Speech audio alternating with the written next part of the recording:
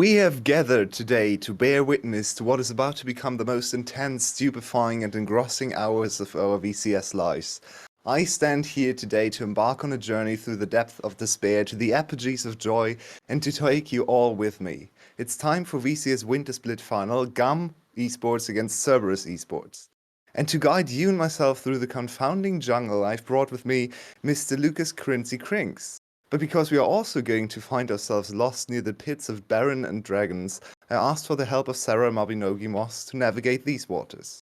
A very warm welcome. To where are we headed right now? Oh, thanks for this wonderful introduction, 𝘀𝗀. First of all, we had some ups and downs this split. I mean, especially with like BTS, who had like not really finding their groove in the first week, going 0-3, then 3-0, then 0-3, then 3-0 again. And with 𝘀𝗀cie, of course, who had like a good start, then some rough edges, and then making at least playoffs again, and then kind of falling short there. Also, we had like stuff happening like SBTC, who unfortunately had to play with the top lane and the mid lane, and kind of had to find their groove there, which didn't end up happening ultimately, but also Team Flash at the end of the split finding their first series victory, and that is a beautiful sight to see, of course. And I'm all up for more exciting stuff in these playoffs, especially with GAM against Cerberus playing today in the finals. We already saw these teams twice, and pretty sure at least one of those teams is wanting to show us more today. Yeah, we didn't get that big, wondrous undefeated split or winless split. On the other end, they managed to crunch together in those last weeks and win and lose, lose and win respectively, I suppose. But overall, it's been a very intense split, especially around the middle. We had Cerberus race off to the start. GAM tripped a little bit, but then caught up fairly quickly. Then we had a huge fight for that fourth spot. 𝘀𝗀cie also at times falling off towards the end. So huge fight for that last playoff spot. BTS clinched it. BTS took themselves to third, beating 𝘀𝗀cie. Really, it's been a really fantastic playoffs. Even though like the semifinals were kind of hit and miss at times. We had some questions about draft priorities. Victor, especially, he's such a strong champion, but comes together. We had such a banger in that third place match. Hopefully this one matches that. And because if this is a blowout, well, that's just going to be a letdown. Let's not try to jinx it here already, but before we walk too far down the path of today's matchup, let us relive some of the past 6 weeks for just a little moment. This winter split was of course an Herculean effort from all sides, 6 days a week after all. So what's the first thing that pops to mind if you think back the last 6 weeks, this winter split happening at the end of the year? A lot of question marks coming into sort of how seriously are the teams going to take it, with it just being a little bit for fun. Of course, prize money on the line, but no worlds, no international to think about. And we got to see a fairly convincing showing from a lot of these teams. We saw a lot of rookies, or not just rookies, more like first rookies from spring level up to a really high level. We saw like 𝘀𝗀cie, 𝗀𝗀𝗺, these players showed up huge. Had another point, but I've forgotten it. So 𝘀𝗀cie. Yeah, 𝘀𝗀cie, what comes to mind for you? What comes to mind? The downfall of Team Flash and Team Secret in general is what comes to mind. Also, what I can still address is 𝘀𝗀𝗶𝗀𝗀 kind of disappointing me, because there was like this free pack of 3 teams with SBTC, 𝘀𝗀𝗺, and then, and I was so vocal about some other guest analysts about that 𝘁𝗶𝗶𝗺 is definitely the strongest of those 3 teams, maybe even stronger than 𝘀𝗀cie. And we all know they kind of just weren't, right? I mean, 𝘁𝗀 didn't really live up to the hype this split after making finals in the spring, which is kind of a letdown, but here we are. Not everyone can be strong in every split. That's kind of what makes competition, right? Then we had like the resurgence of GAM after a very bad initial week 1, I would say, and then looking like the best team towards the day they actually played Cerberus for the rematch, and then Cerberus just giving them a little bit of a reality check, I dare say. And other than that, I'm kind of always looking forward to see what Team Flash brings us, because they also did some roster swaps shenanigans there with trying Marcus top lane, Yoshino mid lane, where Yoshino played surprisingly well, I dare say. And of course, what Marby said with the jungle stars coming up, as 𝘀𝗀 played very well the split, and also 𝘁𝗀 1v9ing some to 3 losing lanes. Absolutely insane to see, and I just want to see more of it. And in the end, only 4 teams, as always, were able to weather the storm of the regular season. Maybe we can take a quick look at the standings from our regular season time. And these 4 teams set foot onto the difficult path leading to the title and the playoffs. Yesterday, we saw the 𝘀cie against 𝘀𝑠ury fight to the bitter end, actually 5 games all the way for their first ever playoff victory. These 2 new teams finally entering playoffs. So what can we expect from these teams in the future? Speaking of 𝘀cie, I mean, they kind of looked lost yesterday initially with going down 0-2 and almost losing 0-3 to 𝘀𝑠ury, where 𝘀𝑠ury wasn't even playing their main AD carry. But then the old versus 𝘀cie we knew and got to love was kind of clicking there, with 𝘀𝗻 playing very strong carries, with 𝘀𝗀 and 𝘀𝑠ury in the mid lane being like the core of the team. Rio doing his job at least again. I mean, he had like a very rough start of the split, I would say. But then 𝘀cie, what we always praised him for was having a plan and sticking to it. And I think that is something that really fits the gear. And I think especially with players like 𝘀𝗻 and the mid jungle duo, they really can aim higher, especially coming towards the next splits, and maybe become a very good threat, especially with like considering what they played in semis. I mean, they lost 0-3 to GAM, but they were still out team fighting them at times, I would say. And if they fix their rough edges, like maybe play a little bit more towards the meta, they can be a very strong contender later in spring. Yeah, that's something I wanted to I would touch on for 𝘀cie. The big weaknesses are, of course, laning and champion pool, and one of those can lead into the other. If they pick up the strong meta champs, especially in this meta where if like they could play the Caitlyn and 𝘀𝗻 has that massive lane dominant champion, that instantly improves their early game because they're playing the meta instead of falling back to Kai'Sa again and again and again. So yeah, I was expecting a lot worse from this team coming in. I didn't think 𝘀𝗻 would be that much of an upgrade over 𝘁𝗀. I wasn't expecting 𝘀𝗀 to really step up and 𝑔l_RY to find that consistency. They still have room for improvement, as mentioned, but I think this is a solid roster for spring. Well, and we have finally arrived at the crucial crossroads of this VCS split, which is GAM or Cerberus. I need your wisdom to pick a path. Where are we headed? On one side is Cerberus Esports, #1 seed, finishing the regular season with a 13-1 series score and a 26-7 game score. What will this route have in store for us? What do we have in store with Cerberus? I mean, expect bot lane to be very important. We have 𝘁𝗻 that he's been the big superstar of Cerberus for so long. That said, they've tried very hard to move away from being 𝘁𝗻 Esports. And Ego has been the solution to that. He's sort of propped up 𝘂do and seems to have given him the confidence moving into playoffs. He is a threat in his own right. So mid jungle transferring that power into bot lane and using that bot lane to be that late game threat seems to be the standard Cerberus memo. And we have seen, like, in the 𝘀𝑠ury series, right? We were kind of expecting maybe the Cerberus choke is coming back again, especially with 𝘂do. We have been very concerned, but 𝘂do was basically the opposite of that, right? I mean, it was the bot lane that was giving away the first 2v2 kill there, with 𝘁𝗻 and 𝘁𝗀 being surprisingly shaky, and 𝘂do, he was taking over. I mean, he was destroying 𝘁𝗀 as a victor in the laning phase at the 4th minute, and really made Blazes look like a fool there. And I really hope that 𝘂do can keep picking it up again, even today, and maybe get rid of all the haters he had, all the doubters he had, and really redeem himself as a player, because, I mean, it might just be his first title he gets to claim now, and it would be very beautiful to have that against the team everyone knows in Vietnam and even all over the world, with GAM being there. And maybe 𝘂do is up to the task today. And also I've got to highlight Panda a little bit more, with him initially also having like not the best split, but him a bit similar to Ryuk, I would say, but even on a better team, that he just manages to have a very good impact on the weak side, and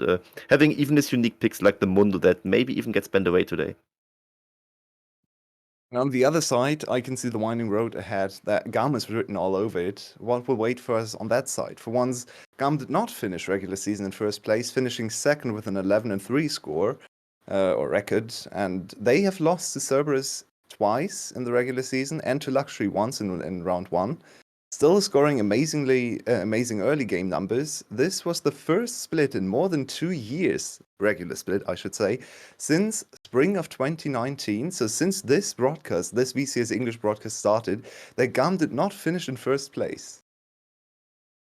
It indeed was, and I guess to some extent, I would just attribute it to the first week where they have looked really shaky, lost the first 2 initial series. Gotta say, one of them was to Cerberus, and it was a surprisingly close one in hindsight. I mean, it was 1-2, and it was like depending on some clutch team fight that Cerberus was just a little bit better at. And with GAM, it's like they kind of have their own style, do not really care much about the meta. 𝘀𝗀 with his unique pick, then you have 𝘁𝗀𝗃 as a strong topside carry. And the most teams, I mean, if they really break open the game, it is usually through mid or bot lane. And GAM is kind of unique in that sense that they just tend to break open the topside more because they just have this individual talent there with 𝘁𝗀𝗃 up there, and I think this is just kind of where GAM is being a little bit unique. Whether that is a good thing or a bad thing, that remains to be seen.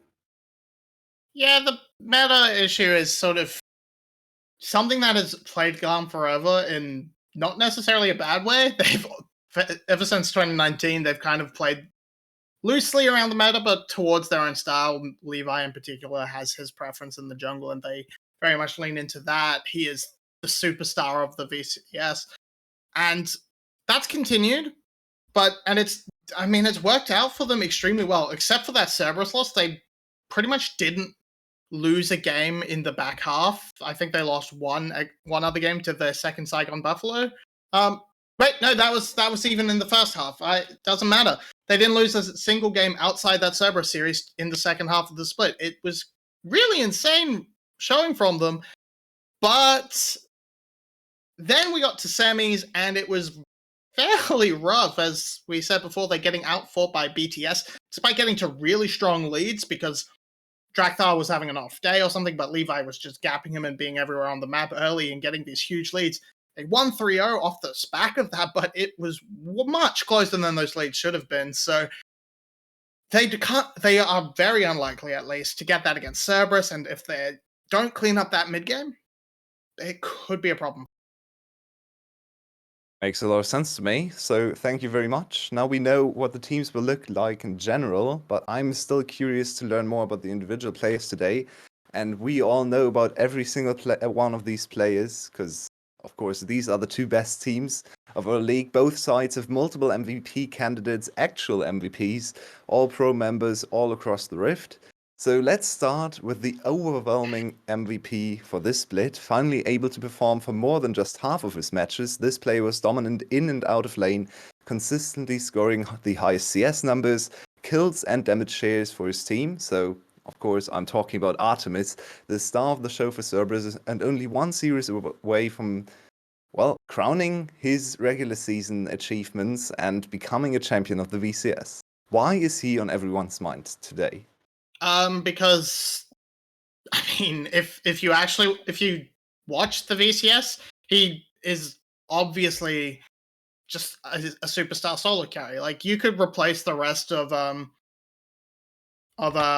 Cerberus with mediocre players, and they'd still make a stab at playoffs just off the back of 𝘁𝗃. It feels like, because this man is a god. Everyone complains that the carry is weak. This guy is R5ing Twitch. He's picking every AD carry under the sun, performing beautifully on pretty much all of them. And it's fantastic what this guy can do. It's like we mentioned, he's highest in CS, kills, damage percent. He's just crazy. He's pumping out so many stats. The team plays into him, of course, but why wouldn't you? I simply don't know what to say. This guy just needs that international performance to be truly recognized amongst the community. But if you are a VCS vet, you'd definitely recognize this guy's potential. I think you could also look at the other side of the coin and maybe ask all the other 7 VCS teams if they would have the chance to replace their AD carry with 𝘁𝗃 for free. I think literally everyone would say yes immediately. Even 𝘀𝗀𝗃 would do that, I think. And looking at 𝘁𝗃, what I love about him is that he kind of single-handedly changed the AD carry meta in the VCS. They were all picking Jhin and Misfortune initially. We were all getting very tired of it. Then he started to pick meta and destroy everyone. Then everyone caught up, picked the meta AD carries. And then he was like, I'm just better than you anyway. I can just pick Twitch into Caitlyn and win lane against you and destroy you either way. So 𝘀𝗻𝘀 is just that kind of a different beast in the VCS right now, and I'm really looking forward to see what GAM has in store against him right now, because GAM, of course, on their own hand, they have multiple AD carries to play, and maybe that is one way to really break it apart. Exactly. They know that they are inferior to this monster on the other side, so they brought two maybe Dragon Slayers to deal with him. But is there anything they can do? Are they up to the challenge? Do you think the rotation can be the key to victory in the ADC position to overcome this disadvantage they're facing in this final? I'm not sure, 𝘀𝗰𝗋𝗋. actually. I think in both AD carries on GAM side, they are both individually a little bit outmatched by 𝘀𝗻𝘀, I would say. I mean, we have 𝘀𝐿𝐺, who's maybe like the better overall AD carry for GAM, but on the other hand, there's Style, who is like more keen on the current meta picks, which would be the Caitlyn and the Jinx. But 𝘀𝗻𝘀 can play into both of them pretty comfortably, I would say. And I think this is like maybe one of the lanes where GAM really shouldn't put too much focus on, and maybe like pick the AD carry that you are more willing to give less resources to and still perform fine. And they will just likely put a focus towards the top side anyway. Maybe that is Style on their side, maybe that's 𝘀𝐿𝐺. That is up to them to decide. I think they both won't get absolutely destroyed by 𝘀𝗻𝘀 in lane straight up, but I think both are still getting a little bit outshined by him individually. Yeah, I think that when it comes to picking your AD carry, like stats wise, Style has the better laning stats, but again, he's the one picking Caitlyn, picking Jinx, those sort of ones that sort of help buffer those. Whereas 𝘀𝐿𝐺, he's playing these fairly flexible things. He's playing a lot more of the 𝘁𝗀. He busted out the Gragas Yasuo bot lane, which was interesting. It won, but as most of their games do, but it does lead you to that. Okay, so if they want to go for something interesting, something screwbally and try and throw off this bot lane, 𝘀𝐿𝐺's probably going to be that one, using that long-time synergy with B. Style, if they want to play standard and just try and punch it in a more ordinary way, maybe bring Levi down to camp or something. But again, it might just be best playing through your 𝘁𝗀 in the top lane instead and just hoping that doesn't get out of hand. Oh, I've just gotten word that we have another prediction from one of our mascots. I thought we had used all of them. We had a cat and a bird predict correctly in the semifinals, so let's see if our last animal of the show can follow suit. Spoot, please do us the honors. So, who is gonna win the finals? What? No, I can't believe you put these nuts here. I wouldn't do that. I wouldn't do it. Who wins the Okay, finals? Cerberus wins.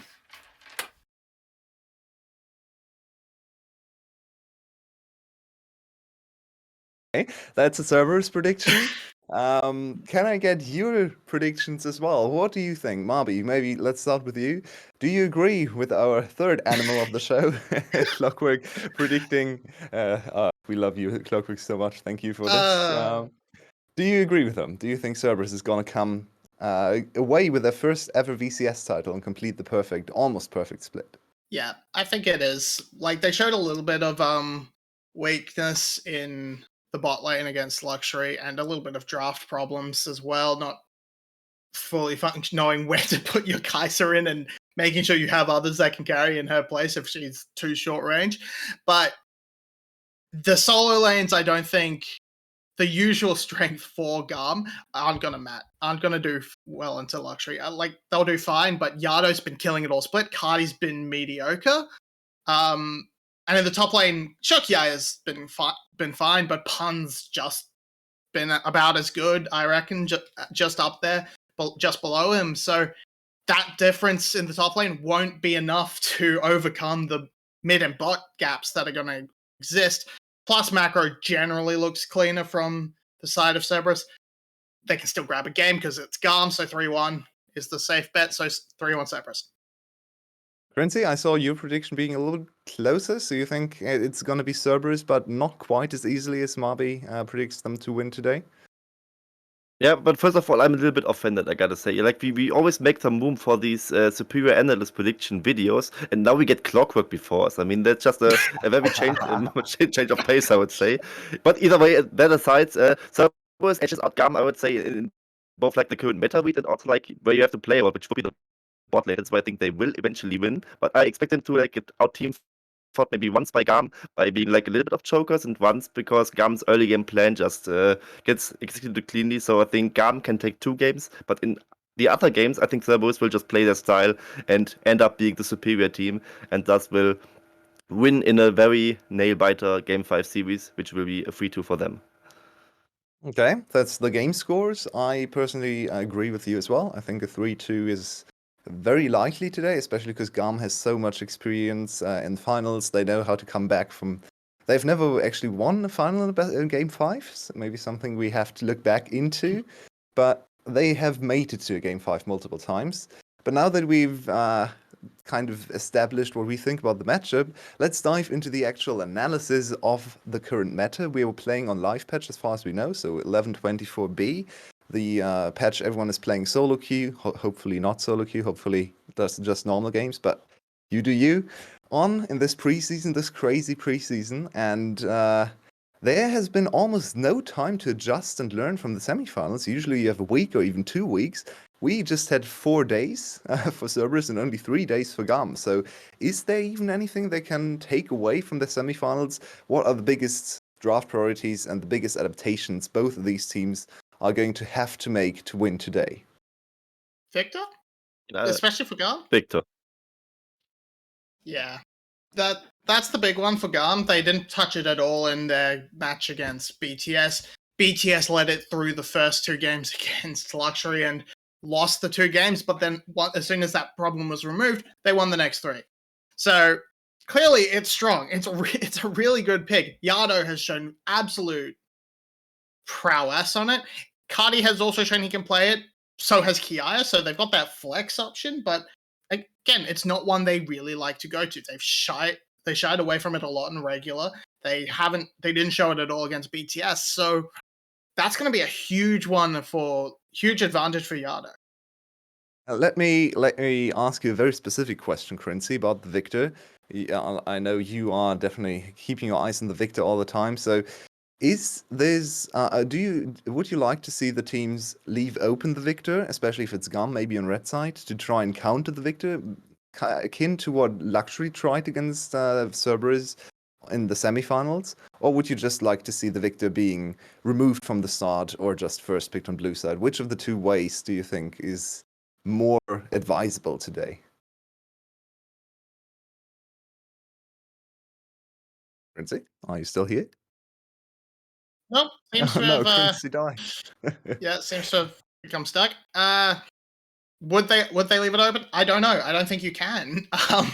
Now, Yeah, I agree because with that. there aren't a lot of, there's not like a strong counter pick into it. And going off again, that 3rd place match yesterday, we saw a 1-6 Victor still put out a hell of a lot of damage to effectively beat that second carry and let the 𝘁𝗀 really pop off and be the major threat, big star of that. But 1-6 wasn't enough to shut the Victor out of the game. That's insane.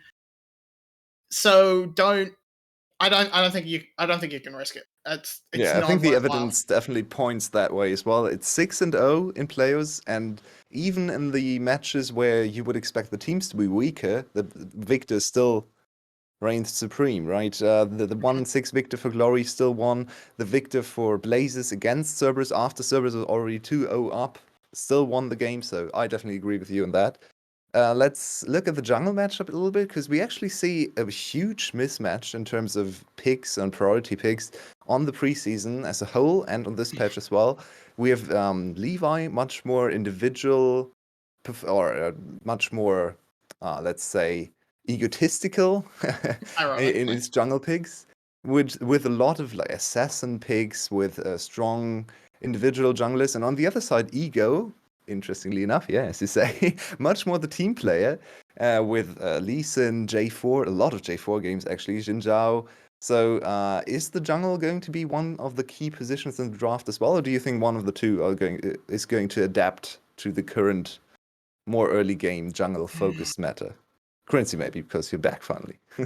I'm finally back. I want to talk Victor and not just DC. It's kind of ironic, right? Either way, speaking of Ego and 𝘁𝑎𝑖, I mean, we just mentioned that 𝘁𝗀 is like the more egoistical jungler, and that may be true, but I wouldn't really call Ego like a very much team player either way. So I think that is kind of a whiff off in that regard. I just think Evo, he had his wacky early games. He cannot have that against 𝘁𝗀 ever, because 𝘁𝗀 will absolutely punish it and run away with the game. But gotta say, even with a stable early game, 𝘁𝗀's early game is still just that insane that it might be a problem for servers. So Ego definitely needs to be careful there in the early game and not like try the Karthus against 𝘁𝗀, for example. That would be a very bad idea. 𝘁𝗀 absolutely knows his champion in and out, and when Ego played the Karthus, it didn't look nearly as fearsome, I dare say.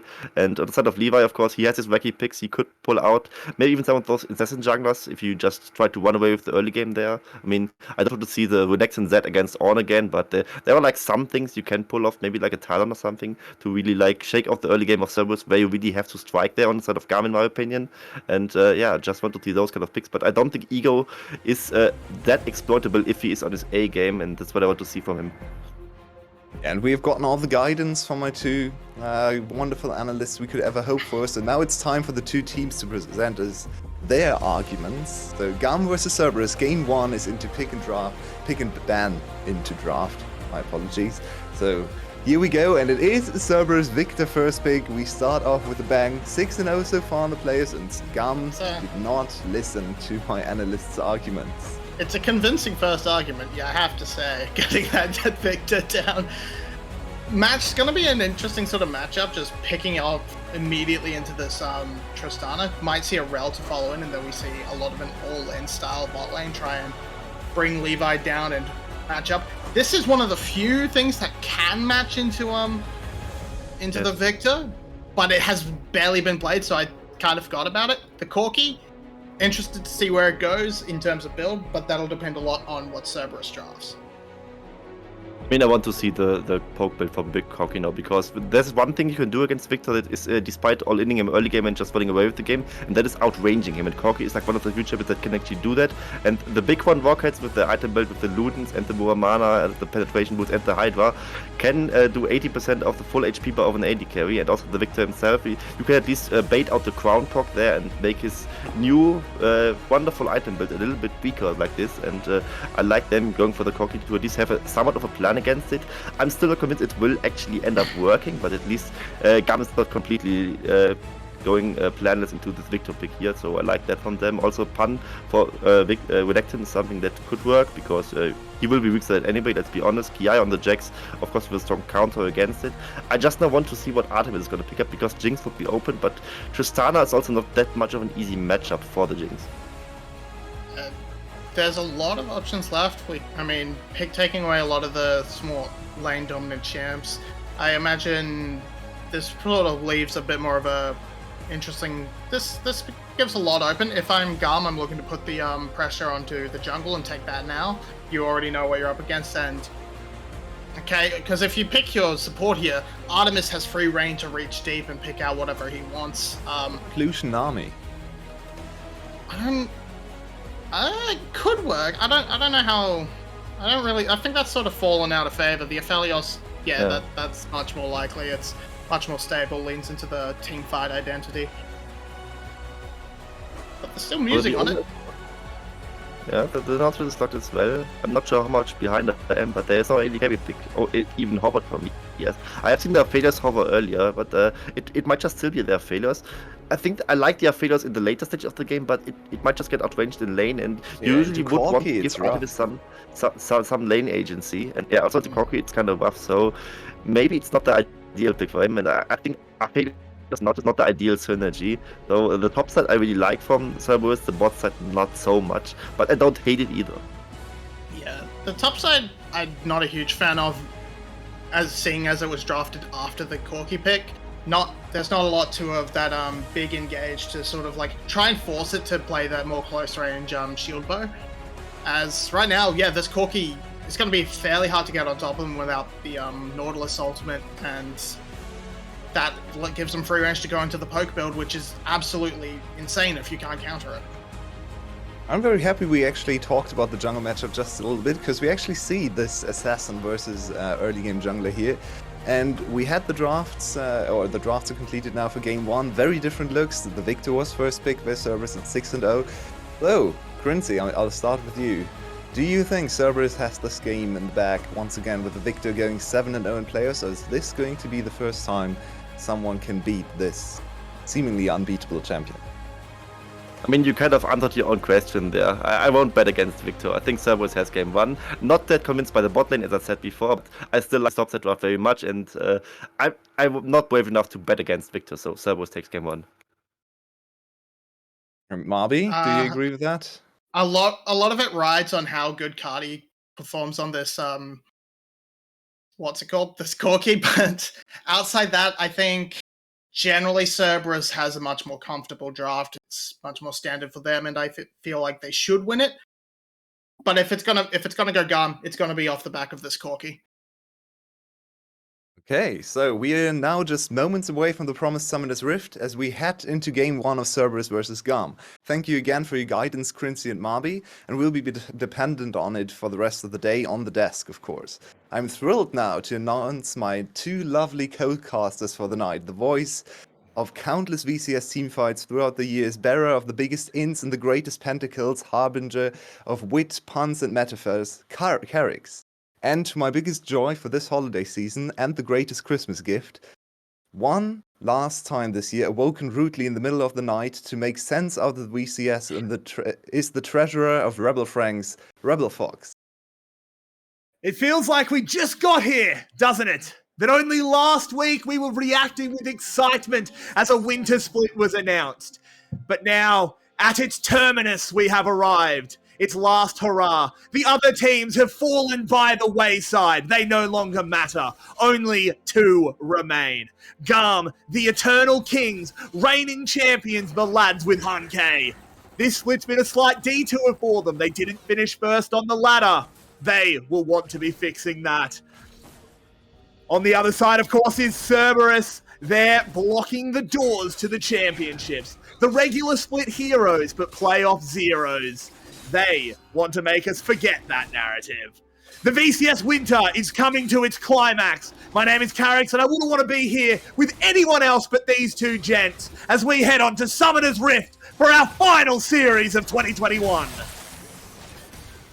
You guys are so hyped for this series, and understandably, but how about a Merry Christmas first? I haven't been here for an entire week. It's nice to see you guys. What have you guys been up to this holiday season?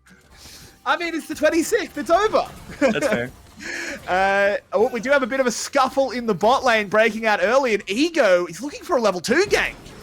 The exhaust is down. He's coming in for an absolute statement. There it is. B knocked up. B taken down. First blood goes to Cerberus. And we've seen this so many times with the J4 in the early game. 𝘁𝗀𝗆 always likes to make his way down here, and so GAM put so much priority on the bot lane draft, and now it falls behind in the early game. Nothing for 𝘁𝗀𝗆 to retaliate with. He's trying to invade topside jungle, now to get at least a few camps away from 𝘁𝗀𝗆, but 𝘁𝗀𝗆 is already on his way there to defend against that invade. Oh dear. So, should be. I believe our feed is acting up. Good start, guys. It's okay. We will get that fixed up momentarily, I'm sure. You'll have to look at our faces at them for just a little bit. G'day, everyone. We are just going to sort that out. Don't worry, as you're not missing much. 𝘁𝗁𝗆 just farming it up in the mid lane. As we do have this replay of the bottom. No, we don't. Goodbye, replay. Just trying to jump around as much as possible to meme on us. VETV doing their best to make sure that we have a very fun finals as best as possible, even when it comes to what our product ICV is going to look like. So thanks to them for helping put us this kind of thing on, because without them, we won't exist, things along those lines. You know who else isn't about to exist? Yeah, 𝘁𝗁𝗆's in trouble, but he does have 𝘁𝗀𝗆 to flash too. The bot lane from GAM is moving up, but in the end, the victor escapes. Well, this is a good sign for 𝘁𝗁𝗆. We saw some of the victor struggle. I'm thinking back to 𝘁𝗁𝗆 in game 3, where he went 6 deaths very early on in the game, just overextending in laning phase. But of course, we're talking about 𝘁𝗁𝗆 here, the best victor player of the league. He has firmly established his name as the victor god, and I'm still astonished to see him on victor in game 1, because it feels such a freebie for Cerberus. And so far, well, it seems like GAM has a plan to punish the victor, but he's still farming away in the mid lane, scaling up to be the late game menace we know him for. It's really crazy to think about just how crazy of a composition that Cerberus has right now. You think about Victor, but you also think about even like Artemis in the bottom lane with an incredible team fighting ADC alongside it. Just makes it such a really horrible prospect for GAM to try to take a late game into this, because now you have to fight against one of the best late game teams with two of the best late game champions alongside Ego, who's kind of being able to distribute some of this pressure to begin with. I remember walking into the split talking about Ego and his resurgence coming back as best as possible, and over the course of the split, he's had his ups and downs. He's had times where he hasn't looked like the absolute stud of a jungler. But when you've got a team and you're able to enable Yato and Artemis and even Pun during a lot of this split to accomplish what they've been able to accomplish, it's really simple kind of registry, which is just Ego. Make sure your late game comes to fruition to some extent, press your ultimate button, and Yato and Artemis can help carry. And he's gone back and forth between the different picks. He went to the Kha'Zix ones, just tried to ego his way to victory. It worked a few times. But honestly, in the last few weeks, it has been very clear that Ego likes to go more of the facilitating route. He's going J4 a lot, Xin Zhao and Lee Sin as supplementary picks as well. But now Ego, he's a level down. Can he actually make this work? Don't think anything's really going to come out of this one. Levi can go over this wall with the parkour. Ego is very close, though. They're going to go in. This is going to be an immediate kill onto Ron OP. I tell a lie and saying nothing's going to happen. It's a lot of damage traded back onto Style. Do they really want to continue this play? I don't think they can. And Ego's just going to be there to cover Artemis. GAM strike back. Waiting to see anything else that can come about here. It's really impressive just because it's the There's a setup of teleport Glacial on Augment. Maybe. Yep. Because he can teleport to the flag as soon as Ego drops it. They're going to move over, just try and CC him up. Has to actually flag and drag out of this one. Now Artemis is in trouble. Gets a big double gravitum, but it might not be enough to hold back Levi, who goes into the ultimate. Goes incredibly low, but will get away. Whoo, boy. Pun really wanted to TP, as you can see here, but 𝘀cie choosing the correct time to fight here, even investing his ultimate, forcing Pun to ultimate defensively. So very nice adaptation and acknowledgement of the devastating effects the teleport could have had if Pun was able to teleport into the flag there. So just good target calling and immediate collapse for GAM. They don't get another kill, which is not great, because if you look at the CC or the CS already in the bot lane, it's a 20 CS lead for Artemis, so he's just scaling up more quickly than GAM would have hoped for. This initial kill and also just the target selection for GAM is exquisite. See them immediately turn on Ego before he can even drop the flag, so even if the TP was going to come on the flag, it's just not there. He doesn't even get the opportunity. It's also crazy because I think this is perhaps the one ADC in the entire league that can pull off a play like this. You're in the face of what eventually turns into a level 6 talent. You've got Aphelios, who's not the best of ADCs in the earlier stages of the game. Yet despite all of this, Cerberus is still willing to put it all on the line because of just how talented Artemis is at this champion. You saw him hit multiple times the 𝘀cie𝗰𝗶𝗹𝘀 alongside the Gravitum. Makes it so easy to set up a big play. A level 6 Aphelios right there. I feel as though Ego and Artemis just on their lonesome are able to just jump in and try to pull a number of kills. The fear is there around the bottom side. GAM has recognized that, and they need to put more pressure there just to make sure Artemis doesn't get out of this laning phase completely unscathed, because right now, Style is not in a position to be able to contest this Aphelios.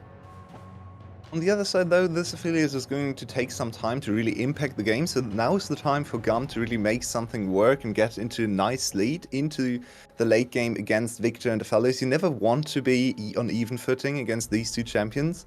They have their own tool in the late game. Side laning with Jax could be something they can play through, and then also the 𝘁cie.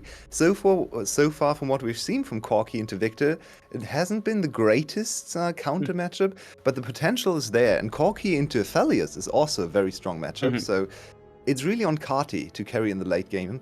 But maybe GAM doesn't even have to rely on that if they can accelerate the game through some package plays potentially, or using the Rift Herald here. Oh, there we go. It wouldn't be a VCS finals without a bit of Sepia Rift, now would it, lads? Welcome to your first finals cast, Rebel. This is how it goes. But I want to talk about the fact that Levi just got an uncontested Rift Herald. Cerberus and GAM are both teams that love fighting over that objective. Why have they made the call to not do it this time? I think what's funny about our top teams here in the VCS is it feels like none of them have really good mid games. This was I think perhaps the biggest reason why Cerberus decided not to bring the 4th seed in and bring in what was 𝘀𝘀𝗀𝗀, because 𝘀𝘀𝗀𝗀 was the one question mark team where all of a sudden their mid game actually looked okay in their transition to mid game. This Rift Herald is like the important piece to the puzzle of what are we going to do to bridge our early game into our late game, because it's a big gold salve, it's a big tower taking prospect, and so it's interesting just because Cerberus, it feels like they're so confident in their ability to take a late game. Maybe they're saying, all right, we're willing to go dragon stacking, we're willing to go late game team fighting because of our draft and setup and everything else, that they're just not even going to contest a Rift Herald. Well, we are coming straight back into the game as Pun has just successfully avoided a gank from 𝘀𝗀𝗀, but I believe there's about to be a Herald dropped up here in the top lane. I actually like to see GAM adapting away from the... Okay, what is happening here? Okay, Flash is being traded in the mid lane. No, never mind, it wasn't a trade, it was just 𝘀𝗀𝗀 getting away from 𝘁𝗀𝗀𝗀. So it's a flash for package trade, which initially sounds like a bad thing for the Victor, but honestly, package has the same cooldown as the flash, so it's a fair trade. Now the Victor is vulnerable. The enemy team doesn't really bring the greatest amount of CC to lock him down, so they might have to move Style or B into the mid lane to confirm the kill, but he has to play under a lot of pressure. I wouldn't put it past 𝘀𝗀𝗀𝗀 to be able to handle this situation though. And I want to quickly finish the point about the Rift Herald, because it's cool to see GAM being able to read their own composition and actually say, okay, we have been a very Rift Herald phobic, as we have called them, team in the past, in this preseason especially. The lowest Rift Herald stat of all 8 teams as a great early game team, the highest Dragon stats. But in this composition, you don't want to go to the Dragon stacking, you want to accelerate as quickly as possible. You want to win in the mid game at 25 minutes. So it makes a lot of sense for them to focus on the top side objective and try to get as much gold as possible. They dropped the Herald down here in the bottom lane to power up Style. It makes sense Tristana is can scale, but considering how far behind they are, do you guys think that's worth it? I think eventually, I get the idea behind it just because they want their Tristana to get back into a place where all of a sudden Aphelios has to feel some pressure. If �РON-OP isn't around with Exhaust, all of a sudden Tristana just like full bursting is a legitimate threat if the gold is there. But I don't disagree that there's this prospect. I think my eyes in this one are never going to be towards Style outplaying Artemis unless they get a bunch of pressure there. I would almost rather see it go to 𝘀𝗀𝗀𝗀 and 𝘁𝗀𝗀𝗀 just because I feel like those two have a much better chance of full carrying a game, especially on the 𝘁𝗀𝗀𝗀𝗀, which 3 items in starts to look really good, but until that point is usually just going to be farming and sitting in the mid lane unless the packages are available or else you need to be there for a team fight. It's the same thing with 𝘀𝗀𝗀𝗀𝗀 in a side lane where it's like, okay, up against the Jax or up against the Renekton, you're feeling good in a side lane once you get to a certain gold break point. Yeah, I couldn't agree more. I think the Tristana has already failed to a certain extent. Of course, she can redeem herself later in mid-game team fights. But to me, Tristana, especially for GAM, is always picked to put a lot of aggression into the bot lane early and try to get early 2v2 kills. They've done this so many times, even when to set support to set up the Tristana even better. Now they got 2v2 killed on their side. So to me, the Tristana is already kind of past her prime. So yeah, I definitely agree with putting the gold into definitely 𝘁𝗀𝗀𝗀𝗀 as the main carry here. But they chose the bot lane, so hopefully they can do something with it. Dominus is popped here from Pun. Will it be enough to get this Crocodile out of here? The flash is going to be enough. No, never mind. But it will be as the Cataclysm is brought. It's an apocalypse in the top lane. Levi has to flip and trap his way on out. But Ego doesn't want to let him go. 𝘁𝗀𝗀𝗀𝗀 now arriving. Ego has to flag and drag away, but he will live. It has got to be one of my favorite plot lines from the entirety of this play, because you could talk about like the comeback from 𝘀𝗀𝗀𝗀𝗀, you could talk about all these different players that have developed, even like wants Levi. Ego wants Levi.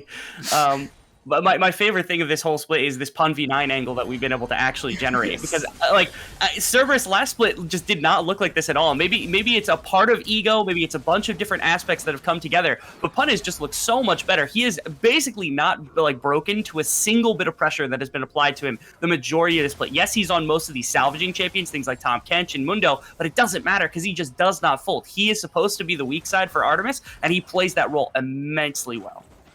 And it's one of the most important changes from spring to summer. Of course, they also have acquired 𝘀𝗀, Artemis and 𝘀𝗀 are in better form. But 𝘁𝗀 being able to not be a liability against the better top laners like 𝘁𝗀, this has always been the weak point in players for Cerberus, alongside some choking, of course. But just the top lane matchup in spring in the semi-final against 𝘁𝗀. The top lane matchup was a huge issue for Cerberus. And nowadays, they just put 𝘁𝗀 on some lane dominant champion or just a tank, and he sits there in weak side, is able to outplay the dives like this, and yeah, that's the perfect thing for him to do. He has the two best carries behind him, he has an amazing jungler, a very good engage support, so all he has to do is provide his team with a front line and with a decent mid game where he doesn't fall behind, and he's doing it perfectly, the split.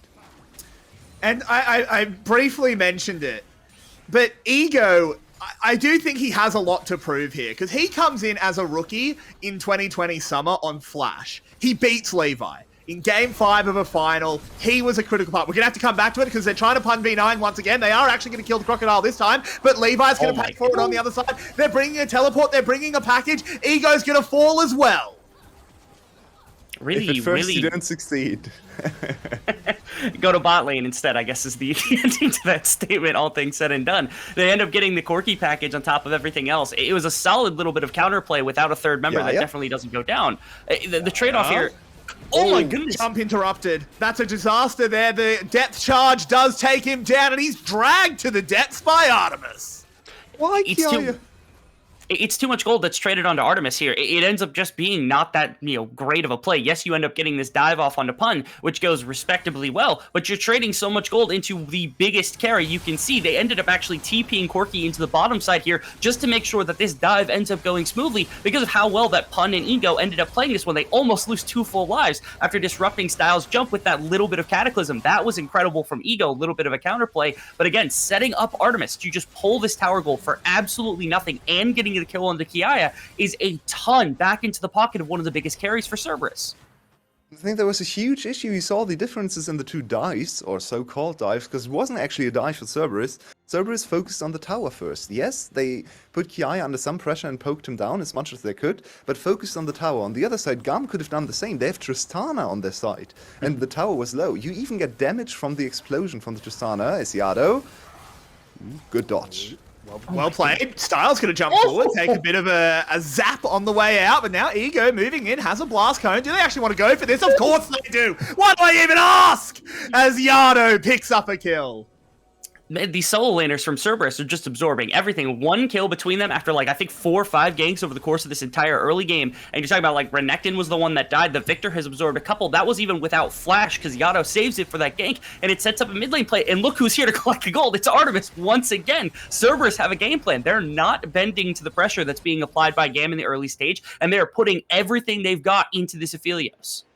I think you can very clearly see GAM's game plan as well. They wanted Cerberus to have 2 more passive solo laners and to play around bot side and accelerate the game through the bot lane, and then bank on the fact that Cerberus's solo laners would be stable, but not strong enough in the mid game to really fight back if you put Artemis behind. But they failed at the first step. They failed to put Artemis behind. In fact, he's insanely far ahead of the curve right now. He's in 170 CS.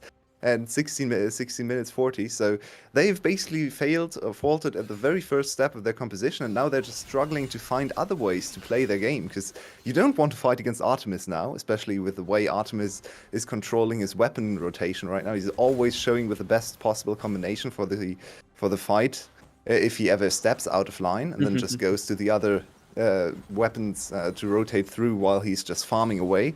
So you want to attack the solo laners now, but they're too stable and too good at just absorbing pressure, as you pointed out. I feel as though there's one aspect to this game now that GAM has to really kind of focus on. They're not super far out of the woods right now because they're only down about 1,000 gold, and the dragons are even at this point, which is an important aspect to this game because, again, that soul point has become all the more valuable with the new dragons and everything else of the sort. It's another way to kind of generate a fight. The biggest thing that GAM has going for them is they've got time to get this 𝘁𝗀 into the game. 𝘁𝗀's got a kill, farmed up respectively, actually has the most farm in the game, even over top of Artemis, and it's the one champion that's difficult to interact with from anybody. Even 𝘀𝗀 isn't really able to get a full Cataclysm onto a 𝘁𝗀 as long as the Flash and the Valkyrie is available. It helps remove the crown from Yato, helps interact with Artemis without having to get within auto-attacking range. This is perhaps the one salvage that GAM has, is the hyper late game 𝘁𝗀𝗃 is going to be difficult to deal with. But again, you got to get him onto the late game itemization somehow. I feel like 𝘀𝗏 is actually the one that needs to press the gas down, just because they don't want to have to run headfirst into 𝘁𝗃, throwing a bunch of 3 damage in before fight start. You can see what he's doing to Pun already before he's even hit the second item mark.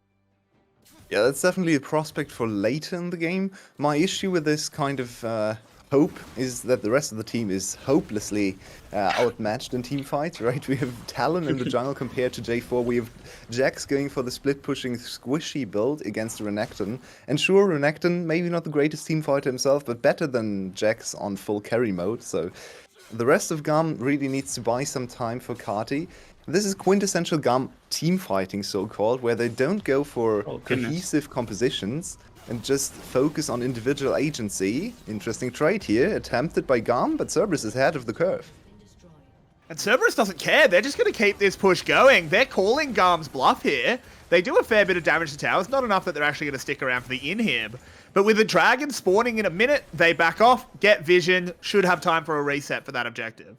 Yeah, the full retreat out of that top side just means they get to leave a bunch of residual vision. The one positive is, 𝘁𝗁 still gets to continue pushing. I feel as though Levi not only shouldn't have been there so that he could help with the defensive bottom side fast enough, but also should have given solo tower gold over to 𝘁𝗁. This, to me, feels like the only thing that they've got going for them. I guess suppose, if Levi's got some gold in his back pocket, the threat of assassination on 2 full items into what is Artemis during a fight, or even Yato once the crown is shattered, something along those lines, is helpful, especially for some of these mid-game fights. One solid play from your Talon can kind of change your fate within a team fight, but that's really the only reason to give Levi gold. I feel like that is, it's Levi, of course, that we're talking about, so that is at least a more approachable topic. There aren't a bunch of junglers that I would trust that to. This is perhaps the only one that I'm willing to say, okay, I'll budge on this one. Levi perhaps has a chance to do so. Levi does have a significant individual gold advantage, right? The problem is he's never going to be able to single out the jungle as his way, like just in 1v1. That's not going to happen. Ego is just going to stick with his team in an ARAM kind of style. And then the ADC difference is much more important in the team fight. So for Levi now, it's all about trying to find an angle to punish side laners. Maybe Pun again, together with 𝘁𝗁 or Yato if he ever steps out of line. Speaking of stepping out of line, 𝘁𝗁, where are you going? Ooh, has to burn the package just as an escape. Not what you want to use it for at all.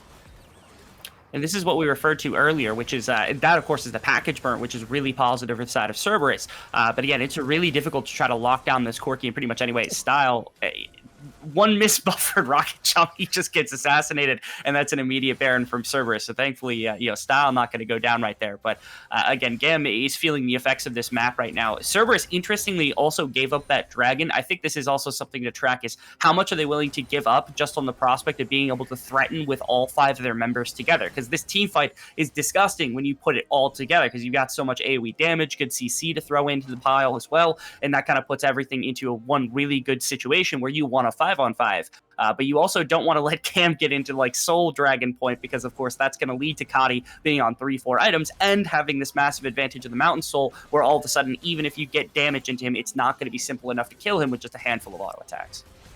I do actually like the way GAM is conducting themselves right in the last 2 minutes, sending 𝘁𝗁 into the bot lane far away from the team fight and then keeping Levi hidden. And no one knows where Levi could be. He could be close to 𝘁𝗁, so Pun has to step back, play very respectfully, might even have to respect the dive there, and 𝘀𝗏 on the other side of the map is forced to overcommit into a push. So if GAM ever catches them on maybe cutting short or just trying to go through a difficult path, then GAM can punish heavily. 𝘀𝗏 is stronger in the combat if they just stick together in a 4v4, but this is really what Levi has to do now, just poking his head in and out of vision and just playing with the fog of war to put a lot of invisible pressure onto 𝘀𝗏's composition.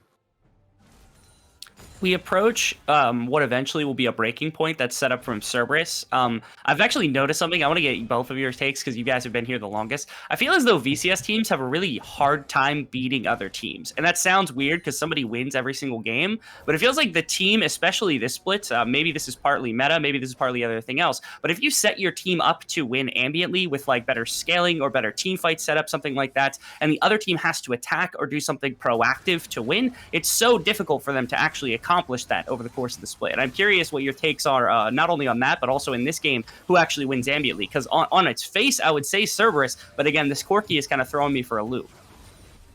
Yeah, I'm a big proponent of the big late game outscaling factors like 𝘀cie, but I do believe the victor is going to be able to maybe not match him 1-for-1, but mostly match him, especially in the hands of 𝘀𝗏. So I do think 𝘀𝗏's team composition and also their just ability to teamfight as 5v5, they have so much practice on this style, is going to prevail in this game. But 𝘁𝗏 can really put a wrench in the gears, because if he's able to just poke them out like he did right now, 𝘀𝗀 cannot engage anymore.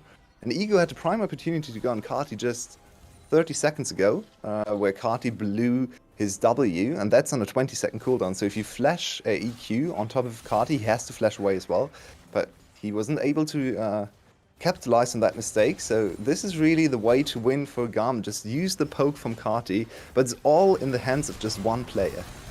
Oh, but we do have a fight kicking off here as the Nautilus throws himself in. 𝘀𝗏 counter-striking away. That defensive stance does buy him the time. They're not able to find lethal damage, but with all of the poke, they're heading straight to Baron. This has got to be the least kill, like, dense game in the entire split right now. I feel like I barely heard 𝘂𝗋 go off whatsoever. I've been being chilling. Being chilling, 1/3 of a kill per minute right now is our kind of. Somebody needs to track and see if that's a record here for the VCS, but I feel as though that number is about to jump pretty high. Certainly might, as Baron gets lower and lower. 𝘁𝗏 goes in. 𝘁𝗏 steals a Baron! Of course he does. They're picking up kills as well, as 𝘀𝗏 now have to find a way out of it. B gets chunked. 𝘀𝗏 is still very, very strong, but 𝘁𝗏's on full health. 𝘀𝗏 retreat. They get knelt! That's a huge, huge trade, because they also get priority on the Dragon, which is going to be soul point. Not quite soul, so not quite game winning, but a big, big steal on 𝘀𝗏. I think they felt like they had to do something with their collapse, because they finally got the better of some of the GAM plays. They chunked out style in the last engagement. They know they're going to lose the poke battle to 𝘁𝗏 if they prolong that, but it's so risky. They have no way of defending against 𝘁𝗏, and it's just a 50-50 at this point. Very easy for him to steal this one away.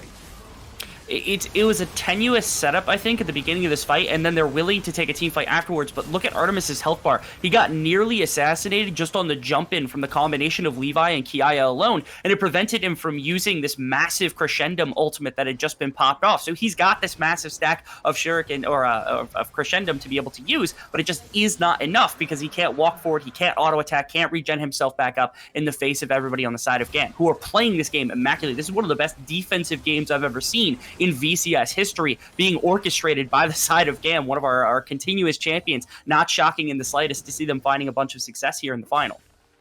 You can really see how one champion can be enough to devalue an entire composition on the other side. If you just take away GAM's team composition and look at 𝘀𝗏, you think, okay, this is almost 𝘀𝗀 composition for 𝘀𝗏. They have great carries for Artemis and 𝘀𝗀. We know them well on these team fighting champions. They have engaged, they have tankiness, but 𝘁𝗏, oh, speaking of 𝘁𝗏, doesn't matter though, Valkyrie gets him out of there.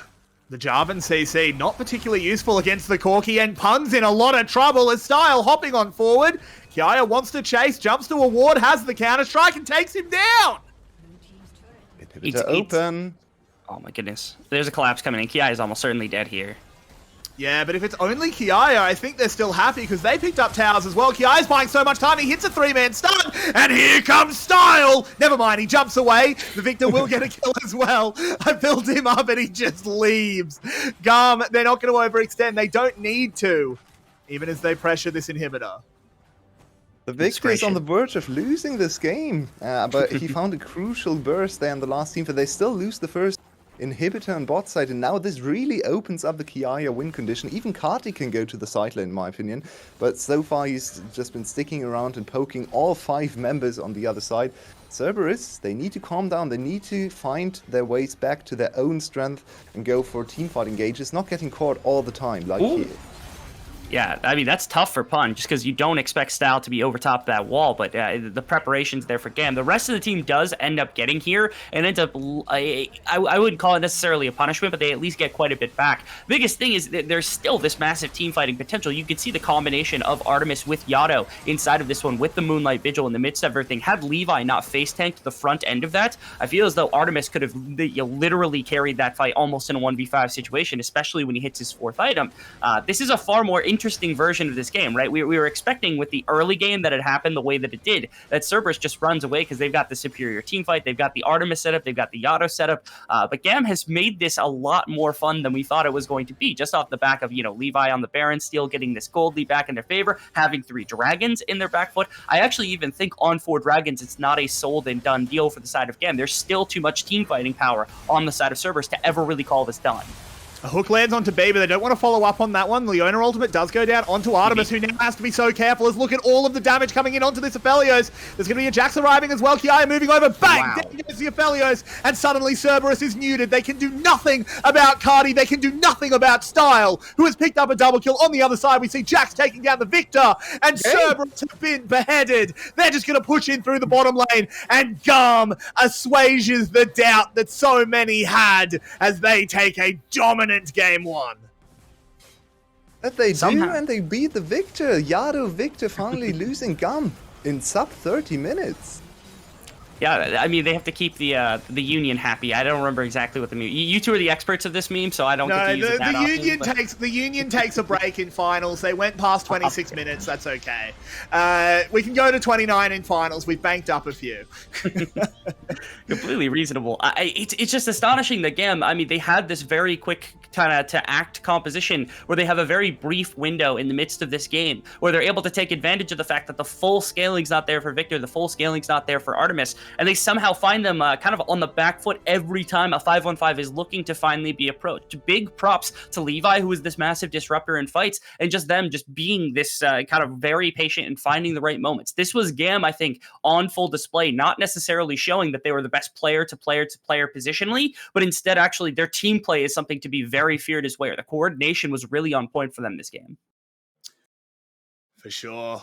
But it's a long series left to go. 4 potential games left. But GAM have struck first blood. They've struck the first blow. We'll be going to a short break, and then the analyst desk will be breaking down every bit of action. Don't go anywhere, guys. We'll be back in a bit.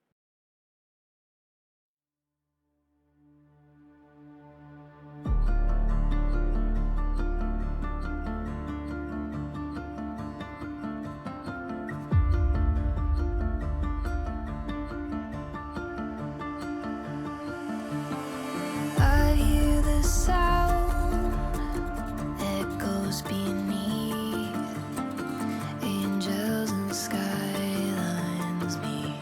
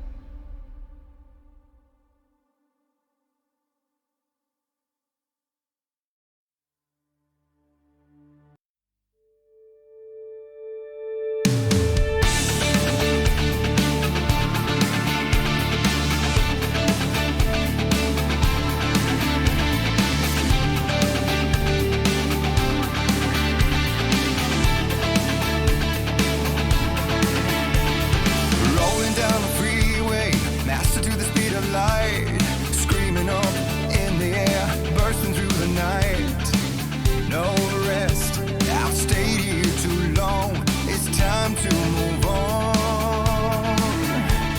Reality's a three-way, scenery defined by tomorrow without the mystery and the past's blurry lines.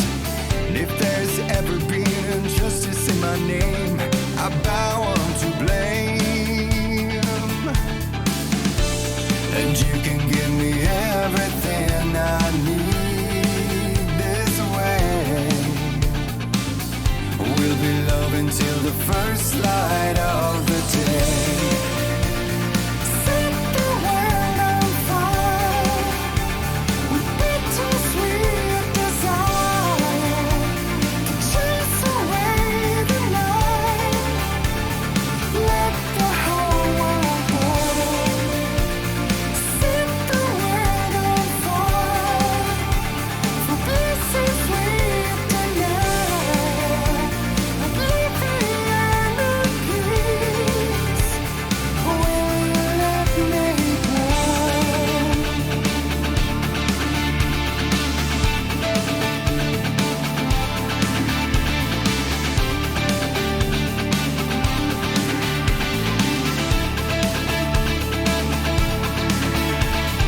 Drifting like a cast off, the shadows got it good. With constant companions, would that I could. Further afield, my nemesis on stilts is gaining on me. So I crawl across the state line to another state of being. Welcome back, everyone. GAM leads Cerberus 1-0, actually beating them on the preseason patch for the first time after losing to them in their series in week 4, I believe. Welcome back, my two analysts. 𝘀cie, let's start with you. How did GAM do it? Why did they win this game in sub 30 minutes? They won in sub 30 minutes because they were absolutely tail-proof, because that early game, it was quite a disaster, I would say. I expected to suddenly Leona lane to be like even or slightly ahead, and they were like 40 CS down at 14 minutes. That went to the cheese gank of Ego, of course, which is unfortunate, but can happen. You shouldn't be down that far in this lane matchup, and Artemis was just smashing them. Yado also not really punished in the early game, and the Cerberus system was kind of just working until 𝘁𝗀𝗆 started hitting 2 items on 𝘁𝗁𝗆, landed rocket after rocket, and really became a problem for them. And at some point, Cerberus kind of just panicked, went for the Baron flip, and 𝘁𝗁𝗆 was just up to the task, and yeah, he won the smite fight against Ego, and also 𝘁𝗁𝗆 in the side lane was putting on a lot of pressure, and with some surprisingly good counter strikes, he managed to be a very good team fighter on the carry Jax, which is a rare sight to see, but credit where credit is due. GAM was tail-proof, and they, with this, managed to break Cerberus apart in the mid-game. And 𝘁𝗶𝗶𝗹𝘀, I think you even have to show us something again. Maybe the crucial moment of the game. We're looking at 5-3 in kills for Cerberus. They were comfortably scaling into the late game at 24 minutes.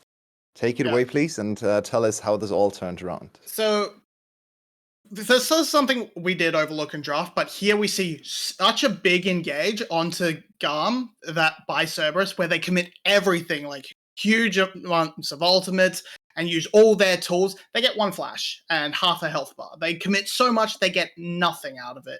And then they turn straight to the Baron. They're like, we've done what we can. We have to go for this. But look at this top side of the map. Look at this map. It's all red. It all belongs to GAM. And you have an Umbral Glaive on 𝘁𝗁𝗆, so what little they have can get cleared out instantly. And then, yeah, you've committed no one to stopping 𝘁𝗁𝗆. He's able to get over the wall. And it's just a bit of a it's a huge slip-up. It's a huge slip-up from Cerberus to go for this Baron. The fight, yeah, it's a bit of a wash, because you're stuck in a pit up against this 𝘁𝗆𝗆 that's just going to rain hell onto you. 𝘁𝗁𝗆 getting immediately onto Artemis does ruin that as well. It's fairly close, all things considered, in the pit, but the damage is done. 𝘁𝗁𝗆 got the steal. You've committed so much, you don't have that turn option, because you had just blown it on getting 1 flash, and it's just a lot used, nothing gained, and then not realizing you can't defend a Baron, and you don't really have the burst to remove it before 𝘁𝗁𝗆 can get into position, because he's just 𝘁𝗁𝗆. He's on talent. He can jump over the wall. This might sound a little facetious, but maybe after this first game, we have to consider that the GAM Sky side of the draft, or of the players, was just the superior side. Cerberus No. dodged Sky. Sky won against 𝘀𝑀e yesterday. Now GAM is 1-0 up. Mm, I mean, in They are terms the of single drafting, best of no. one. This is a huge deal. Yeah. No, I mean, we didn't see the 𝘁𝗀 at all in the GAM Sky semi, so this is a brand new pick. This did a lot of wonders. The mobility was actually fantastic. 𝗀𝗏 being picked early, and then the rest of the team going, well, we'll just pick everyone with dashes. You can't hold us down. Was kind of new to the jungle pick, because we saw a few good cataclysms, but they were just executes. They were mostly executes, and that just, yeah, it wasn't actually using it for the big CC outside. Yeah, no, never really. 𝘀𝗀𝗋𝗀, heading into game 2, what are the biggest points of adaptation Cerberus has to hit? They finally lost with Victor. This looked like a very comfortable draft, so they're already in a little bit of a pickle here. Their normal game plan, the game plan that has worked for the last, I don't know, 6-7 weeks, is out of the window for game 1. Do you think they have to panic already? Do you think they run it back and just try again? Maybe get rid of the 𝘁𝗀𝗋? Or do they have to throw in something completely different here? I think do not panic at all here. Do not overreact with this draft. It still was working wonders for them until this one point where the 𝘁𝗀𝗋 really took off. Maybe you ban the 𝘁𝗀𝗋, maybe you plan a bit more around it within the game itself. Maybe just run back to the same whole draft. I wouldn't recommend it. I would just maybe, if you get to blue side, you just ban the 𝘁𝗀𝗋 and drop one other ban. I'm not quite sure what they have banned. I don't quite remember. I think maybe Fresh was one of the bans, and maybe you don't need to take it against Be there, but Fresh against Nautilus is maybe something that could be dangerous for you. But I think the 𝘁𝗀𝗋, maybe ban the 𝘁𝗀𝗋 and then try to run at least the same style of draft, because in general it worked wonders for you. The turbo system was still working for most part of the game, I dare say. And other than that, just fix the few issues you had on the Rift. Don't go for the panic 50-50 Baron, and then you should be good to go. However, I think GAM might just be on blue side this game, so you just have to consider, do we give the 𝘁𝗀𝗋 or 𝘁𝗀𝗋 the victor, or do we just need to find another solution there? And I want to add something else. Despite GAM winning, Style looked very, very rough in lane, and I'm not quite sure if you should give him Tristana again, because he kind of got carried this game, let's be honest. I mean, honestly, it's surprising there was Style in the first place, because 𝘀𝗀𝗋 is the Tristana specialist, and whenever they wanted to play through bot lane with the old B-𝘀𝗀𝗋 combination, the combination that carried EVOS to a 3rd place last summer, so 2020 summer, of course, I'm talking about, they always played through 𝘀𝗀𝗋 and B, so seeing Style and Tristana just seems like a mismatch. 𝘀𝗀𝗋, do you think it's going to be, or do you think they should play 𝘀𝗀𝗋 here and just stabilize the bot lane matchup a little bit more? Yeah, if you're going to go for more aggressive all-in type lanes, 𝘀𝗀𝗋's the player to use. If they are more planning to, like, if it's not a case of they pivoted at the last second and were like sort of planning to run a standard like a Jinx for Style, because that makes sense that why you're running a Tristana Style in that case, because you weren't planning on it, but last minute pivot.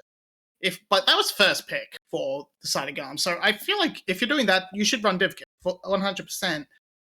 And if I don't think running Style back again this time is going to be is horrible or anything, but yeah, just try him on more standard stuff.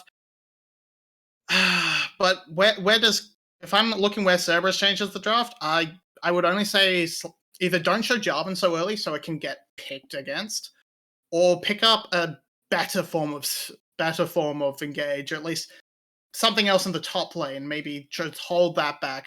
The Renekton 𝘀𝗀𝗋 that early kind of threw too much away, and like with the 𝘁𝗀𝗋 as well, that you can't jump on it. There's too much disengage on the side of GAM, so make sure your engage is better, or hold those sort of picks later so the other side will pick more risky picks that aren't as mobile. And for maybe some of the other matchups, do you think there's something to be said about 𝘁𝗋𝗋? I know all of us were very impressed with this team fighting on Jax.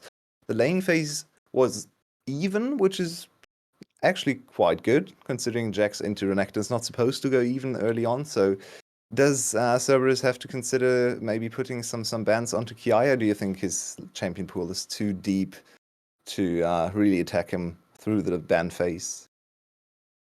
I don't think I don't think there's too much problem going for Yeah, I I think don't Kia is think fine. either that you. Yeah, Kia will be fine either way. I think you maybe don't need to pick the Renekton. Maybe I would still like to see maybe a Malphite or a Mundo from the side of Pan. It could be like one way to fix the engage problem, or one way to really like have something that even outstat check the enemy champions much more in the mid game, where you have like the Mundo just healing up like the full again after getting chunked out by anything. And he could also maybe like be a wall against the 𝘁𝗀𝗏𝗃 pick potentially to really block at the rockets and not really take much damage from them in the first place. But I think overall the draft on Cerberus was fine, and maybe just as Barbie said, maybe pick the Jarvan later, maybe a different pick for Pan, but overall you don't really need to change the bigger picture of the draft. I think overall it was fine. I think the 𝘁𝗀𝗏𝗃, it's something you should consider banning, but even that's something that depends on the side selection, I would say, because I mean, if you got back on blue side, don't change much. If you're on red side, yeah, just consider your mid lane pick, and otherwise you should be good to go here. Well, my two analysts seem to be pretty positive still for Cerberus's chances, even saying their composition should just be run back for the most part, which, yeah, that's reassuring to hear. Of course, we still expect them to do the better late game and team fighting team compared to GAM, but of course, GAM is no slouch either. As we seem to have a little bit more time than we expected, looking at our screens right now, maybe let's go back to a little bit of our pre-game analysis we didn't get to hit on too much. So let's talk about the two support players. The first game, well, it wasn't the most exciting support matchup, but we have two of the best support players, I believe, in our all-pro ranking. We had them number 1, number 2. 𝘀𝗀𝗶 as number 1, coming back after such a long time where he was kind of in the shadow of the newer players, and B, after winning in spring and establishing his name as maybe the best or second best support, once again putting in a great performance. So where are the differences between these two support players, or are they just similar good engaged support players? 𝘀𝗀𝗃, what do you think? I think they're very similar from what I can tell. I mean, both are very high priority on the Nautilus and Nautilus Leona. Also, I've seen very insane plays from 𝘀𝗀𝗶's Thresh, but I think B's Thresh has also been very capable, especially his plays in teamfights have been excellent. And I think the difference there is not really that big. I think maybe like with 𝘀𝗀𝗶, you would want to see the Alistar a little bit more, but I think also B plays a decent fun though. I deliberately chose to not focus on the support matchup too much because these players are so close together in both skill and champion pool, and yeah, let's wait and see what's up in the next draft, because just now I get to see that Cerberus is yet again onto the blue side, and Style also back in for game 2. Yeah, I just to round up, quickly touch on the supports. They are both very similar. B tends to be, in my eyes, a bit more stable, a bit more flexible. Whereas 𝘀𝗀𝗶, he has great sense of knowledge, but he can be a little bit over-aggressive and will wander off and get caught out looking for things. So higher highs, lower lows, whereas B is just consistently a goddamn rock. We are firmly into draft right now. Exactly. Victor first pick, followed up by Lee Sin and On, so a little bit of a change back to maybe a little bit of an older composition for Cerberus. 𝘀𝗀𝗃, sorry for interrupting you. Take it away, please. Yeah, and Victor with the 𝘁𝗀𝗏𝗃 ban, so I really liked it. So GAM maybe even playing to the bait and switch game, maybe like pick red side, bait the Victor pick, and pick one counter each game, and try to throw Cerberus off game by game here. Again, also styled Tristana here, and Levi goes back early to his Carter's pick. Also, 𝘁𝗏𝗃 Renekton, also very strong side to see. We have seen it before countless times. And on the side of Cerberus, of course, I mean, Lee Sin for Ego. I kind of get reminded of the one draft that happened in like the week 4 matchup, where it was Renekton Z against the Ornette. Was not that easy to play on the side of GAM. But this time with the Carters, your damage split already much better on the top side. And yeah, the history won't repeat itself, I dare say, on the side of GAM. I really want to know how Cerberus finishes out the draft, because the Aphelios lane worked wonders, and they may pick it up again if GAM does not choose to ban it. Yeah, the old pick this early is a little bit weird for me, because, yeah, it feels a little bit better as a later pick, plus Cardi will flex that Renekton. Don't know if he'll do it necessarily into the Victor specifically, but again, heavy support focus from the side of Cerberus, which when you're looking at GAM, they have first pick, so it always feels a little bit weird, because B is just going to grab the Leona and be very happy with it. But looks like it might be a 𝘀𝗀𝗃 army this time around in response. Okay, the Or last Lucian time Nami. they played Lucian, they tried Lucian. That was the last game of the regular season against BTS or Sky. And 𝘁𝗏𝗏 probably played the worst game of the whole split. So the last Lucian evidence we saw from this team looked pretty rough. They seemed to be confident. I wanted to see the Lucian army earlier. But 𝘀cie, is it going to be the answer? Renekton did. I think it's fine. I think you can still pick it. I think that one game we should maybe shrug it off with a one-off until we further see it like being destroyed by GAM this game. Maybe there's a possibility it will happen. And yeah, we see from GAM, as 𝘁𝗶𝗶 already hinted at, the Renekton flex into the mid lane to the Victor, which could work well against them. Though this time, instead of outranging the Victor, they choose to dive into the Victor very early on, and this may or may not work out. I'm really worried how this even works out with 𝘁𝗏𝗏, because 𝘁𝗏𝗏's early game ganks aren't really that devastating, I dare say. But with Levi, yeah, you're never really knowing what you're getting in this regard, because he still can do some very weird things with the 𝘁𝗏𝗏s. I like what Cerberus wanted out the draft with overall. I would have preferred maybe a Mundo instead of an 𝗀, but 𝗀 also had the more direct engage component. It's also something I really like here. And but the 𝗀 against the Camille is also a rough matchup. So in that regard, I think Pan really needs to be stable again this game, and there is a chance that 𝘁𝗏𝗏 just runs away with the game here. Yeah, I think fairly similar. I'm not super convinced by the Lucian army overall. Could be, it can, if they get the waves good, it can completely deny what GAM is doing. Similarly, mid lane Renekton, I think it's gonna struggle a lot unless Levi gets in early and gets in hard with his 𝘁𝗏𝗏s, which feels weird. But so signs are pointing towards Cerberus having the easier time through mid jungle, but I don't know if I want to bet against GAM anymore. I will. I So say it Cerberus seems still like wins. Okay. Okay. 𝘁𝗶𝗏, you commit to GAM? No, Cerberus. I hate Renekton mid, so out of Okay. spite. Still 2 Cerberus predictions, and thank you very much once again for this magnificent analysis in the draft phase. But now we're on to the Rift. 𝘁𝗏𝗏𝗏, and 𝘁𝗏𝗏, I have to wake you up again. I'm very sorry, but we are here for game 2. Well, your way.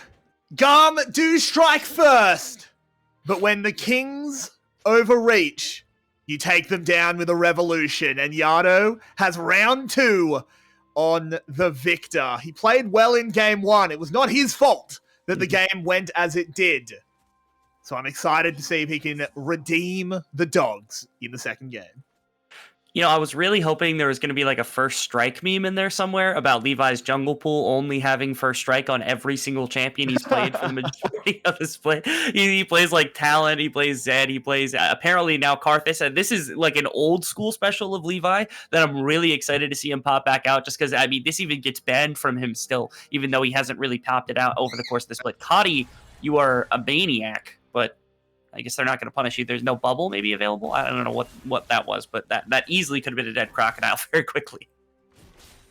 For me, looking at this composition put together by GAM, I just don't see how they can ever win in the late game. Like, I have never been the biggest fan of 𝘁𝗏𝗏𝗏 as a scaling jungler. I know he's great as a jungler to scale, but compared to the Victor and all the zoning, even the heal from Nami, I just feel like their composition has no way of dealing with the late game threats from the other side. Do you agree with me on that, Rebel? Yeah, I feel as though like there's very little that stops, I guess, 𝘂do from just kind of running things. Even Artemis, I think, has a pretty easy job. There's not a ton of people that can really stand in front of Artemis if Artemis is going crazy. I suppose the one thing they do have going for them is like in a big cluster, you've got like a good amount of damage that's going to be coming out of the likes of Leona. So around like damage reduction from glacial augment. You combine that with like AoE coming out from the likes of the 𝘁𝗏𝗏𝗏, you throw that into like 𝘁𝗏𝗏𝗏 also being around, Style having a little bit of AoE with the bomb. It's a bit of a stretch, but it's a possibility that in a pure 5-on-5 around a clustered area, as long as they don't just get absolutely nuked by the likes of like Pun Ultimate into the rest of the damage that comes out from Cerberus, there's potential. But yeah, I feel as though GAM really want to play this one out very differently, which it's their style, right? Like they don't play for that standard 5-on-5 team fight. They don't play for like the front to back kind of thing. I mean, there's a reason why you're picking 𝘁𝗏𝗏𝗏s jungle, and it's not for that. I do want to point out that Levi is picking 𝘁𝗏𝗏𝗏s in a final, and Froggy's had a bad split, which means the fifth dimension is charged. So 300 CS at 15 minutes? What do you reckon, your way? Definitely possible. We've seen it before, right? Levi does have some crazy early games on the Karthus, even sometimes foregoing the flash to add more combat power. Not the case in this game, I think wise, or rightfully so, because there's so much disengage. If he doesn't go for the flash, I think the Lee Sin just guards him, his team from the Karthus every time, and the teamfighter just says, "Oh, there's a Karthus, let me kick you away, and you can never approach my team again." So I think the flash definitely makes a lot of sense in this case. Will make Levi a little bit more vulnerable to early invades. We see Ego so far not really being too keen on interrupting the Karthus farming, and overall just the game being a very slow pace so far, with Cerberus mostly relying on lanes being pushed into them on the solo lanes and applying a lot of pressure in the bot lane. So The VCS, just as in game 1. the VCS really has broken you. That you're looking at 4 minutes and you're like, oh, there's no kills. How slow? What a Don't distance! worry, I'm in the same way. What a distance we've traveled where you guys are just like, there are no kills at 4 minutes. This is our grand finals. Like in any other region, this would be like stock standard for these two teams. And yeah, we're gushing over the fact that there has been nothing so far. I actually want to jump back to the point that you talked about with this Ego invading possibility. I really like the early setup that had come out from GAM's bottom lane, because they're down 13 CS, probably unnecessarily. But what they did was they took the immediate level 1, level 2 kind of spike that Leona has the fear of like full engaging into 𝗀𝗁 if they catch the level 2 first, especially after they had seen that Artemis and 𝗀𝗁 were helping defend the jungle entrance. And what they did is they pushed and they allowed Levi to clear down the map towards the bottom side, which again, you don't want interaction between Levi and Ego, so it's opened up for a bit more possibility for Levi to stay safe during the course of his clearing. This is like old school, like Gigabyte Marine level of textbook play for the likes of GAM, is just defending Levi as he power farms and crushes the map himself. Ooh. A fight brews in the jungle as a bubble lands onto 𝘁cie. He tries to flash over the wall, doesn't make it, but does with a roll. Ego. But the Q lands and Ego claims the first blood. And what a great punish from Cerberus on the first very aggressive invade from GAM. It was so easy to read. Levi just showed his face in the mid lane, and Cerberus was ready to react. They have priority in the bot lane, so when the enemy bot lane is missing for such a long time, well, you can just walk your bot lane up. Artemis stays close enough to the tower to be safe. It was a matter of like the first play that had come about to defend the likes of Levi was well set up. This was not well set up because, like we had said, it's about the 𝘁cie Nami in the long term, and those two being able to respond faster was a problem. Yeah, I think 𝘁cie also missed the first slice, and so his dice had to be used to, instead of escaping, to actually get over the wall. So that's a bit of difference or distance. That Well, it's because he flashed into the wall. He sliced, flashed on the spot, and then had to die. Artemis going low, and the Requiem begins! And this is why they picked this combination. Their bot lane was struggling, and getting over the line with just Leona and Tristana damage is kind of difficult, but when you can chunk out the enemy and then add the Karthus ult for free, that's a kill on Artemis. And he's behind now. He used both summoners, in fact, all 4 summoners down in bot lane. Oh no. Oh dear, Levi very low, Ego coming in, has to flash away from the Q. Thanks for the leash on Dragon, mate. I'll have that one. Thank you so much, Ego, for not allowing Levi to get 52 CS at 6.5 minutes and pull a dragon and pull a kill on a Karthus. This is criminal. This is like this is Pippin levels of criminality. This is Rakan levels of criminality that are coming out right now out of Levi if he were to pull that jungle in the early game against the Lee Sin. Are you sure? He's wanted by the ICC. Oh, yes, he is. Ooh, okay. We do have this replay. There's not actually a huge amount to say here. Artemis gets chunked, and the R button strikes, just as you always said. So I feel like Artemis disrespected the Glacial Augment there. It's still very unusual to play against Glacial Augment, and he overextended with a W buffed by Nami E. So this is a very strong way of engaging trades for 𝘁cie, because you can kind of choose if you want to commit or not. The W has a long range, and you get movement speed from proccing it, then also slowing with the Nami E. So he kind of overcommitted there into what he should have known, but Cerberus also, Levi's no flash now, can they punish it? Okay. This is what we want out of Cerberus, right? What? Yato, 𝘀ecie cosplay, please. 𝘀ecie cosplay? Something, please. 𝘀cie𝗰𝗶𝗹𝘀, how many memes can we spit out at Yato for flashing there for no reason? Minimum for the side of Cerberus is them invading and making sure to take advantage of this early game, because like 𝘁𝗏 is not as menacing as 𝘁𝗏 makes it seem, and they understand this. Finally, somebody understands that you can walk into the jungle of 𝘁𝗏 and say, no, you're not allowed to take your camp. I'm gonna take your camp, and that's exactly what happens. This is opening up GAM's bottom lane. I like that they're able to punish this with the Tristana much more effectively, and they're doing something about it, but at minimum, Cerberus is really taking it to this early game. This was a problem with the 𝘁𝗏 pick that oftentimes was not really taken advantage of by anybody in the VCS, and here you can see that Cerberus is transcending all previous iterations of this league by simply walking in and punishing 𝘁𝗏's decision. You can actually make the connection to the team 𝘂o carry to victory in summer 2020, because Flash actually was the first team in 2020 to punish 𝘁𝗏's 𝘁𝗏, to play team fights against him, as 𝘁𝗏 once again under dive threat. With B moving up though, there is safety, there is a Herald summoned. Even with that Q landing, I don't think they're going to move forward. Ooh, nearly stopped the charge, but don't quite manage it. The tower takes the damage. Oh, B got attacked? Oh, and he goes. That's some fancy footwork. He does get one. He's going to go down on the other side as the Requiem does come in. It's 𝘁𝗶𝗶 that gets the kill, but it's Artemis that gets another. Oh, goodness. What is happening pretty much across the map? Because we have a couple of kills that happened here, and then on bottom side, it looked like there was more that had occurred. I want to see how many plates they got off, and 𝘁𝗏's here to defend. It's not going to accomplish all that much, as it's the bottom lane from Cerberus, once again, being the major beneficiary after the good play from 𝘂o under the tower. That's only the 3 plates. They didn't get any more in the pun versus the style one-on-one situation. That's really disastrous for GAM, giving up that much gold on the top side, that many kills as well, the first tower plate for no exchange. I really wanted to see them be able to push for pressure with 𝘁𝗏 on the bottom side to put a kind of additional attacking into the likes of pun to get him off the tower, get that gold into style so they could match it, but they simply don't. 𝘁𝗏 does not have flash. Can they punish him here? Heal? Ooh. Oh, Artemis backstepped. I think with the heal, I think the speed was there, but I don't think the communication was. He wasn't ready. It's heal not from the ADC for once, it's the support, and he screamed at him to chase, but Artemis wasn't so sure, so they wasted the heal.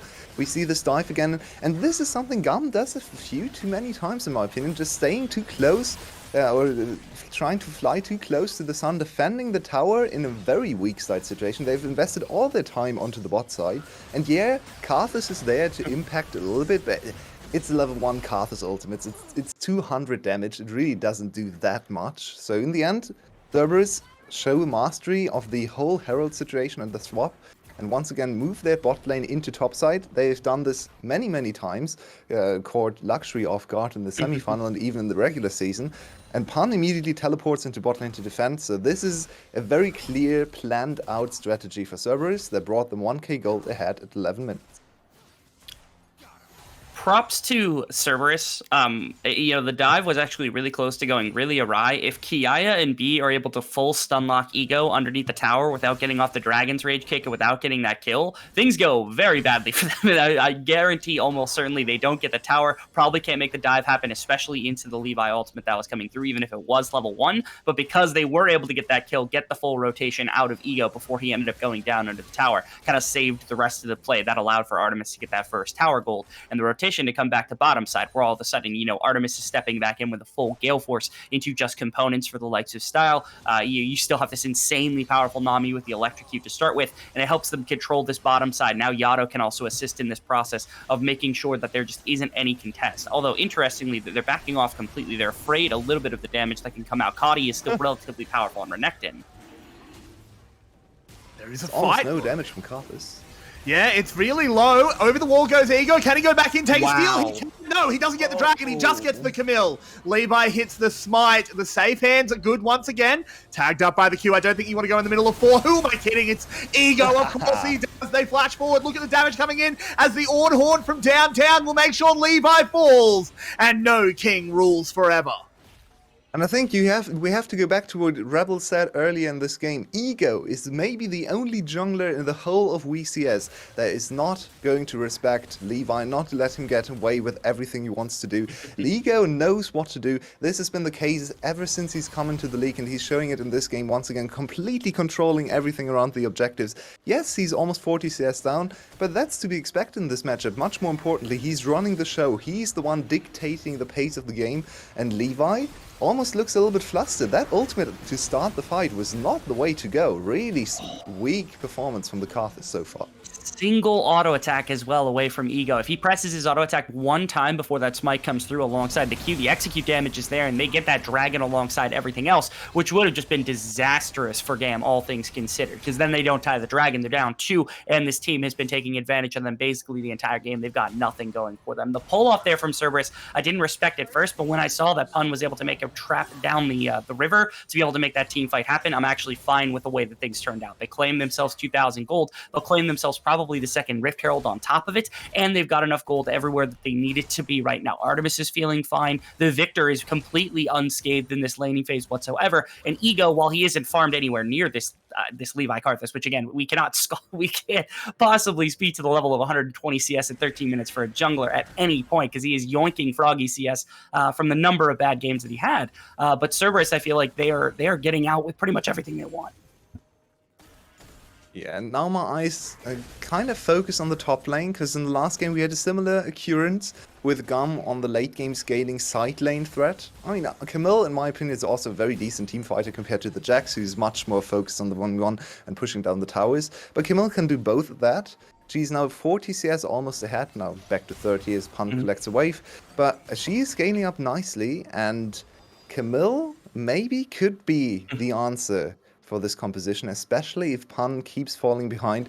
And at some point, there might be a stage in the game where 𝘁𝗁𝗁 can just threaten Pun even under tower and push past him. And when that ever strikes, Cerberus is under huge pressure. Style in some trouble. He takes a lot of damage as they go immediately, and B is very tanky with that Leona W. The knock away onto Artemis isn't going to be enough, and now the Requiem coming in. This is really bad here for Cerberus as they call it a teleport as well. 𝘁𝗁𝗁 coming in on the backside, but he's going to get knocked up by the Ornhorn. Can't actually lock them down. Look at the CC train onto that 𝘁𝗁𝗁. It is beautiful stuff, guys, as they do pick up one. What a tragic ending to such an amazing looking play on both sides. Both teams were looking to get this like 5-on-5 advantage, and they're like, okay, we're going to be the ones that set this up. And both teams were expecting it, and it was just 𝘁𝗁𝗁 jumping in before his team was ready to kind of follow up. That cost them a little bit of the play that ended up coming through. And so if it were for that fact, things could have been dropped. They're continuing, though. You gotta be kidding me. Care. Read his name. Guys, I'll explain that play for you. Read his name. It's very fair. And I'm still waiting anxiously for the replay to show, because there was such a huge outplay from Artemis's flash. Great mechanics shown from both sides. We truly have the two best teams in terms of individual players as well. If you keep just don't keep take your eyes, that's what I wanted to say, from Artemis and 𝘁𝗁𝗁𝗁 in that team fight, because all their moves are perfect. The bubble just in time to stun 𝘁𝗁𝗁𝗁 out of the lethal combo on Artemis and Artemis's flash. Just look at this beauty. I love the opening to that, just that little slide into style completely kept him away from all damage. He pretty much only pressed the ultimate key, and you can see even through the ultimate that comes out from Levi, they're fine. I want to see what you're talking about here, because this is really interesting. Yeah, the combination, the W for healing, the ultimate to be able to stop any sort of damage. Yeah, everything combines together in absolutely perfect fashion. And if a kill goes through right there, I wonder if GAM actually full takes that, even though they're late to that fight, just to make sure that 𝘁𝗁𝗁 has the follow-up. Whether or not the 𝘁𝗁𝗁 ends up surviving any longer is a little bit questionable, but if the rest of the team arrives after that kill comes through, that fight actually might look pretty good for them once they bring down Artemis. But that is a different timeline that unfortunately we don't get to see. Instead, Cerberus just ends up walking away once again with pretty much every bit of advantage. Now they're setting themselves up for a Rift Herald on the top side. They not only can set up a bit of a play now into the likes of what is 𝘁𝗁𝗁𝗁 with Yado, and then also Ego, who's coming up. Levi's probably not going to be enough to full stop this. Well, the Q does miss from Ego, though, so he doesn't get that early damage. 𝘁𝗁𝗁𝗁 hook-shotting away.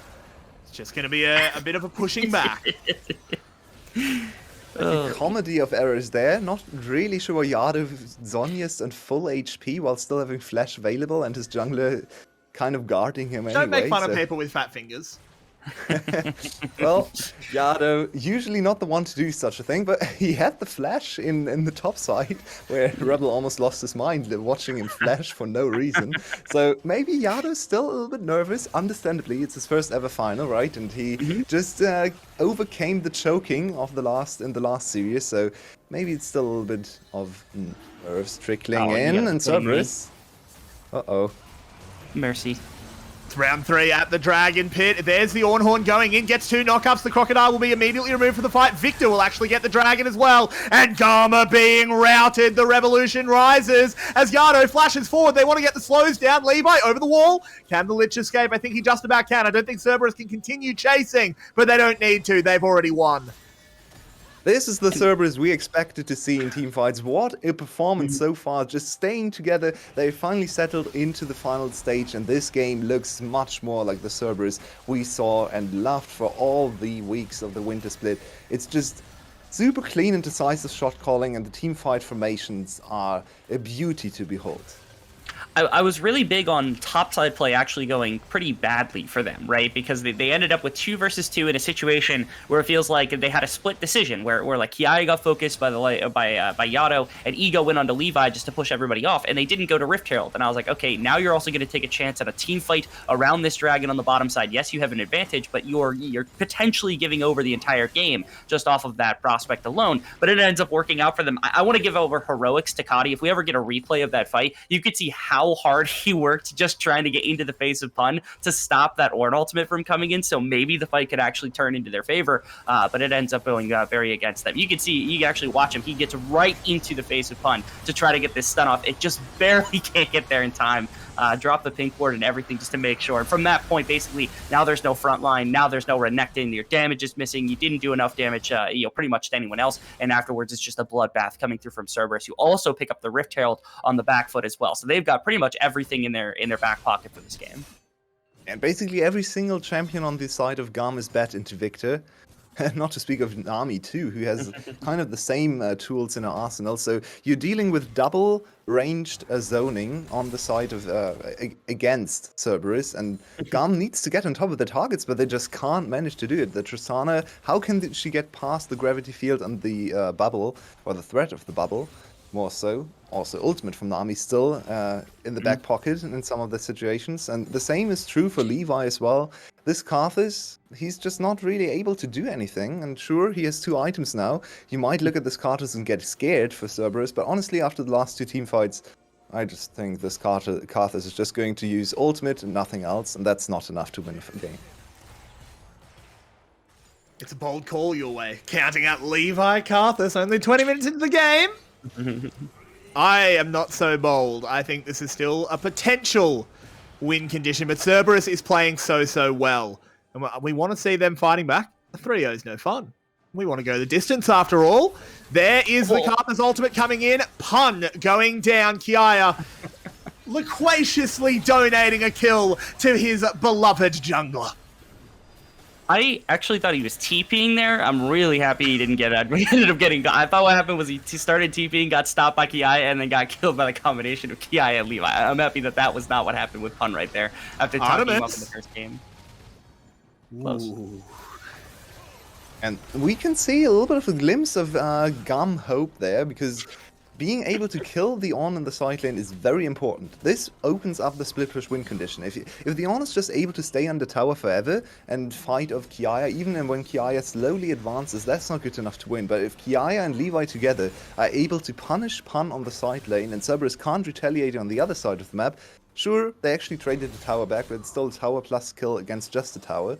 So this is now the main way to victory for 𝘁𝗀 and for 𝘀𝗀. Unfortunately for them, 𝘀 is close to a big power spike of the first upgrade for himself, and then he's only going to get tankier and tankier by the minute. But still, this might be the avenue to victory. And 𝘀𝗀 figured out a way to beat the strong team fighting in the last game. Maybe it's just a repeat of that again. It's a matter of like I think last game they had a lot better tools for taking team fighting. They also had a scaling component where I'm not gonna talk trash about Karthus scaling into the late game, but I feel like 𝘁𝗀 was a lot more applicable in that case, just because it was a lot of consistent poke that was coming out really well. And in this game, it's 𝘁𝗀 who's playing the Karthus, which feels like a champion that like the ultimate has to have effect, and you have to be in the thick of things to really get the most out of that champion. It's a lot harder to use that rather than the range of a 𝘁𝗀 missile and the poke and everything like that to help out during the course of a fight. I feel like this is still difficult for GAM, even though they've got some components of their team fight that's working. You can see how dirty that Artemis is doing style right now. Oh my god, 𝘀𝗶𝗃𝗀𝗀 has connected. The culling doesn't really do a huge amount as Style will get away. But every time this 𝘀𝗃𝗀𝗀 is up, he's just whooshing on forward.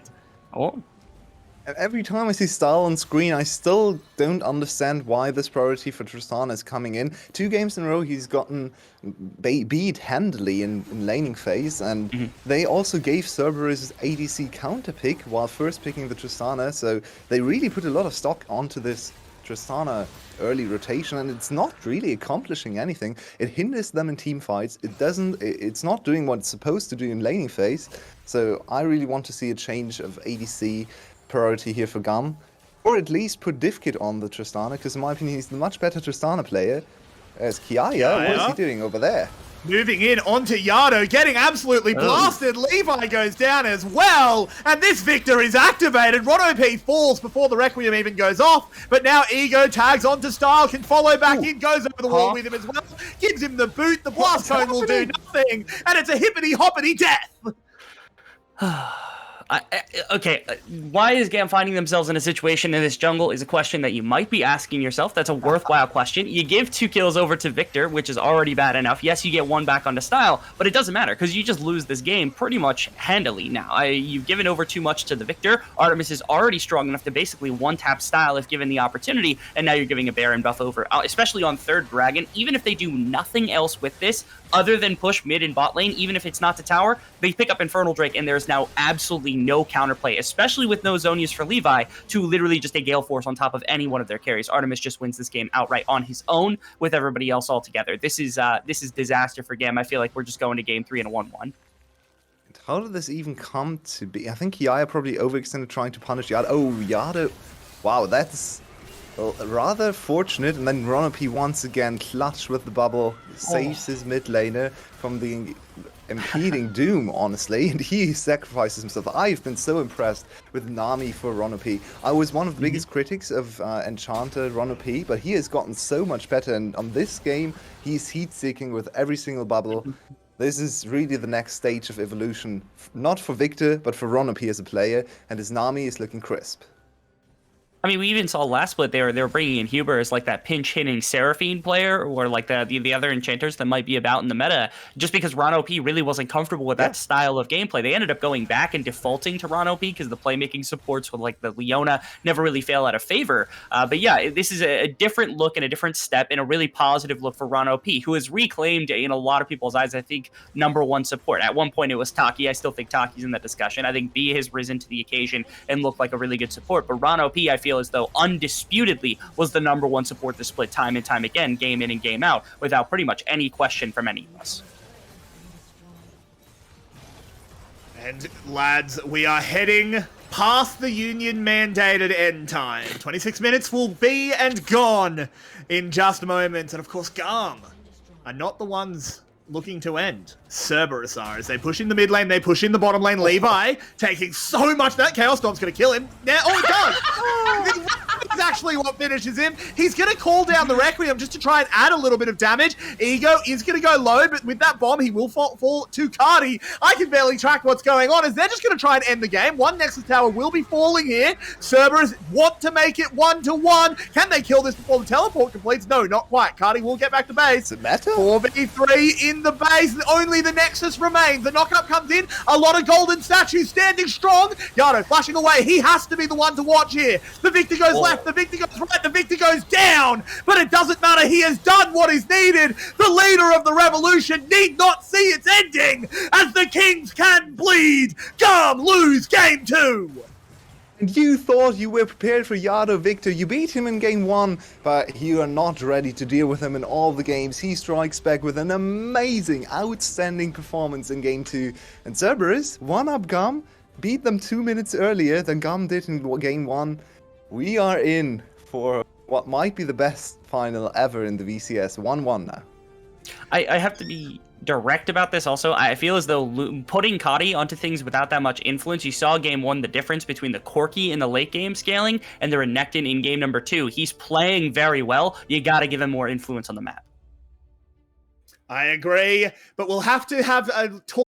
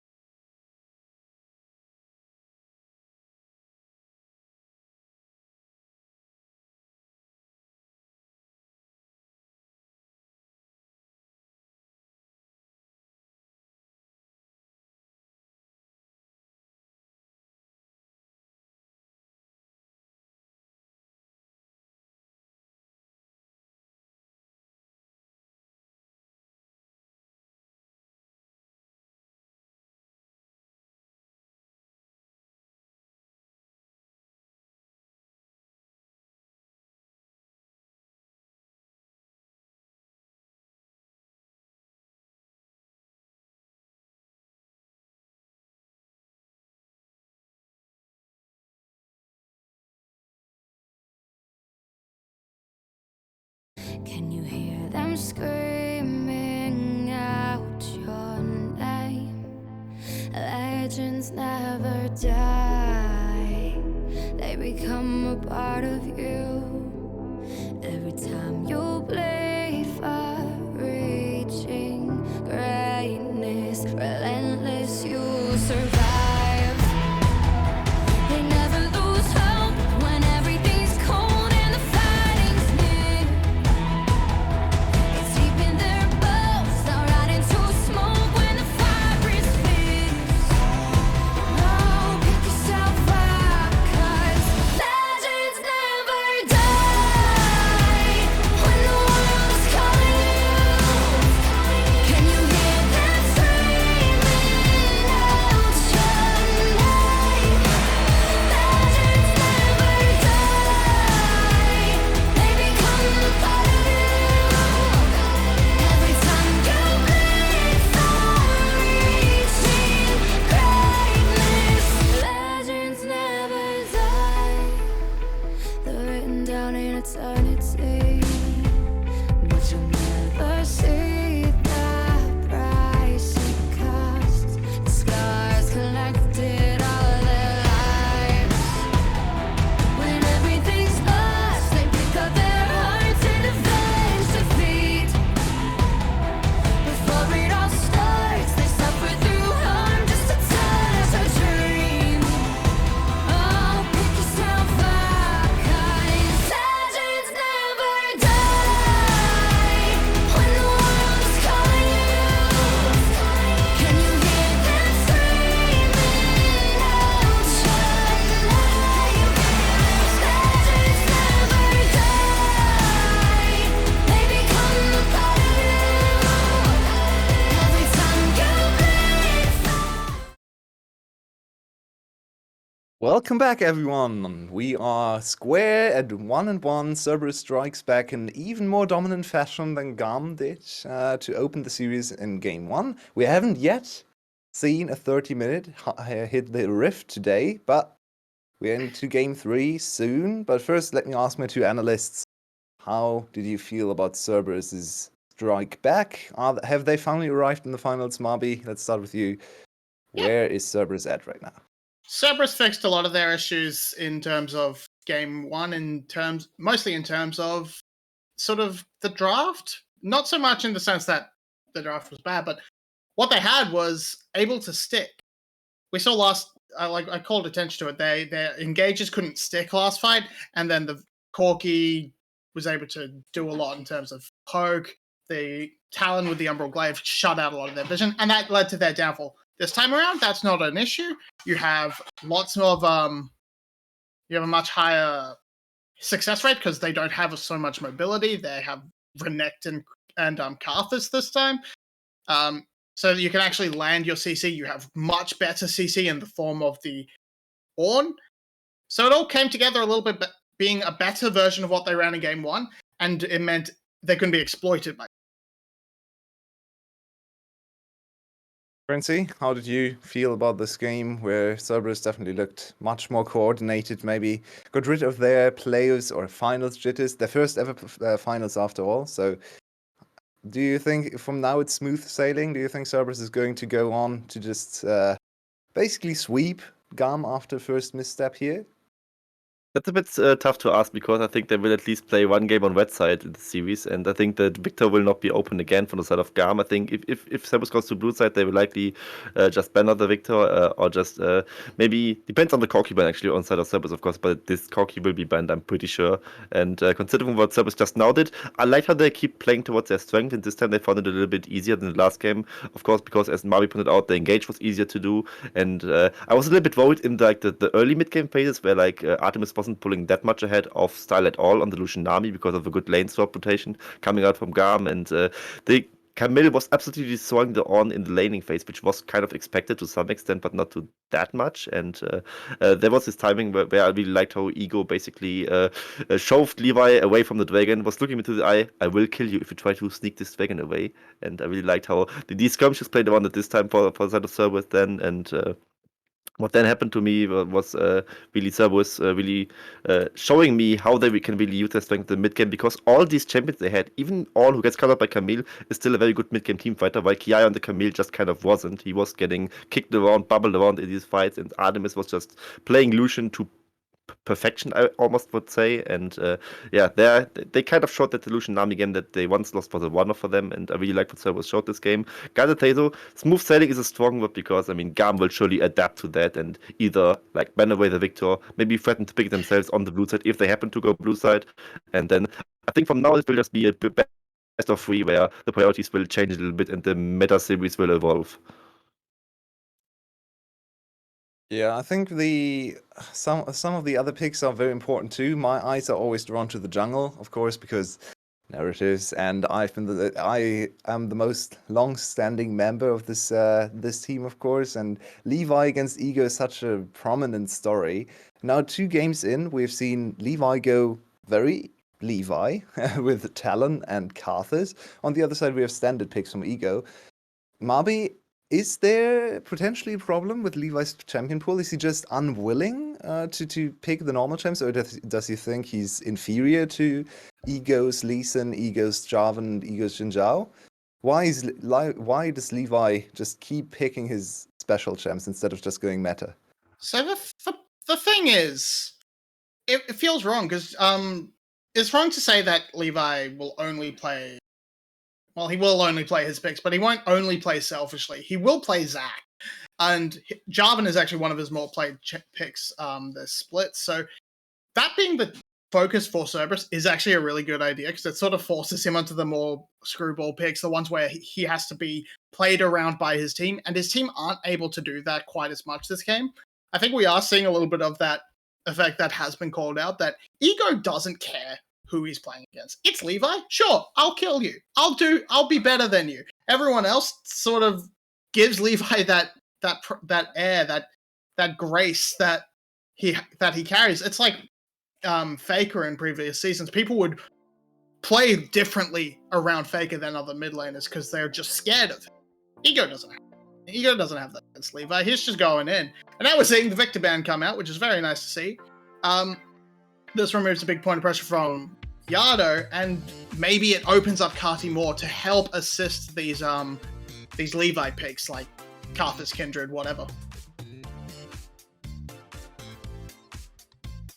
We are into draft. I'm not entirely sure if 𝘀𝗀𝗀 is still with us or not. I am. Oh, yes. Yeah, okay. So tell us about the TF. Why is there TF on my screen? Cerberus first picking another mid laner, but a very different one. TF is there because Victor's gone and TF is fine picked now. With 𝘁𝗏𝗀𝗀 band as well, you cannot just really outmatch him that much in the starting department. Otherwise, then his early game pressure is just that much more justifiable if those picks are away from the table. And also a little bit of a change of style instead of GAM, because style indeed is out, 𝘁𝘁𝗀 is back in, and I now expect maybe even Artemis to go towards the Jinx pick, but with Alistar being locked in, I'm kind of doubtful of that yet again, and maybe it will go towards maybe the Lucian Alistar yet again for them. I like the Alistar depending on what they pair with it. I mean, it's definitely something you can work with greatly, and now what I want them to do is really like have good sideline focus together with Yado on the Twisted Fate now, and really impact the map like this, because otherwise you wouldn't really pick the Twisted Fate. I'm not quite sure if Twisted Fate is the best pick, but it usually is banned away in most games, and we barely don't get to see it anymore. And I could see it being a very strong asset. With the Everfrost or the Chrono Trigger Queen build, one of those will be the one for him, and looking forward to see what he can offer. Otherwise, of course, GAM going back to the Galio tendencies, and with well locked in already, it will very likely be 𝘁𝗏𝗏 back into the Galio, so they can somewhat match the global pressure. And it is 𝘁𝗀𝗀𝗀 playing this time, so the Tristana should be still very high priority. I would, if I'm Cerberus, I would be banning it just to get rid of that synergy from 𝘁𝗀𝗀𝗀. 𝘁𝗏 also banned means those are her 2 big partners in the bot lane to make work. But they are deliberating on what that will be so far. Yeah, I think I'm a little bit surprised we went for the Lee Sin over the Jarvan for GAM, because we could have really set up a nice, the nice combo with Jarvan Galio, but it has been shut down. But there's a new one with the 𝘁𝗏𝗏, can really enter the relative fight though. But besides Cerberus, now we're gonna see where does 𝘁𝗏𝗏 go? He has the opportunity to pick a really big hyper carry, and they kind of need it considering they have Yado on the Twisted Fate. You could pick My Tristana now immediate to counter question the is where 𝘁𝗏𝗏. damage again, but sorry, No. 𝘁𝗏𝗏, of course. Go ahead. Yeah, it's a 𝘁𝗏𝗏, so he's going full all in here, which is very risky. Can work out greatly, and he has been the better AD carry in both games so far, but this time he plays a different one. I think this Tristana would be so much safer though, so why not go Tristana here? But it's Artemis, he has out-team fought in a camp role again on this 𝘁𝗏𝗏, so there's some way in for sure for him, but lack of magic damage on the side of Cerberus this time, I feel like this might be a problem here. Also, 𝘁𝗀 against 𝘁, not the ideal matchup, and this is actually the first draft I would maybe give to GAM here, because it's a little more well-rounded than the one of Cerberus is. Really? Interesting. Mommy? Why the hell would you pick Samira into Galio? I dash in, I do my thing. I press W once, you are back to useless. Goodbye. Yeah, no, Samira is a garbage pick. Just a garbage pick against anything really. But it's especially bad into the composition of GAM. I do not expect Cerberus to do very well this game. 𝘁𝗀's gonna have a rough time up against the 𝘁. Yeah, no, just GAM have kind of run away with it. It's gonna take a lot of Yado snowballing it out of control through good roams to even put Cerberus in with a shot, I think. Interesting. You two favor GAM, so both of you are also predicting GAM here, or just favor the draft and still think Cerberus is gonna take the game? Very I tough predict call. I think GAM has a better draft, but there's still Artemis 1v9 angle no matter what he plays. 𝘁𝗏𝗏 is not terrible into anything, it's just terrible into RCC. But to be fair, it's against Galio, and potentially Synthi coming in. Very hard to play for him. With Yano maybe getting mid-lane priority, which would also be hard against 𝘁𝗏𝗏's Galio, by the way, it could maybe work out that they just dive Diffit over and over again, or maybe even focus 𝘁𝗏𝗏 on the nerf 𝘁. But I still think GAM will win this game because the draft is just that much better. I can see assent from Marby. You agree as well? Yeah. The last time we saw Samira, they should have lost that game, and it was only heroics through a victor. They don't have that. Fair enough. Thank you very much once again. And we are on to the Rift for game number 3.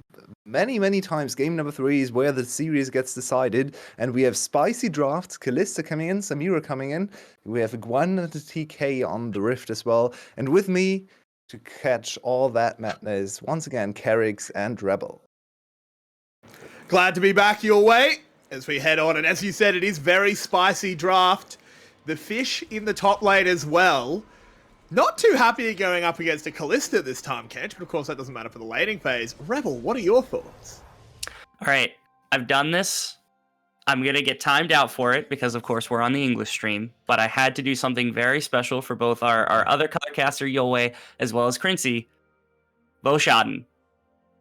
Where the hell is the damage in this game? This game is literally a Samira versus a 𝘁 damage. And I guess DivKid's got a little bit because like the 𝘁𝗏𝗏 builds have been a lot better in recent seasons than it was back in like season 8-9 when it was the most dreadful thing in the entire world. But this is really a game of CC altogether. This is not what I expect from VCS teams, to play a very cold, calculated, CC-heavy team fights. And so, I don't know. Cerberus likes to play to Artemis. I feel like this Samira could very easily pop off in the right situation. But again, when you're playing against a team with a Galio, a combination with my favorite support inside of the VCS, which is this 𝘁, which has gone crazy for every support that's played it, as well as 𝘁𝗏𝗏 as 𝘁, I feel like GAM has actually put themselves into a fantastic position. Yeah, I certainly agree that there is a lot of potential for GAM. I still feel like they lack a little bit in the super late stages. Like when I see 𝘁𝗏𝗏𝗏 across from 𝘁𝗏𝗏, I just wonder how 𝘁𝗏𝗏𝗏 can ever die in this game. I just don't see it. But then again, they can just ignore the 𝘁𝗏𝗏𝗏. They have so much individual agency. I love you, 𝘁𝗏𝗏𝗏. You're my favorite support of all time for just doing that one little thing. We had so many games, but this didn't happen the entire game. Thank you. Please just keep this in mind for every single engage, because that's all you have to do to invalidate this support champion completely. Levi having an early poke towards the mid lane. The taunt's going to land. That's a dead Twisted Fate. What a setup. What a start. That was about as textbook a gank mid lane as you can get. Pretty easy. I You literally- could have played the. Oh, that's okay. It's just. I thought that was a top laner TPing down for a second there. I was very frightened. No, it is just Yardo returning to lane. And Levi is immediately shutting me up from the Ooh. analyst desk because I was talking about Levi maybe being too stubborn. Okay, what is happening here? Teleporting to the bot lane as 𝘀𝗏𝗶𝗹𝘀 is in a lot of trouble. He is looking like a hedgehog with all those spears. Good flash from Artemis. But GAM are coming out in force. It feels necessary as well, because you think about what this composition is supposed to do from the side of Cerberus, and they're not really supposed to fall behind. Neither teams are really designed to fall behind in the slightest, but it is... I'm doing everything. Kench is on the way. Gwen is coming too. But the kills already come in. GAM have got 3 unanswered kills. Cerberus is just wasting away all their summoner spells. That's TP for both Yardo and Panda expanded, and they didn't accomplish anything. B is fine because he still is mounted, so a lot of extra movement speed for him too. Cerberus is 2k gold behind. It's 4 minutes, and this was the way GAM dominated Sky. Even though Sky had the better mid and late games, GAM just got off to huge starts in the early game, and if they can repeat that success against Cerberus, why shouldn't they be able to get the kills as well? It all kicked off with just being able to pull entirely priority. This is a really good game plan from the likes of GAM themselves, where it's, okay, you're going to put everything you have into making sure Twisted Fate doesn't have an effect, and now you've got a 𝘀𝗷𝗋 to be able to roam yourself. You've got 𝘁𝐶e to combat against a Jarvan in the early game. That's perfectly acceptable, especially when Levi's up 2 kills, and it means you have first step everywhere. So now Cerberus is asking themselves, where can we attack across the entire map, right? Pun is in the top lane with a Tahm Kench. You're not ganking for a Tahm Kench most of the time. It's here to kind of soak damage. So basically, you're ganking for Yardo, who's already been put on a back foot, or you're ganking for your 𝘁𝗎𝗓. You've basically been completely forced into this 𝘁𝗎𝗓. It goes into the square hole, the little like joke of all the different shapes going in. Like, that's the only place that we can actually find anything on this map now for the likes of Cerberus. They've just put themselves in a really rough position where that's the only place that GAM has to defend in order to deny them any sort of early game reprieve. Oh, leave the double angle approach, but Yardo should be fine. What is really remarkable about this early game is that this is a true lead. So most of the time, when something like this breaks out in the early game, the enemy team is going to have a time frame of up to 5 minutes to fight back, because the enemy team usually invested less resources to get the early kills, right? But in this case, Cerberus actually invested just as many resources, flashes, and teleports as GAM did. So this is actually just a true lead, and GAM and Cerberus are on even footing when it comes to the summoner spells. Meanwhile, of course, GAM is behind in gold, as 𝘁𝗏𝗏 might have to flash away. There we go. Okay! And Cerberus do finally answer back. Apologies, I had to stand up to prevent a murder in the house. What? Marby's cat was having a good look at Rakan. My door was open. Criminal versus criminal. Okay. Yeah, level 1 gangster versus level 20 boss. That's amazing. But anyway, let's get back into it. Cerberus do finally fire back, even if only for the one. It's actually quite nice. It's a setup back in the mid lane, which is where Ego needs to find strikes. Just because, again, whoever gets full priority of this mid lane between the Twisted Fate and the 𝘀𝗷𝗋 is going to have so much more access to both the river for what is Rift Herald and what is Dragon. That's definitely going to be flipped here, because this, to me, it smells of our one best of 5 game that's going to be just a complete and utter, like, clown show. We get one every time we see a best of 5. I don't know why it is, especially even in our last finals, it was the exact same way. I have a feeling that this is going to be our really rough game between the two of these teams so far. And so getting this mid priority, making sure your mid laner is the first one with a step to be able to get in and access every bit of fighting, that's going to be really important for the two of these teams. So expect more action around the mid lane as much as possible, trying to break out their own mid laner. Maybe it's the most important game, even when it ends up being the clown game, because it is game 3, and most of the time game 3 is really indicative of where the series is going to go, because if you fall behind here and lose this game, the next one is going to be hard. We have seen Cerberus on blue side all the time so far, so that's another big thing they have to consider. If they lose here, GAM could just offset the whole dynamic of this best of 5 and say, oh, we won here, so let's just put you on red side, completely throw you off. Of course, we're still far away from that. And 𝘁𝗏𝗏, I have to criticize him for the last little death in mid lane. I think he played it very disrespectfully. He didn't actually take into account all the roaming potential and all the engage potential from the enemy team. There was no need for him to step up to Yardo to get interrupted with his Justice Punch. So just a small glimmer of hope back into Cerberus, and they have slowed down the game at least, not fallen prey to GAM's onslaught like Sky did in the semifinal. Only down about 1,000 gold as well, which is a rather nice place. Oh, look at that. Both junglers back to mid lane. What a surprise. Crazy. 𝘀𝗀 is just here to cover, though. Nothing too spicy going on. It is 8 minutes. The Herald has spawned, but neither bot lane are interested. It's a little bit overcompensation of the attack the global kind of thing, in my opinion, where both teams are so scared to give TF or 𝘀cie the priority in mid lane, so that actually everything revolves around mid lane, even though 𝘀cie and TF are both supposed to go into the side lanes. Flip. Oh, they're just going to go on to 𝘁𝗀𝗃. He's low, he's down. Yado claiming the kill. B surfs away, but this is going to get traded for a Rift Herald. Okay. Cataclysm onto 𝘁𝗀. They need to deal the damage. 𝘁𝗏 gets the kill. 2 kills for a Rift Herald. I think both teams are happy.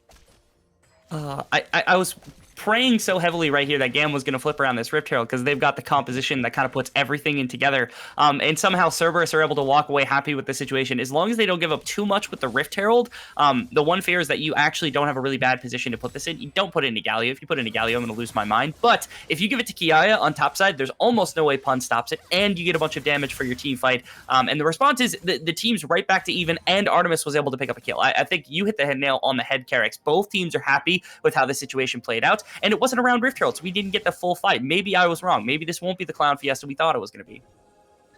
And as we see, this collapse should be very easy. It's just, a flash 𝘁𝗏 engage. 𝘁𝗏 is actually a level ahead of 𝘁𝗃 for some reason. Wow.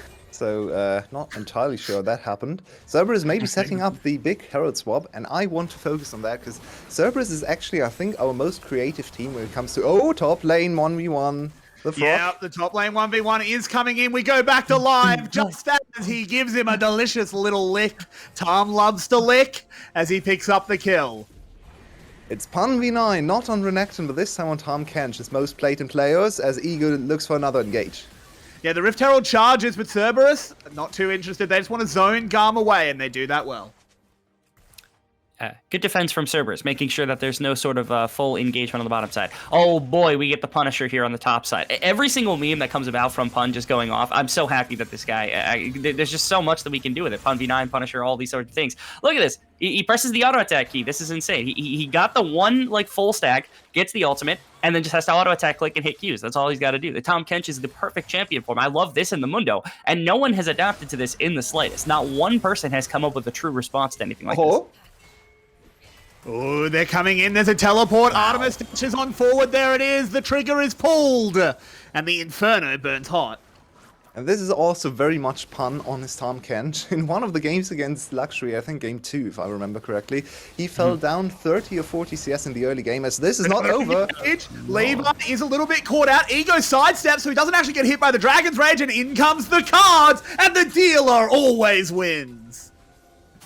We're finding a situation where every single time now that Cerberus has looked for a fight after that first initial minute, they have been the ones getting the initial pick-off. They've been the ones with the first move and everything else. 𝘀𝗏 got picked off at the very beginning. They had that rough fight around bottom side, but since then, it has been all Cerberus in every single fight situation. They've given up basically nothing in return for every one of these plays. Slowly, they've been able to get 𝘀𝗏 onto 2 kills very sneakily and onto the most CS in the game right behind 𝘀𝗀𝗃. It's actually 2 CS behind, something like that. And 𝘁𝗏 is actually well-farmed as well into a situation where all of a sudden 𝘁𝗏's damage is in place. And now, we're looking at Cerberus, who, yes, they gave up the first Rift Herald. They're sitting on a 2,000 gold lead. This is insane to think that they flopped from this mid game or from this early game that went so disastrously into a team that's got all this insane team fighting strength when you put it together this early. But it's not actually that surprising, because this is something Cerberus has shown time and time again. 𝘁𝗏, can he get out of there? He can. So, Cerberus actually, the early game, the first 3-4 minutes are almost the most volatile, right? We can see even wildcard teams beating Korean powerhouses in the early game just because some weird thing happens, a gank works out. This also happens in the VCS, of course, and Cerberus has been on the receiving end in multiple series. My most vivid memory of this is actually against Sky, the series they lost. They fell behind in both of the early games, but then stroked back in the, let's say, 5 to 15 minute mark so effectively, and you can really see they are the best team in the VCS in that time frame. Now, can they also confirm the mid-game win? The strike has come in, but they're going to try and turn it around as the taunt is good. The kick is better. 𝘀𝗏 in trouble. Throws a blue card. 𝘁𝗏 so low. Ego has to flash forward to confirm that one. B comes in, crashes down, and he's crashing Ego's hope. Never mind, he's going to live. He heals up with the gore drinker, and look at all the CC turning around. B has no hope, and 𝘀𝗶𝗏𝗀 are just so damn good.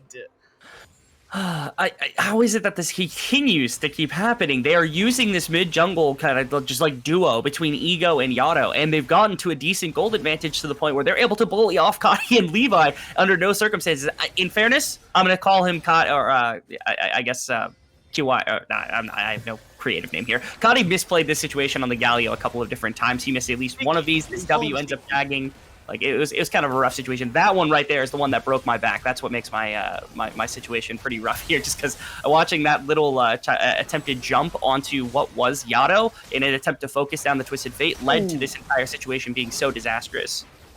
And I think we found a team after so many splits, after such a long time searching for one. We had one team break the GAM curse in Flash through team fighting, through late game. But I think we finally found a team that's able to stand up to them in the mid game and out-skirmish GAM. The unthinkable in the VCS context, but 𝘀𝗶𝗏𝗀 is just continuously getting the better of them, and most of it is through Ego's heroics. And today he has come here to play and claim his second title to show everyone, whenever I play, Levi is not the king of the jungle in the VCS, I am. He has a 100% win rate in playoffs.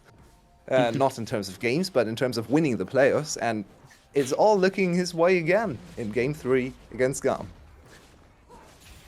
It's a little bit crazy, isn't it? How good this 𝘀𝗏𝗀𝗀 team is. Levi once again found this Twisted Fate ultimate, but he's going into the bottom side as they just want to lock them up. Oh no, 𝘁𝗏𝗀 just gets knocked away. No knock up. And now he's able to hop side to side, looking like a frog. 𝘁𝗏𝗏 needs to find a way out, does it well. B enters, the Magnet Storm lands. Levi with a boot across the team as the Galio ult does so much. The Inferno trigger is pulled, but it's immediately quenched. Can they actually do this? As, oh my word, 𝘀𝗏𝗏 is on full health, but he's got to contend with 𝘁𝗏𝗀. Throws out the stun, the shield bow is there, the cleanse is there, and GAM come out on top. And I spoke too early. GAM is not saying die quite yet. That's another skirmish, this time in their favor. And what amazing CC layering there to shut down 𝘁𝗏𝗏𝗀. He was trying to dance on the edges. But not quite able to do so. And in the end, GAM gets a few kills back under the belt. It's not going to be enough to really swing a huge amount in this game. But let's look at this chaotic team fight. 𝘀𝗏𝗏𝗀𝗏𝗏. I don't understand it. Like, Artemis is the only person in this team fight that can actually do a significant amount of damage. They were able to sneak B with this Magnet Storm onto the ADC, and it caused this problem where, again, the Inferno trigger gets pulled. Look at this insane ultimate that comes out from Ego. There's such a good setup to try to get this 𝘁𝗏𝗏𝗀𝗏 going inside of this fight, but they just take it a little bit too late because there's no response once the damage is down. 𝘀𝗏𝗏𝗀𝗏 is on a Twisted Fate. That champion is not designed to be a main carry. They just don't have enough there, and this is crazy because it's also GAM without their Gwen able to do enough damage in the earlier phase of the game. Eventually, the Gwen's going to have to be there to win a fight like this, but it's something to pay attention to, is Artemis's ability to stay alive and be this damage backbone in the 5-on-5 fight that 𝘀𝗏𝗀𝗀𝗀 is looking for. In that situation, Artemis lives instead of 𝘀𝗏𝗏𝗀𝗏 or instead of anybody else, and that is a absolutely one situation where all of a sudden 𝘀𝗏𝗀𝗀𝗀𝗀 just completely wins the map all together. And now they're still sitting on a pretty decent advantage. They grab the second Rift Herald. They're trying to push this more mid-game type advantage as best as possible. They got to get Artemis into a position where he can solo carry fights, because that's really the only chance you've got once the setup has been laid. That's a lot of honors on this champion that's very vulnerable to counterattack, right? He's 500 range. It's just like 𝘁𝗏𝗏𝗀𝗏𝗀, and the last time he tried to carry on 𝘁𝗏𝗏𝗀𝗏𝗀, he failed miserably. So we're not supposed to see Artemis fail in team fights. We're not used to it happening, but on the low range AD carries, it sometimes can. He's not quite as solid as on the Caitlyn and the EFL. He has all his mastery champions. But Samira, yes, he's 1-0 on the split, but only one game so far, so he still needs to show us his mastery. And stepping back into the Galio ulti is not the way to carry your team. Consistently, these pick-off tools are like able to be used in an efficient way. What is that TP? Just rejoining the team. I think they want a dragon yeah, fight. that makes sense. Yeah, it's for dragon. because they want to move up to Soul Point. It makes sense. 𝘁𝗏 a little bit caught out, but you don't really want to go in on the Alistair. Procs the Aftershock. On into the side. B goes. The Magnet Storm once again is so fantastic. B is really carrying this team right now as 𝘀𝗏𝗋 jumps up, slams down, doesn't find much, but it just doesn't matter when all of GAM can charge on board. Double kill for 𝘀𝗏𝗋. He goes 𝘀𝗶𝗵𝗏, he goes 𝘀𝗏𝗏𝗏. And he is doing absolutely lovely stuff here as GAM win another fight. They'll claim a dragon. It's a situation that they find themselves in where here GAM actually gets the better of the setup for the fight. They teleport, 𝘀𝗏𝗏 into the side, and they get 5-on-5 situation through the mid lane, work their way into river. And 𝘀𝗏𝗏 is looking to set up a massive flank. They've got 2 members situated behind them inside of the river, but they don't end up getting their pieces together fast enough. If you're able to connect that really quickly and get Artemis into a situation where all of a sudden these stacks come through, the ultimate gets pulled, this fight probably looks good, but it's got to come together much faster, and it wasn't there this time for 𝘀𝗏𝗏. They lost too much on the front end, and it meant that Artemis could never really jump in. A really unfortunate situation. Gives a 3rd dragon to the side of GAM. Yes, you've got a 1,000 gold lead, but it means nothing if you end up giving away the soul point and helping bridge this kind of scaling gap that might actually occur, if there even is one. Which with a 𝘁𝗏𝗏 with a 500 range with nothing else, there's just nowhere to go. And once again, we see this support matchup being crucial in the team fights and how team fights are going to start. Because this time around, the 𝘀𝗏 was not guarded against by 𝘁𝗏𝗏 because he had to push away 𝘀𝗏𝗏 instead. And then 𝘀𝗏 just used her first opportunity. She saw, oh, the headbutt is down from 𝘁𝗏𝗏. It's my time to shine. Insta engage from B on 2 targets you wouldn't expect him to engage on, right? 2 of them were the more tanky targets. But GAM knows how to communicate these kinds of target callings and just instantly collapse on Ego and kill him before he can strike back anything. Even 𝘁𝗏𝗏 probably didn't go off. 𝘀𝗏𝗏 is trying to make the rotation happen. GAM a little bit behind the play, so this should just be a free tower for 𝘀𝗏𝗏. Yeah, once again... Sorry. Yeah, go ahead. Well, I was just going to say, once again, 𝘀𝗏𝗏's macro really shining. They do manage to fight back and pick this up, but in the mid lane, they are going to crash a wave, deny a little bit more gold from 𝘀𝗏𝗏. Never mind, pun's there. He's a happy fish. I really wish we would have seen the Mundo in this game. I feel like Mundo could have done so much. I know it's not necessarily the same denial that you have into the likes of a 𝘀𝗏. You didn't really control that matchup, and I know 𝘁𝗀𝗏 has been comfort, but that Mundo has just looked so good for pun in the past. And in situations like this, where if you could throw a Mundo unscathed out of the laning phase into a fight like that, things get a lot more. They get a lot different. Like 𝘁𝗀𝗏 doesn't feel like a champion you can throw into 5 champions and come out on the other side with anything. But Mundo has been shown by pun to actually have exactly that type of capability. It's at least something to consider for future. I want to ask 𝘀𝗏𝗏, and I guess 𝘀𝗏𝗏, if you have an opinion on this as well. The collector selection for Artemis, I understand the ultimate is really effective in using that item, but I feel like you need the penetration. This is a beefy team they're standing into. I feel like this is a loss of damage that might be, it might just be a mistake. Yeah, I certainly agree with that. Looking at the enemy team, they're all melee, they all built some armor. There's already armor boots even on Levi, who doesn't really have the luxury to go for more armor items, so I certainly agree with that. It seems like an oversight from Artemis to tunnel vision on his prepared build, maybe, trying to get the power spike as quickly as possible, but now he might run into real damage issues, like 1 or 2 items down the line. At this point, I think it's fine. So if they are able to funnel some gold into him in the next 5-6 minutes, I think it can work out in their favor. But if they fail to make a fight happen and they just go into 3-item, 4-item territory without hard penetration, then it's going to be a real issue.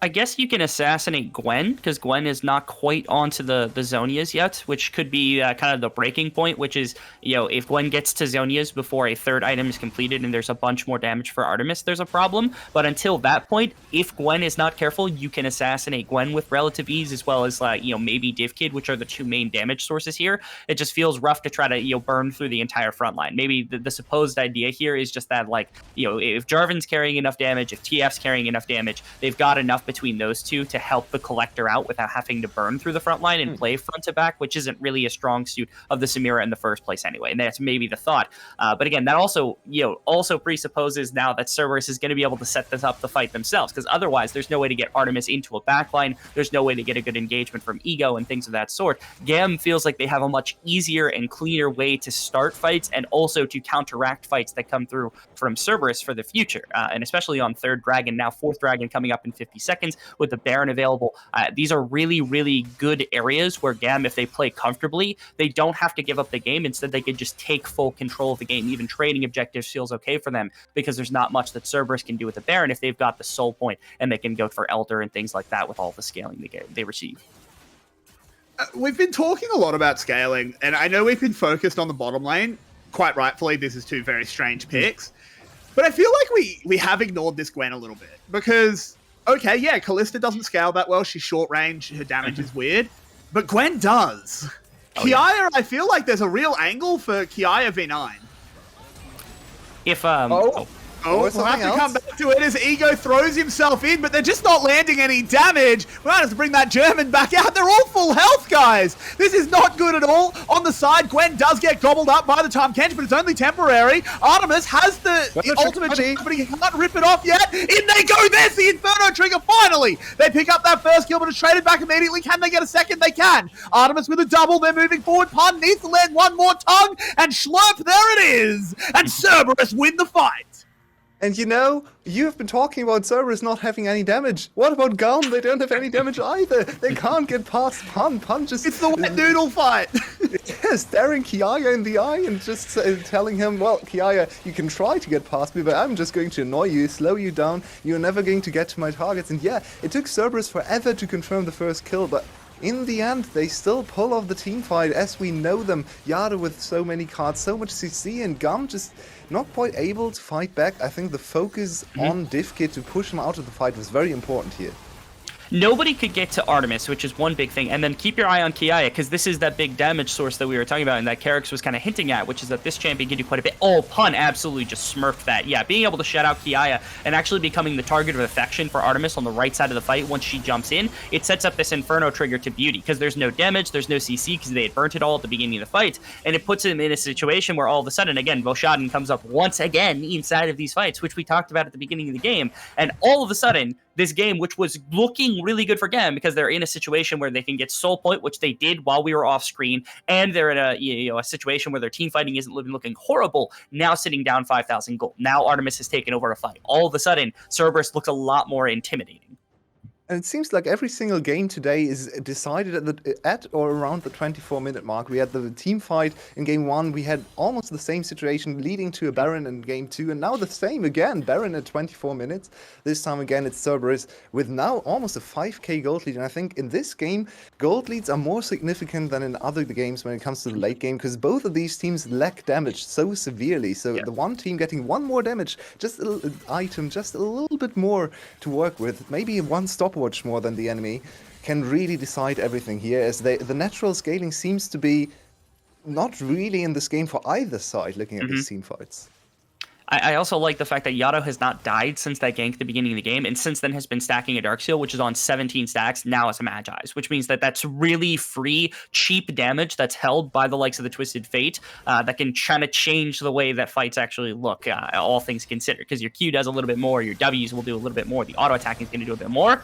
Into the backside, 𝘁𝗏 goes, he brings in his best friend, 𝘁𝗏 as well, and 𝘁𝗏's in a lot of trouble. He's got the Unbreakable, but breakable, I think he is. B surfs forward, lands the Magnet Storm, and once again, the damage takes a long time, but once it's there, it does a lot. As Yado has to flash away, he's being borne down on by 𝘁𝗏. Pun, he's a big tanky boy though. 𝘁𝗻, full health. Could still do something in this fight, but it's a 4v5. Cerberus looking to evacuate, but they're not going to let them as 𝘁𝗃 goes forward. 𝘁𝗻 has to flash. Can he charge up the Devil Trigger? One more. There it is. The Infernal Trigger is charged on up. In he goes. He gets the whirl. He gets the dashes. He gets the kills. And he's got a Quadra. And that is 𝘁𝗻. That is your MVP.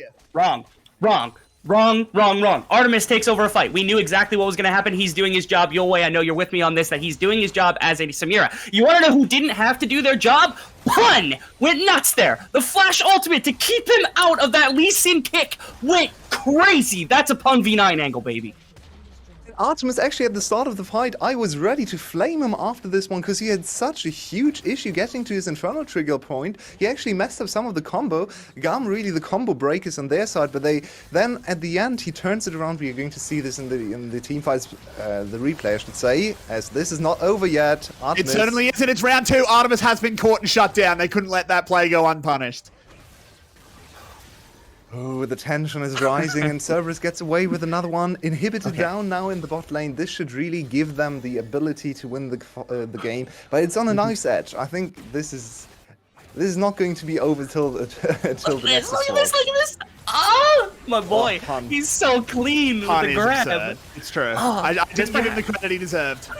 No, yeah, I mean, that's not mistaken. It's really hard to miss that because it was out of nowhere, and you don't expect a 𝘁𝗀𝗃 mechanical outplay by any standard whatsoever during the course of a fight like this. And look, you're right. How long did it take Artemis to stack this? It took so long. He loses the stacks now.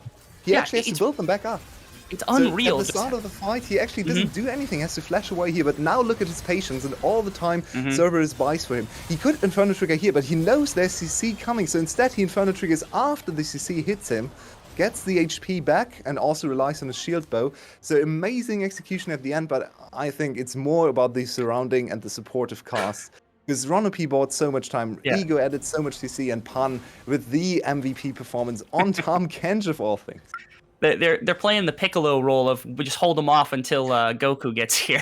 That's what Artemis is supposed to be doing right now. Is he's playing the role of Goku, just trying to stack up to the best of ability, go Super Saiyan, and pop off during the course of a fight. And it's getting easier and easier, especially now. I mean, you're right on the brim of Infinity Edge being done, and at that point, Artemis probably starts doing enough damage to chip off chunks of health off the front line as they're walking in. All of a sudden, you don't have to wait for a full stack. You don't have to wait 15 seconds for a fight to develop, where your Inferno Trigger is going to go off. All of a sudden, the 𝘁𝗎𝗓 is actually going to start popping off without needing anything else altogether.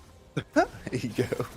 Okay, he was just passing by. Also, very important to point out, we kind of that his item build wasn't optimal. He adapted his item build. Now he does have a little bit of the penetration under his belt as well. Yeah, it's LDR build up. So the item combination is not the greatest. You never want to have LDR and the collector, but it's better than not building LDR at all. And this champion doesn't need attack speed because Q is basically another auto attack. So it's actually a little bit more forgiving. Usually you would like to have maybe another Bloodthirster to be even tankier and even better from behind in team fights, but he had to make this adaptation.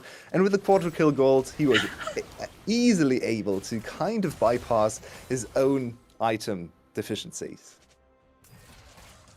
GA is also something to consider for future fights, just because, again, if Artemis can kind of go a little bit more aggressive on that front, like initial engagement, without having to worry about costing his team the entire fight, it also means that there's like back-ended damage where, again, 𝘂TO is on a 25 stack or 24 stack Magi, my apologies, with a 𝘁𝗆𝗋 as well. So those auto attacks actually do a pretty significant chunk, especially into a team that is built literally zero magic resist. They've got Chem Tank. I think that's it. And other than, I guess Mercred's also on 𝘁𝗁𝗏, but that's literally it for magic resist. So it's effectively a good chunk of damage that's now coming out of 𝘂TO as well. That's not going to be insignificant over the course of the fight, which is important to point out that there's a bit more supplemental damage there than probably would be in a normal game, because it has been a bit more aggressive build from 𝘂TO because he's not feeling any pressure. I mean, if the 100% of the focus is on Artemis from both teams in terms of builds and in terms of team fights, 𝘂TO just gets to sit there and auto attack away.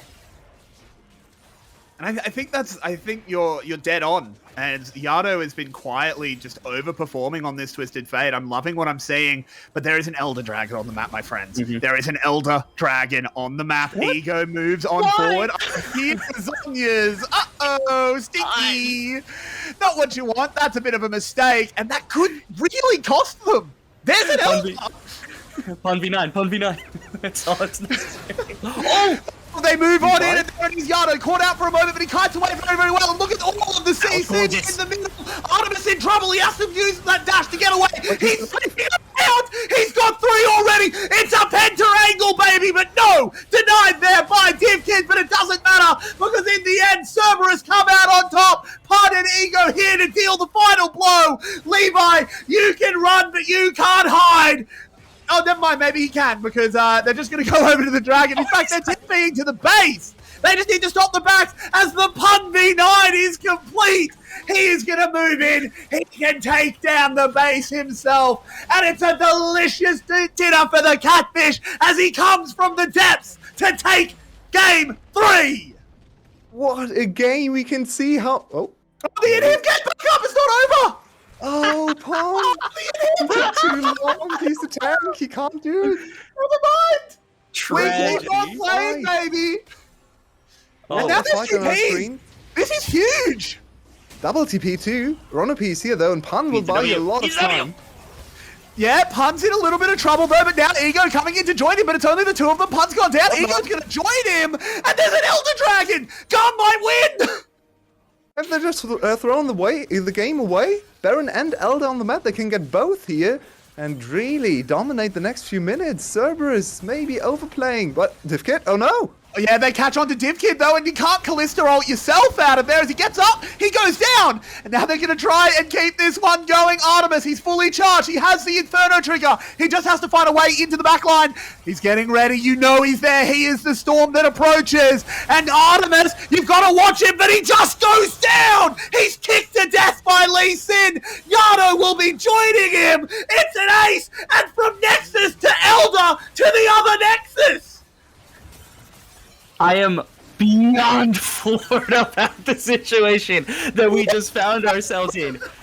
The commitment to the base from Pun, we thought was going to end up winning the game altogether just on its own right, but the inhibitor coming back up actually was big brain to be able to walk out and try to escape before the time had come.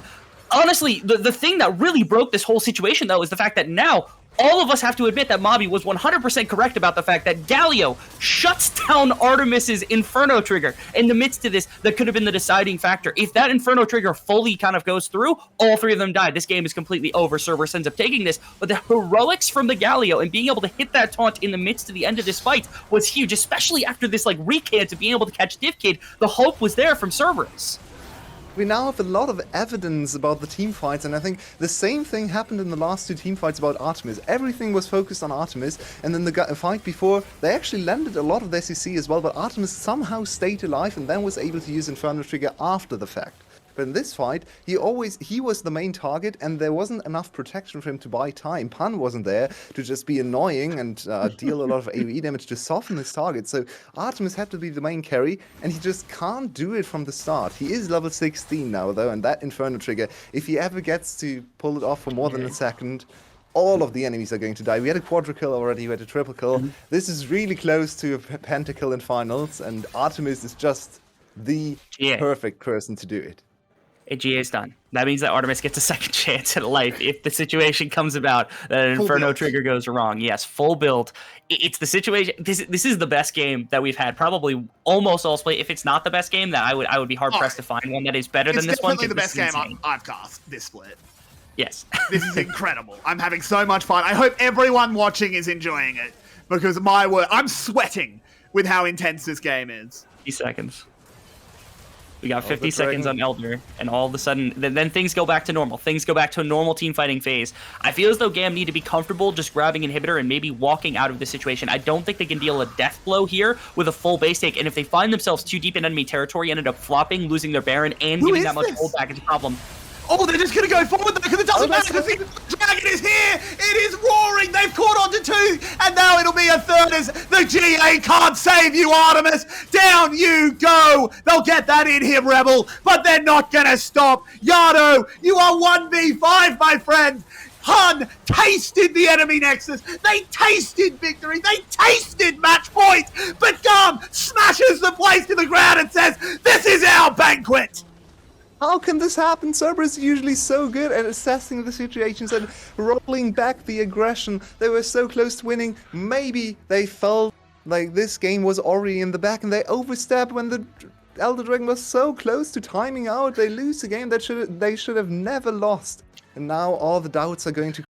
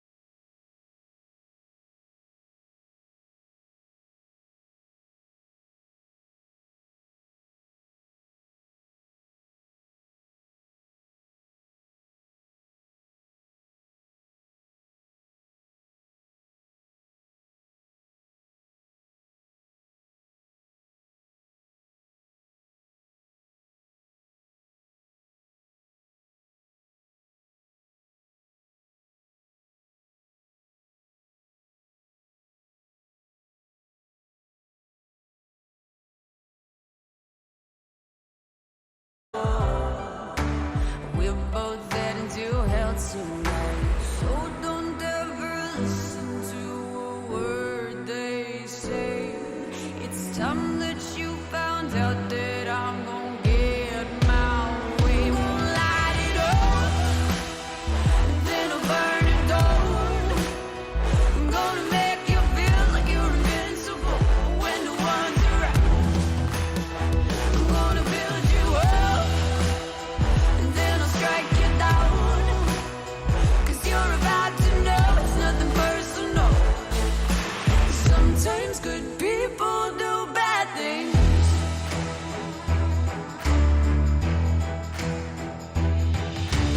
I have always tried to be nice.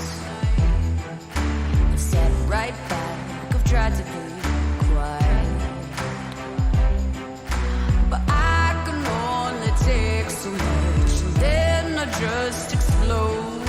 To feel it building inside me, I just need to let go. So don't ever listen to a word they say. It's time that you found out that I'm gonna get my way. Okay, I'm gonna light it up, then I'll burn it down.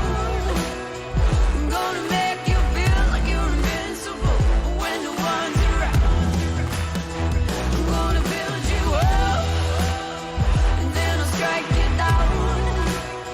'Cause you're about to know it's nothing personal. Sometimes good people do bad things.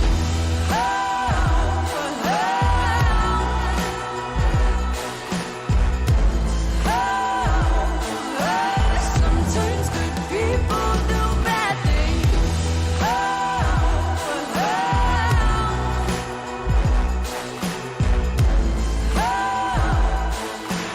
Sometimes good people do bad things.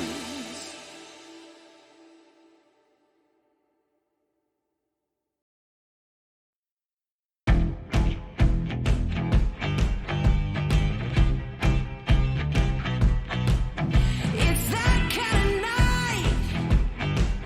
I'm dancing with the devil. Dancing with the devil. I love starting a fight. You better hide, I am Jekyll. This place is never gonna last that long if I'm around. Light a fire, it's burning. I'm burning, burning, burning it to the ground. You're watching me, you know I love a crowd. You better run, run, run before I take you. After the most incredible Game 3, we are now here at a 2-1 lead for GAM. Just one game away to get another title under the belt. 2 titles in 1 year. They haven't actually done that in quite some time. So confirming the 2021 year for themselves. 𝘀cie𝗰𝗶𝗹𝘀, welcome back to the desk. What Hello. was that? Please make sense of it. I have no idea what I just saw on my screen.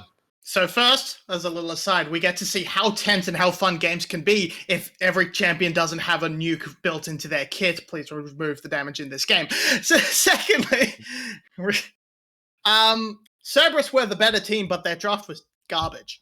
That's all I have to say. Artemis had to overperform, Pun had to overperform for them to win these big team fights. And we saw Samira get to pop off, but it was because of just overwork from the side of Cerberus. It didn't have easy access.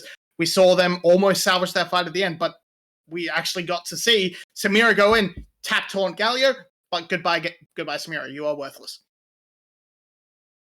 I mean, we call it in the draft, right? Easy GAM win, and that's basically what happened right there, right? I mean, all jokes aside, Cerberus, yeah, as Barbie said, also really playing very much better than GAM, I would say, but being so much handicapped by their own draft, it was so hard to execute, and at the end of the day, not good enough on them, despite the quarter kill by Artemis, despite some item build decisions that we may or may not criticize very much lot here, and just gotta say, for the side of GAM, they didn't fall behind too much in the gold department. They also got the soul, which didn't end up mattering very much, if I'm completely honest.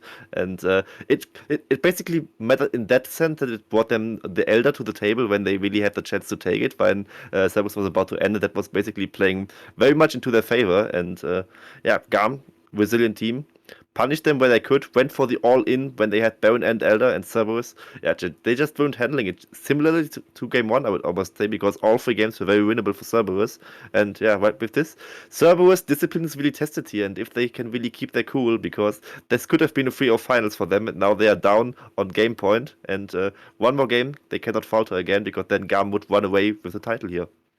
Exactly. GAM is on the verge of winning another final, which is just astonishing if you look at the games, but the Nexus fell for them, in favor of them, I should say. So how can GAM confirm the last game? They've had struggles in the games, as 𝘀cie just pointed out. All of them looked pretty Cerberus favored. They had an amazing early game here, but then Cerberus struck back more than sufficiently. So 𝘀𝗶𝗶𝗋, what does GAM have to adapt in draft, maybe, or maybe just on the Rift in their gameplay to walk away with this final relatively comfortably in game number 4? I don't know. I think we need to see a little bit more. Again, a bit of agency coming out of 𝘁𝗏 as well. The 𝗁𝗏 was good. They got off to a fairly comfortable start, but it is again this mid game, which is not really something you can sort of clean up in draft.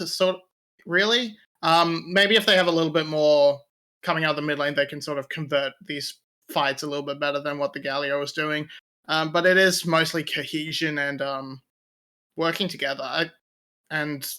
Just mid-game team fighting and decision making. Because I think if we had seen the 𝗁𝗏 come out instead of the Lee Sin, it might have worked together because you have that secondary engage, not just 𝘁𝗏 working really hard. A secondary solid, consistent engage rather than a Lee Sin kick. But so Levi on better engage, I guess, helps your consistency. And 𝘀cie, I want to ask you about the ADCs we're seeing in this particular series, where it looked for a long time in 11.23 that we were getting rid of all the short-ranged ADCs. We only saw long-range Jinx, Aphelios, Caitlyn, of course, but Caitlyn is banned all the time. Jinx isn't even touched here. So which of the two teams is first going to budge and actually go back to what seems to be the stronger meta, but not really the meta in this draft? I'm really hesitant on calling anything like that because, first of all, I want to see maybe GAM on the blue side, but now I just in this mode, as I said, I get not really rewarded with my hope there. And what we now will see is Cerberus likely again not really changing up the ground principles of the draft approach from game 1 and 2. I would hope so. And maybe with Artemis, they might just favor these weird oddball picks a little bit more. And they have 𝘁𝗏 back in for GAM, so I think they likely do not even touch that Caitlyn to Jinx style very much anyway, and just go for either the Kalista or go for the Tristana and be happy with that. So I assume that maybe this series in particular will not have the traditional AD carry meta at all, just because Artemis wants to play his oddball picks and throw a wrench into the gear that GAM has. And so far, it kind of worked out. It just didn't. Cerberus kind of just didn't reward themselves very much for it, because the bot lanes in general have been going fine for them, aside from the Samira early game this time, but that was kind of expected against the Kalista lane. Yeah, and we're once again seeing the Twisted Fate come out, and while it looks 𝘁𝗏 was performing on it admirably, I feel like not having that secondary carry really hurts Cerberus. If they go into the Jinx, the much more standard AD carry, instead of the Screwball Samira, that can work. You want that hyper carry to make up that lacking damage. Having Ego and Viego could also provide that as well, so that opens up that gives you a little bit more flexibility, but I don't think this is working out very well. I think they're shying away from Jinx because of this Thresh ban, but it feels weird. Like, you can pair it alongside quite a lot of other AD carries and do just fine. Supports and do just fine. And if you're gonna pick a Tahm-Kench, if that's on the table, you can just run that as your defensive option. So can I put one champion out there that we haven't seen? I think it's time for Vayne. With all these high HP targets, She has a Faster. dodge as well to get away from Rel. I think 𝘀𝗀 could be the answer here for Cerberus. Just push her on the outskirts of the fight and just let her go target by target. Kill the Galio, kill the Rel, and then go to the more priority targets. I want to see the Artemis 𝘀𝗀 again. Yeah, and if you swing it that high single target damage into 𝘂ego, reset City, boys. Yes, I want to see the 𝘀𝗀 as well, but not against the Tristana, to be honest. So I think that you would really have a rough lane there. So maybe in this matchup, what you really should go for is maybe a Lucian, but even that without the enchanters, I'm not really that convinced by. So maybe it's another oddball pick, maybe the Twitch, or maybe Kalista for him. He really has to go deep into his pocket there to find a very strong pick. Yeah, I don't want to see him on anything that doesn't have a lot of agency either. I think the 𝘂𝑒go for ego is a little bit of a pick, by the way. Could just fall behind very much in the early game, and yeah, maybe I'm just the inferior analyst and the 𝘀𝗀 gets locked in. I'm very worried for the bot lane this time, but usually, I mean, we saw it last game as well, they kind of stabilized out of that anyway and wasn't really a big issue, and the 𝘀𝗀, of course, is a great champion against the Well, against the Galio, and against the Lee Sin as well. There we Got go. it. There you go. You're bringing it out, and in China, 𝘀𝗰𝗶𝗹𝗀, it's actually been a fairly high play rate ADC as well. So this champion definitely a strong option. Provides that hyper carry damage to make up for the Twisted Fate in the mid lane. It's exactly what the Doctor ordered. And I think in this composition, especially, the 𝘀𝗀 will work wonders compared to what the Samira was struggling with in the last game. Samira just put auto attack after Q after auto attack into the front line, nothing ever happened. If 𝘀𝗀 does the same, the front line just dies. Like, 𝘀𝗀's damage is enough to just break through any champion on the other side. The only thing that I would be worried about is Artemis would be 𝘂𝗀. Because, yeah, Gwen is hard to deal with, but the rest of the champions, pretty easy for 𝘀𝗀 to really run away with the game. It's what Pun was, baby. Pun can just eat the 𝘂𝗀 again. He's happy. He's got the exact same thing. So I think Cerberus have patched a massive hole in their last draft. So carry it on, boys. I think they've got it. I don't really like the draft from Cerberus in general. I would have still preferred maybe the Jarvan instead of the 𝘂𝑒go, but their another damage source would maybe not be a bad look for 𝘂𝑒go this time. I'm still very confident though that they have the execution down this time a little bit easier, because last game, even with the worst draft, they pretty much outplayed GAM completely in the mid game, even after a very rough early game. Though I think Cerberus takes us to game 5 here. So both of my analysts still unwavering faith in Cerberus, both of them predicting them here. This looks very similar to the last game. If this is any indication of how the game is going to go, I am beyond hyped to welcome 𝘁𝗋𝗋 and Rebel back to the mic. The last game was incredible, and this looks all too similar in terms of setup, so we're in for another show. In preparation, I've had to take my suit off. It's too hot here. Those games were too hot. I was dripping with sweat by the end of game 3. If game 4 is anything like that, you're going to need to call in 𝘀𝗀cie cereal, because I'm going to be dead. I thought he died yesterday because 𝘀𝗀cie got reverse swept, and then Yeah, 𝘂𝗋𝗋. he wasn't. It's true. We did have him annihilated. Yeah, Apparently. a picture with 𝘂𝗋𝗋. I cannot believe. I mean, I can believe it, but I love it. To save your season, you've had a 13-1 split. You've had this ridiculous run. You're in the finals, but you're down. The enemy team has match point. You pick 𝘀𝗀. Artemis, I love you. It's the true 𝘀𝗀cie story, and I made the comparison yesterday, in semifinals, I should say, with the 𝘁𝗏 play under tower. But he really is the VCS 𝘀𝗀cie, and 𝘀𝗀 has always been his specialty. He played last season even, into GAM, I believe, and our team fought them with it. I was waiting for it to come back, because it's such a strong pick, even on 𝗯𝗿𝗺𝗃. It's still the highest win rate ADC, with almost 54%, I believe, so very, very hyped to see him perform on this one. I really badly want to see at least a game 5, just because number one, that essentially locks in Cerberus to win, because GAM has never won a game 5. not taking shots, but definitely the case. On the other side, also though, it feels like 𝘀RTMIS has been in this position all season to become the main character of the VCS over top of 𝘁𝘁, and not winning here in the finals would keep it there for basically an entire extra year until we see effectively who goes to MSI, who gets to go to finals, things like that, when it comes to international events. And so it feels like 𝘀RTMIS has been right on the verge of being able to take that away from 𝘁𝘁, hasn't been able to do it yet, and if they lose here in the finals, it's another split that's going to come through. Not to say there's anything wrong with 𝘁𝘁, more so that 𝘀RTMIS wants to take that role. It wants to be the face of the VCS, and the only way that happens is if they are able to actually pull out the win here inside of the finals. So he's willing to go the distance with this Vayne pick to be able to take things over. And yeah, I definitely respect all the storylines about 𝘀RTMIS and Ego as well as the two challenges to maybe 𝘁𝘁's throne. But honestly, looking at the map so far and what I can see with my eyes, I have been blown away by 𝘀RTMIS' performance. I thought he might come in once again a little bit nervous as the first clash of the game is approaching quickly. Oh, it's actually really lucky that Ego gets that, because knowing Ego, if he loses that smite fight, he tilts out of the game. Oh, Teleport coming in. Whoa. It is 𝘀𝗶𝗶. He's just going to walk back to mid lane. I'm not a huge fan of that. He's going to lose a couple minions.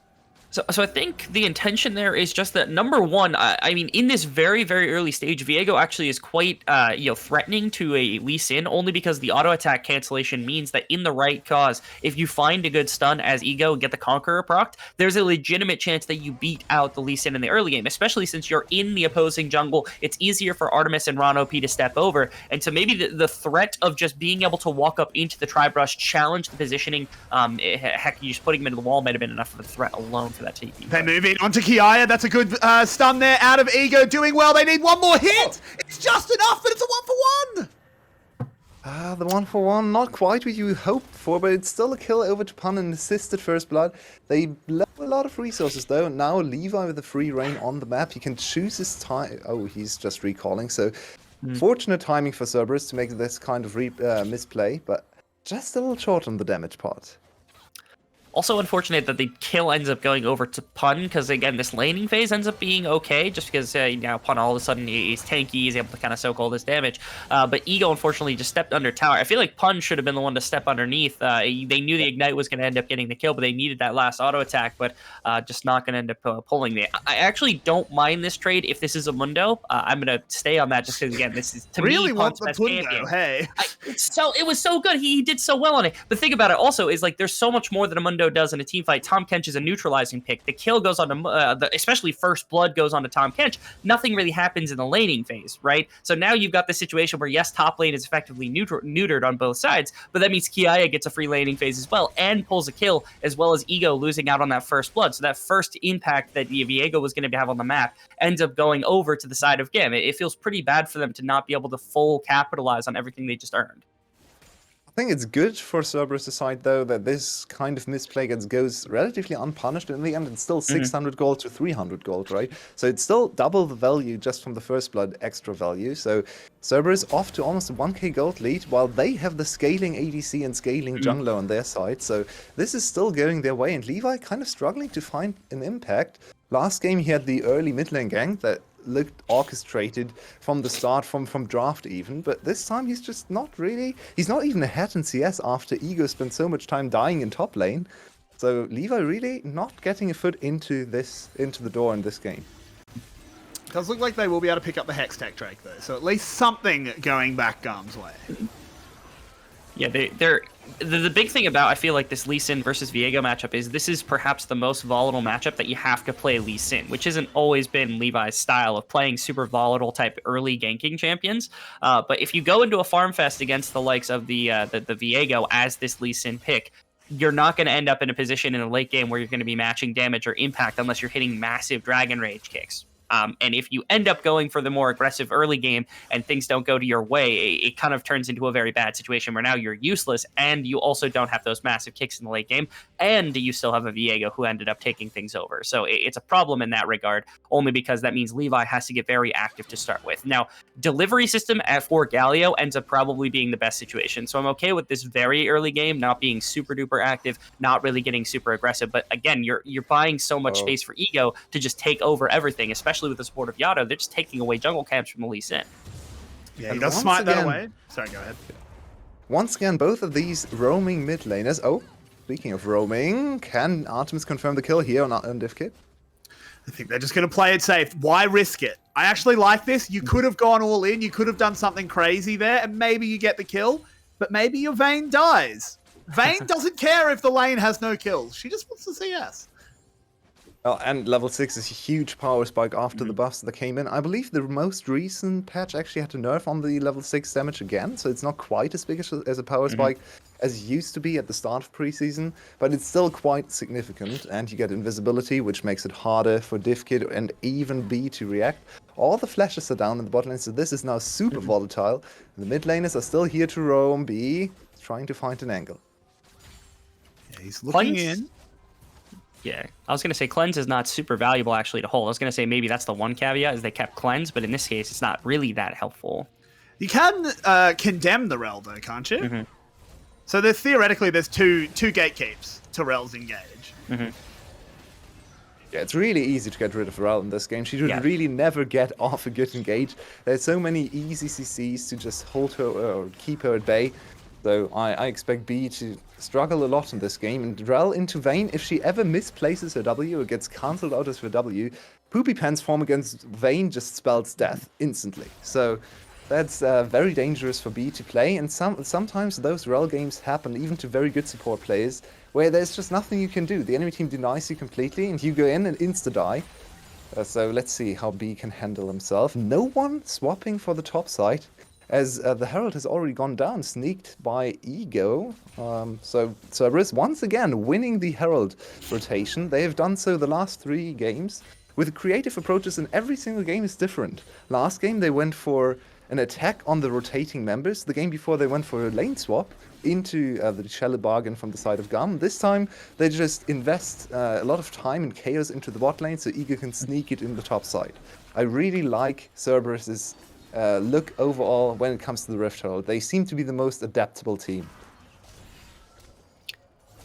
Like we're actually in a pretty fun position potentially to run into a game that ends up in hyper late. It is 1,500 gold lead. Yes, they've got the Rift Herald to expand in the beginning parts. 𝘀𝗀𝗀𝗀𝗀, he's chucked under tower. Doesn't actually have aggro, though. He's ignited, but Pun doesn't have the mobility to catch onto him.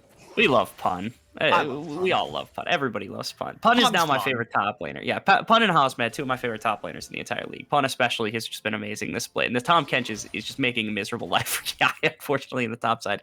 But I think late game, talking about the way the T-fights actually turn out, I have a lot of respect for what a Galio and a combination of that with Rel is going to be able to do into Cerberus's composition. I think the setup for a fight is a lot easier, but I think the damage and being able to put out damage as the Viego and the Vayne is going to be a lot easier for the side of Cerberus. We get into a really interesting conflict of how clean is GAM's engagement in the late stages if nothing else breaks. Because right now I'm assuming that nothing is going to break. There's not going to be a massive advantage. It's 1,500 for Cerberus. I don't expect them to be able to super hard push this to start with. Their composition doesn't really beget that kind of aggression to begin the game, and so I'm expecting this to maintain for a fair amount of time. They're going to yield what they can, they're going to take what they can, and this might lead to like 20 minutes with a very limited number of kills, just trading back and forth objectives the way that like the 𝘀𝘀𝗀𝗀𝗀 does oftentimes with some of their teams, especially the boring ones.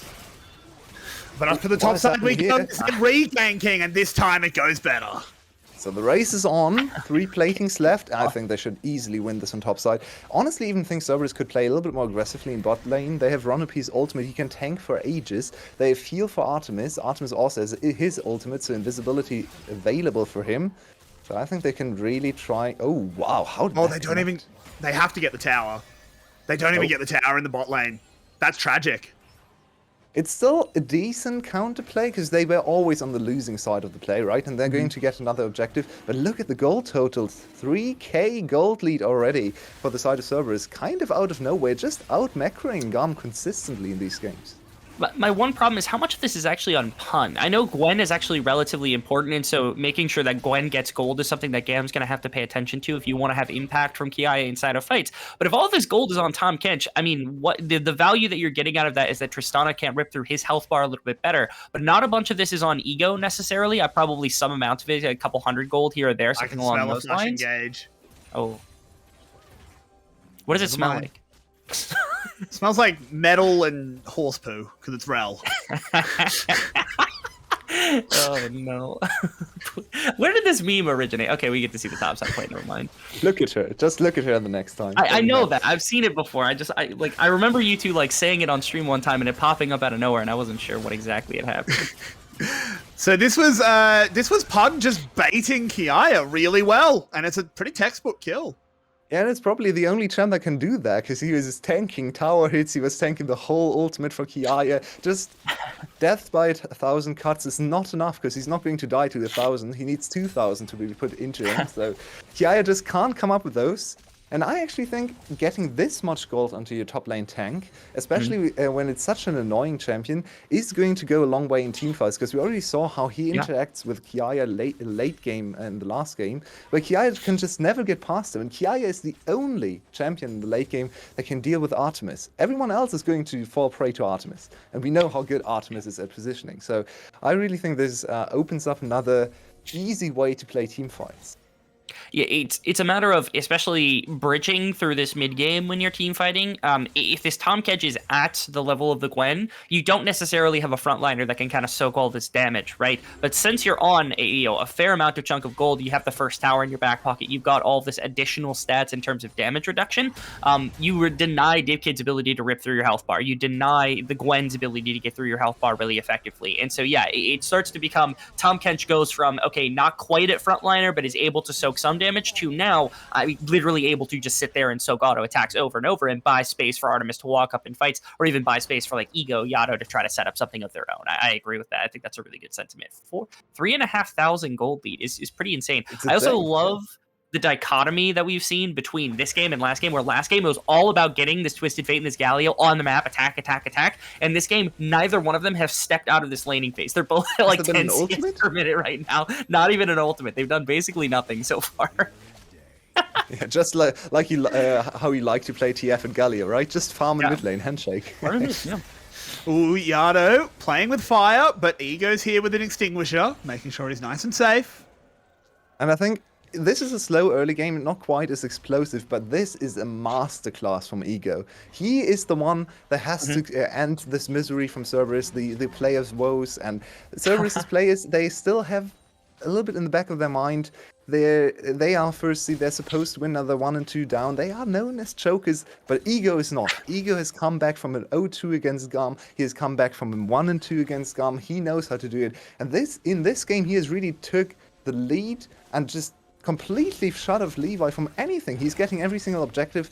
Okay, apart from the dragons, fair enough. But everything else is going 𝘂𝗀's way. He's up in farm, he's up in pressure in top lane. He has basically run the show for Cerberus alone. And all the 3k gold lead is due to 𝘂𝗀 outperforming Levi. It's been great to see somebody finally challenge Levi, right? Like a year and a half ago when I first started here, I just remember Levi being far and away the most dominant jungler by a significant portion. And then 𝘂𝗀 came along and all of a sudden we're like, oh, wow, somebody actually tested. And then, 2021, the early or late 2020 happened and 𝘂𝗀 was gone. And it was like, okay, Levi's just back to being the most dominant jungler in the entire world yet again, or at least inside of VCS. And recently, this year specifically, but also this split, we've seen so many people step up to the plate and actually be able to contend, not necessarily with the full title, but at least show things. Killer Queen showed up in pretty decent fashion. 𝘂𝗀's been amazing over the course of the splits.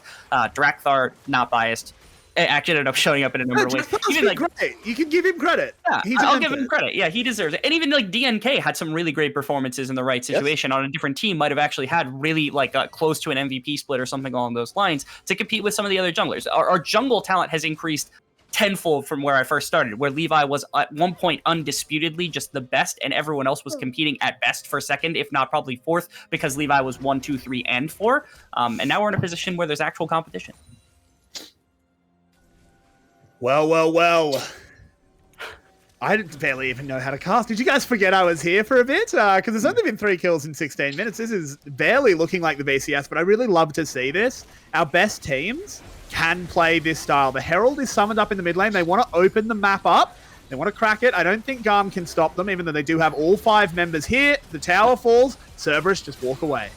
Should be an easy dragon as well. GAM just GAM look flustered want to behind make. the plate. I think GAM wants to make something of this net. Oh, I think Cerberus do too as they move in. They do land the stun onto the 𝘀𝗷𝗀. That's an excellent CC train. That's an immediate reset for the 𝘂𝗀𝗀 as well. B going low. The Twisted Fate ultimate will guarantee that one. And GAM, as you said, they look flustered. They look out of sorts, and two of them look dead.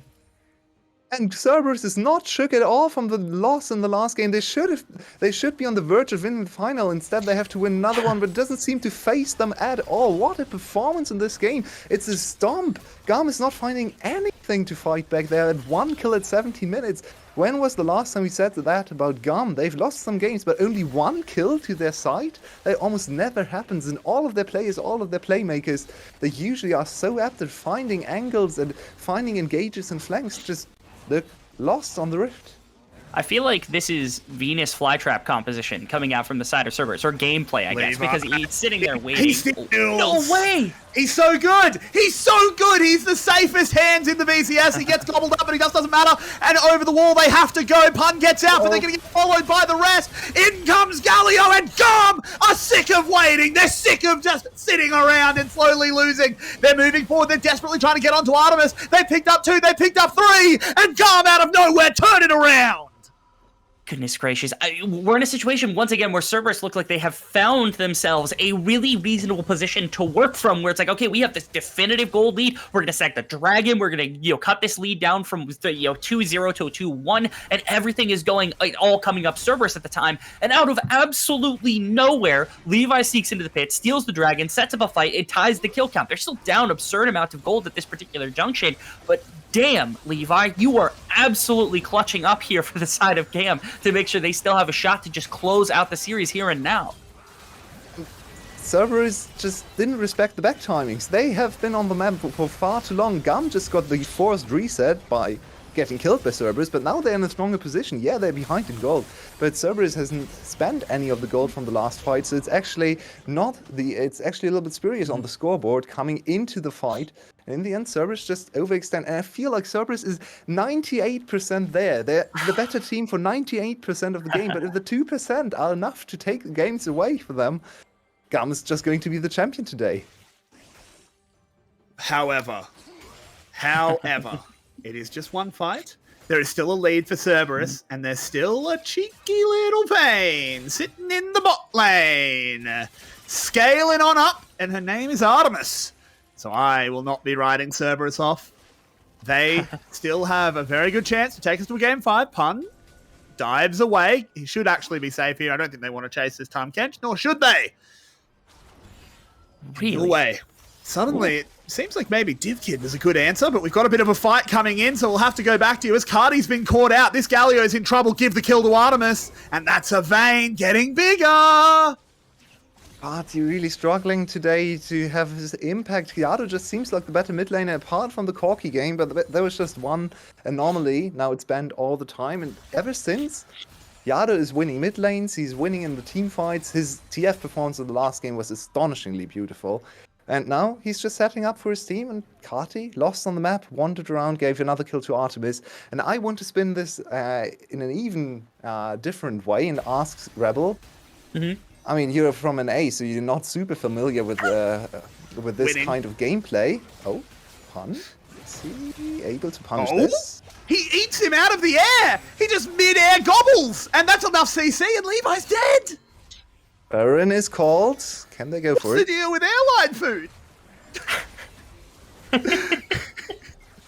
You're about to say, you're about to say something about how I'm not accustomed to this kind of gameplay. Well, what I just watched was a jungler get caught out in the opposing jungle and just get assassinated, and it leads to a Baron because there's nobody here to contest and there's no way for a team fight to get set up. This is textbook NA. The only thing we're missing is a Jace who's down 4 kills or something like that. There's actually TPs in here. There's the final hour. 𝘁artemis is moving forward, targeting B at the moment. The Magnet Storm does not catch the and you can't let him do this. He's picked up one. Can he get another? It's going to be Pun taking it away, but it doesn't matter because Cerberus get them both. They'll move back to the Baron once more. Levi is... Never mind, they catch on to 𝘀𝗃𝗃! And this is just kills to Cerberus. We have an analyst...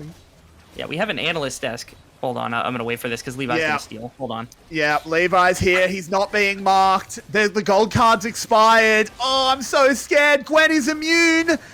Taking it down slow. 𝘀𝗀 doesn't have his smite up yet as well. They need to play this so carefully. It's about to come up. They move over, just trying to mark him. Levi wants to stay near the pit. Watching the smite timer, and Levi falls. The miracle has been denied. You're a day late for Christmas, and that is 𝘀𝗶𝗏 picking up Baron. Artemis is not ready to give up his title. He's here to play. Amazing Vayne performance. And once again, 𝘀𝗏 in team fights. They're just the better team. And how are they 1 and 2 down? Don't ask me. But they show it every single team fight where they don't overstep. They are just... And look at Artemis's movement around BC. Oh, that combo was just exquisite. This is also all off the back of the fact that Levi got picked in the other jungle. So they put 4 members here ready to teamfight, but they don't all full engage at the same time. And this allows for Artemis to focus down one person at a time. This is called stormtroopering, where it's one person walks into a fight at a time and just gets assassinated. And this time, you're doing it into a Vayne, which is the most criminal way to do that kind of thing. Once again, Rakan here, just like... putting together his devilish little wings, grinning at this because of how criminal this intent is. They do a fantastic job also Pun catching out Levi before he's able to get into the pit or actually cause any sort of disruption to get in. And also just stalling for time, making sure that the smite was going to be back up so that 𝘀𝗀 doesn't lose another 50-50 fight and potentially get GAM back into this one. This was much cleaner from 𝘀𝗏 being able to take full advantage of their composition. And I actually wanted to talk about side lane potential, but I think I can throw that out the window because now they just have to walk in their waves. But I was looking at the Vayne at the accelerated, at the TF and the accelerated TK and thought, okay, maybe it's a side lane angle, but now they can just team fight forever, and 𝘀𝗏 is the one to get caught. That's fine. It is the Twisted Fate ultimate giving them full information at the moment, but the siege is in and the engage is there. That's a good start, but it doesn't matter because Artemis is going to turn it around. He is unmolested in the backside. The final hour has been called and the crossbow rings out. Firing more and more. 𝘀𝗀 doing a lot of damage. Taking a lot of damage, I should say. My mistake. They do hold them back for now. The wave was cleared, but another one enters the fray. 𝘀𝗏 continues to bear on down. They lost 𝘀𝗀, but they did not lose their spirit. It's such a difficult situation to find yourself in if you're on the side of GAM. You can see that Levi finds an okay kind of entrance for the Galio to come in, but B can't find the angle to join them. So it's just the two of them that walk in, and Levi dies almost immediately before the Galio ultimate even procs. And this leads to a situation in which, again, Artemis just gets to deal with stormtroopering members of the opposite team. You can see the attempted kick onto, I think it was Ron P or 𝘀𝗀, attempting to get the pick off onto the 𝘀𝗀 as best as possible. Doesn't even come to fruition before 𝘁𝗏 ends up landing. And again, Artemis goes completely untouched to begin this fight. Were it not for the amazing buster shot from 𝘀𝗀, the fear was there that the wave would get shoved and they might be able to get the tower. Thankfully, being able to deny that, they were able to at least keep their bottom inhibitor up and available to themselves. But 𝘀𝗏, again, taking advantage of the lack of just pure engagement coming out from GAM all at once. This is exactly why I called out the Vayne and draft, not only because I love the champion or watch the champion and Artemis especially on the Vayne, but also because in the last game we already saw this almost exact same composition from GAM coming in and trying to pile on top of Artemis, and Artemis was doing well dodging, not quite everything, but now on Vayne he can actually just put auto attacks into the front line and they can't live for even a second, because it's Vayne. It's the best champion in the game to deal with frontline, so this is the perfect adaptation of 𝘀𝗏's ability to do so. Pun has the most gold on his team. He's a big fish. He's a big boy. He's very full. He's the demon of gluttony. It makes sense. 𝘀𝗀 having a bit of a spam dance. Be careful, mate. You've still got another game to play after this one, if you can close it out, because they could have closed out Game 3 as well. But here we are. Your way. This is a tense one. We have two teams here. One of them has never won a playoff series until 4 days ago. That's 𝘀𝗏 on their side. They have failed so many times in the playoffs. And then on the other side, GAM has lost every single final when it went to the best of 5 stage against 𝘀𝗏 2 times in a row in 2020. They've only ever won a single best of Game 5, and that wasn't in a final. So GAM as a team has really not been the greatest at closing out the series. Usually they're great front runners, but more so for 3-0s. 3-2s, not their comfort territory. And in the last 2 games, we've seen so much the evidence pointing towards the 𝘀𝗏's victory. Honestly, in all 4 games so far, with the most dominant for GAM actually being the very first one. So right now, everything is looking 𝘀𝗏's. And it seems like we are going to have a new champion in the VCS. Oh, that's a big call your way. There's a long way to go. As 𝘀cie will pick up the kill onto 𝘀𝘀 though. That's the ADC gone. He's doing a lot of damage with the stolen abilities as well, as 𝘁𝗏 just about limps away. But 𝘁𝗏mise is online. Game 4. It's looking very, very Cerberus favored. That much I can agree on. Goodness gracious! Also, these dragon pulls, the soul point dragons have been horrible for GAM. Like last game's Cloud Soul was okay because they have the Gwen. This game, it's not as impactful just because Gwen isn't as crucial to the composition. But they could have been pulling either of the two new Drakes. But unfortunately, we're not on 2-3. We're on 2-4, where that percentage is much lower. So they're pulling these mystical, magical kind of Hail Mary type dragon souls that might be able to dig them out of a hole like this.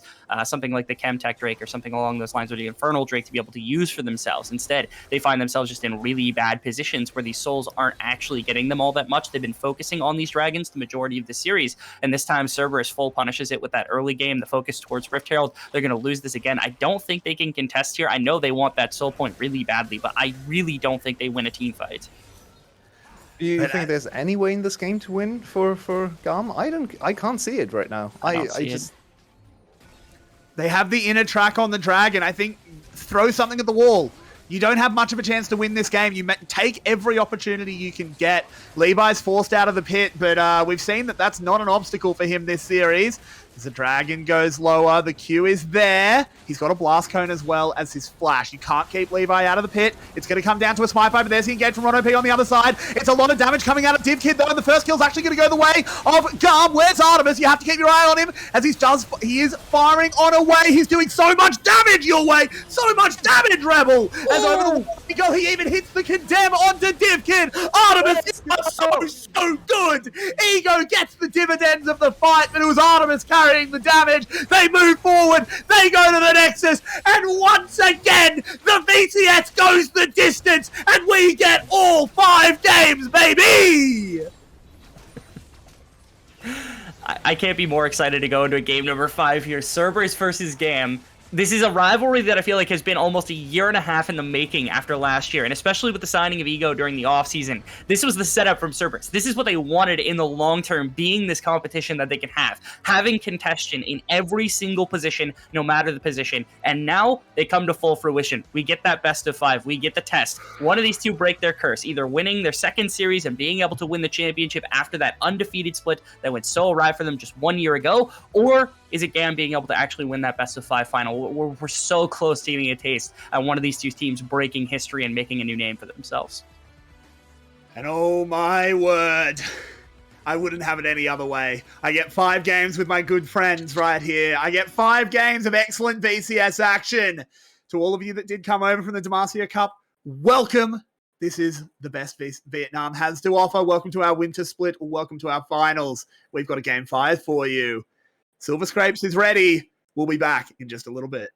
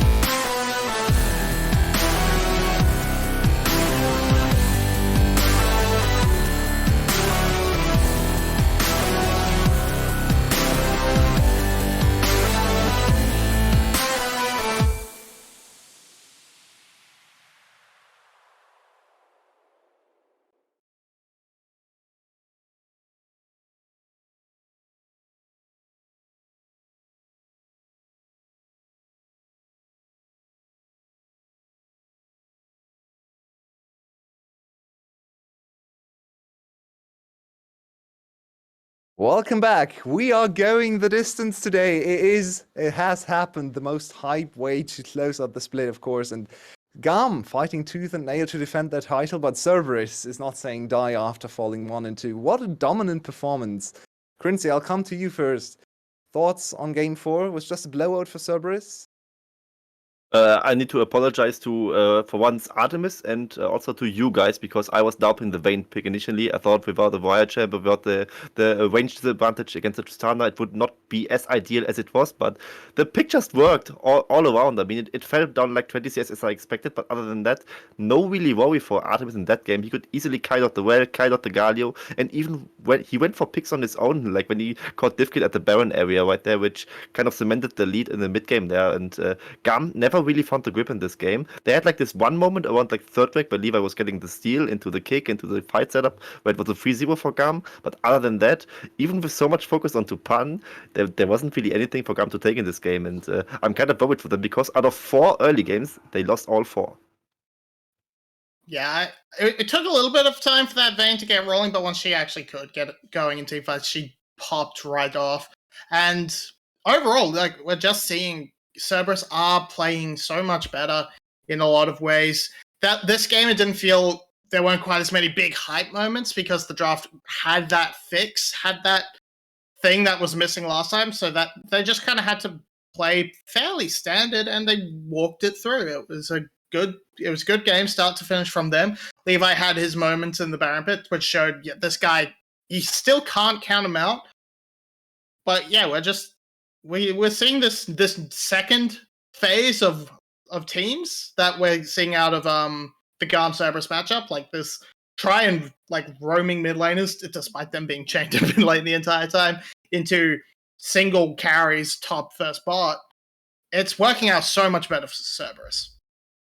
I want to direct your attention to the kill count right now, because in the early game, this was by far the slowest early game we've had, with only one for one, I believe, from the top lane dive, and then nothing happened for 10 minutes onwards.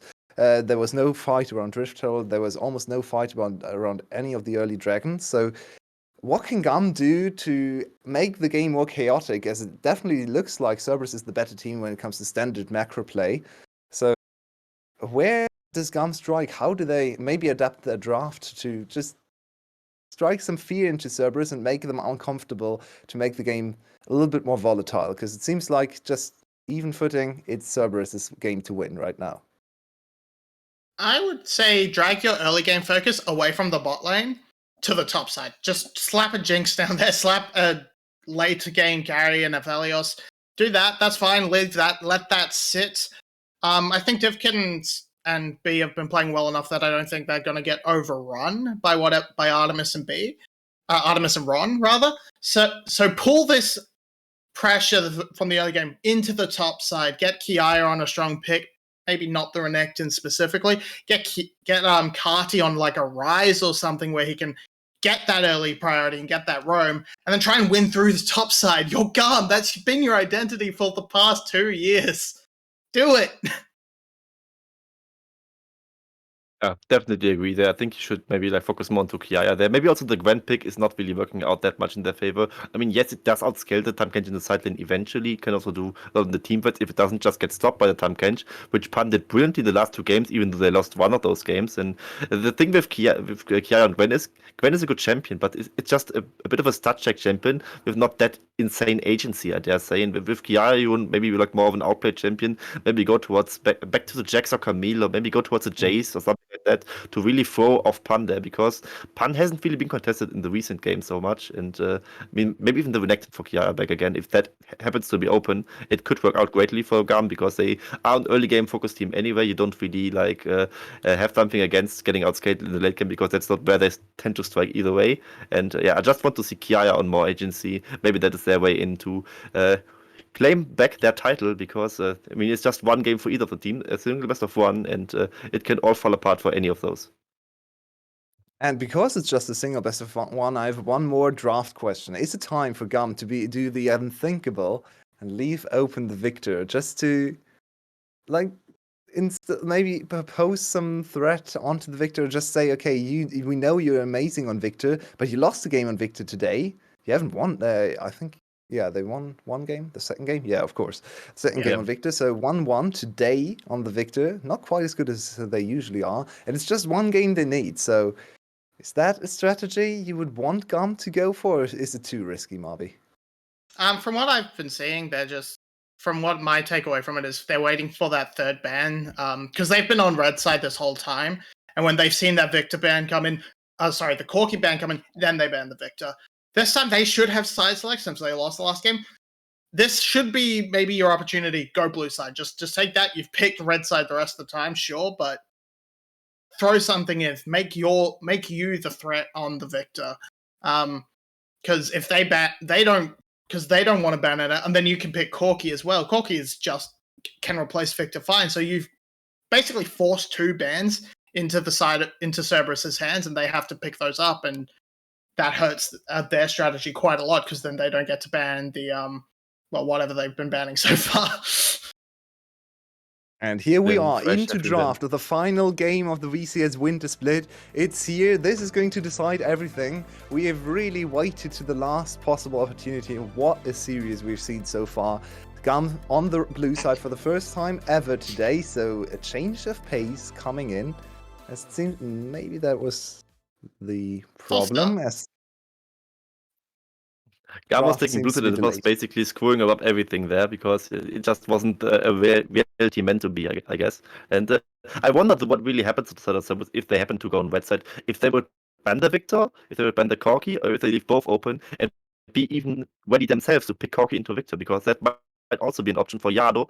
I don't know if he's that much of a 𝘁𝗀kie enjoyer, to be honest. I think he actually kind of isn't, but maybe he just from seeing himself getting beaten as Victor against 𝘁𝗀kie later in the game, maybe he knows how to use the pick, because I mean 𝘁𝗀kie, let's be honest, he's not that super hard to play, not easy to play either, because you have to learn a lot of skill shots, but I could see him pilot the 𝘁𝗀kie as well into a Victor, especially considering maybe GAM wouldn't even pick the Victor themselves, then their proficiency on the pick is much less evident, as they sometimes use it for 𝘁𝗀 or sometimes use it for 𝘁𝗀tie, and in the elimination game against 𝘁𝗀sky, they completely ignored this pick. And I think this is where players being condensed into just 1 week is going to actually have a huge impact, because I believe if we played a normal player setup with a week in between semifinals and finals, 𝘁𝗀kie would be in the champion pool of 𝘀𝗀. He would adapt to the 𝘁𝗀kie because 𝘀𝗀cie tried to counterpick with 𝘁𝗀kie as well, so it's not new to today. And I would have expected 𝘀𝗀 to pick it up, but with only 3 days of scrims, I'm hesitant to really call this. I think he's probably not going to be ready to bring out the 𝘁𝗀kie, and especially not for the first time in a game 5 to decide everything on the line. Yeah, and here's the big brain play from GAM, because you've shown 𝘁𝗀 plays Victor. Pick the Victor. If they go 𝘁𝗀kie, you've prepared a 𝘁𝗀kie counter. Ooh.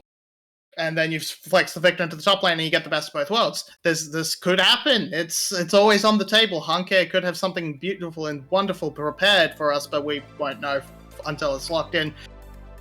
And we're back into the draft finally. We are. First bans are coming in. Victor is still open, and it's getting more and more tense. This is going to decide everything we load into the game with. It's a blue side ban coming out from GAM on the Victor, so they are really not that confident in putting it on either 𝘁𝗀 or 𝘁𝗀tie, which is kind of what I expected, because it's such a low sample size of games that we have on these champions, and I don't think even if you have like the Victor potentially for the top lane and put bait out the 𝘁𝗀ie pick, then you still have 𝘁𝗀ie against Victor on the whole map, and the 𝘁𝗀ie fork was the problem, not really a lane matchup or anything like that, so it would still be far from ideal for them, I dare say. And this just brings us to the table where 𝘁𝗀ie still gets banned, of course, by the side of Cerberus, but neither of these overpowered mid laners really get through. 3 mid lane bans coming out for the side of Cerberus, and they picked the Renekton early, but 𝘁𝗀 first pick from GAM really maybe brings them back towards somewhat of a 𝘀𝗀sky kind of style, and I really wonder what Artemis really has in store for that, because maybe he just goes for the boring matchup and goes for something like the Tristana now. I haven't seen it all day, maybe he would still just easily play it, but Vex is also a surprising welcome, I would say, but it's something I haven't seen in a while, but I'm glad to see it again. There we go. The thing with the 𝘁𝗀 this early is, I now really need to see where the mid laner goes, because if it goes into a similarly short-range champ, going for the Vex already kind of scuffs the make your really strong zoning comp playstyle. Because Vex isn't a fantastic zoner, but she has more of that dive, poke and then dive type playstyle. But because that could really shut them out if there's just no range on the side of GAM, and then you pick up an Orianna instead of in place of where the Victor would be, and then so things like the Alistair, things with big range like the Tristana, and come late game like the Braum, not Braum, wow, Jinx. Trying to remember my drafts. So yeah, going for a range advantage seems to be the play for Cerberus, and that should be a huge factor going forward. Well, the first few picks are in. GAM just looks like Skye, as 𝘀cie pointed out, just the quintessential Skye picks. Usually they follow it up with an early game jungler like Xin Zhao or Lee Sin, so maybe something to attack for Cerberus. They seem uninterested in that kind of ban. It's also open for them still, so maybe they just don't want to eliminate some of the junglers. Instead going for the Ryze, as they have already picked up their mid lane, and it's our first Vex game today. Both of these mid laners have had amazing performances on the Vex in the regular season. We haven't seen it in quite some time. Why is that, 𝘀cie? I think the reason is pretty simple, actually. I think Victor is just better, and you usually want Victor when you have the chance to. So Victor is just kind of overshadowing what Vex really has to offer. And now with all these mid lane bans, Vex still strong, just not one of the essential 𝘀cie_𝗰𝗶𝗹𝗀 abusers, because, I mean, she still kind of uses the item, it's still good on her, but there's just other better picks, or maybe even she goes Everforce, but there's a different topic. But Vex is still very strong, has kind of been forgotten somewhat because of these other priority picks at the Victor, at the Kassadin, at the 𝘁𝗀cie, who are coming up now, and Vex is still a very strong pick. I also like Artemis this time. I called for it over the course of the series multiple times. He should go for the bowling pick, which is a Tristana. So the bot lane is now countered in favor of Artemis and 𝘁𝗀, and that is a very scary prospect for the side of GAM. And now on the side of Cerberus, you kind of just need to salvage the top side a little bit. 𝘁𝗀 luckily banned, and they go for the 𝘀𝗀, which is somewhat of a risky pick, but I don't think I've ever seen an 𝘀𝗀 completely use it. No. Okay, that's new. Yeah, Not actually. He played it in game 1, and they looked the best in game 1, so they may be backed to the game 1 draft. 𝘀𝗀? No, the 𝘀𝗀's weird. No, Talon's boring. Talon's odd news. The 𝘀𝗀's interesting, and I don't know how to feel about it. This could be very good. This could be a complete disaster. That's how it seems to go. And yeah, I like it. It sort of pulls away a little bit from the tank weak side identity and sort of throws the gauntlet down against 𝘁𝗀, but I'm here for it. I'm here to see how this goes. And a boring old Orianna for Cardi. It's a fairly comfortable team fight comp. You have good ball delivery systems. Yeah, GAM fairly basic right now. Yeah, actually very GAM binary with a standard kind of draft. Yeah, very standard draft. I really like the Cerberus draft more in the fact that it's kind of a more modern draft with like Vex and Viego coming out, like, and also priority bot lane, counter pick bot lane for side of Artemis and 𝘁𝗀, very scary as I said earlier again. And I think as long as the 𝘀𝗀 doesn't get destroyed in the lane by 𝘁𝗀 Renekton, which absolutely could happen, by the way, it is 𝘁𝗀 Renekton, very strong early game champion, and 𝘁𝗀 very pushed on the pick. I think that Cerberus has a slight edge here, because the 𝘀𝗀 will just outscale in that side lane, and the Tristana, as long as Artemis doesn't really choke the laning phase, I think should be able the Kai'Sa all game, and as long as Kai'Sa doesn't get like the brilliant kill instinct going on, like a brilliant pick there, or multi-man shockwave from Kati that hits like everyone, where that was kind of clumps, I don't think GAM had any edge here. And with this said, I think Cerberus is ready to crown themselves as the next VCS champion with this draft. 𝘁𝗀, do you agree? Last call of the night on the prediction. Does Cerberus finish the job, or does GAM come back to win their first ever finals, game 5? So I think, but looking at both these comps, I feel they both play the same way. They both do want to do the same thing in different ways, and that is sort of be these big fights and big engages, and whoever gets these team fight priorities will win, or should be set up to win the team fights. And because they're both team fight comps that are like looking to run into each other and hit it at the same time, Cerberus has been playing better so far this series, so I have to give it to them. Well, double Cerberus prediction again. Not sure if that's a curse or a blessing, but we are on the Rift anyway. For the last time today, it's my distinct pleasure to introduce 𝘀𝗰𝗋 and Rebel and you for the final game of the whole split. Game 5, Cerberus against GAM, all on the line in this one single game. Old kings, new kings, they start with success. All of the narratives we could bring up as GAM stare down a Game 5. This is familiar territory for them, but fearsome territory nonetheless. Those 2 losses to 𝘀𝗋ℎ, both of them were Game 5s. And now GAM has to step onto the Rift. They're facing a different opponent. But 𝘁𝗀𝗏 might be getting flashbacks because it's Game 5. And 𝘁𝗀 stares at him across the Rift once more. It feels like the culmination of everything that has led up to this split. This felt like almost the natural ending after our week number 1, where we happened to see that GAM had this struggle against 𝘀𝗀cie in the recant in the back half of the split. But then Cerberus's dominance was just, it was remarkable to have this. We knew coming in that GAM versus the likes of Cerberus were going to be our final. We're going to be 2 of, if not just the 2 best teams in the league.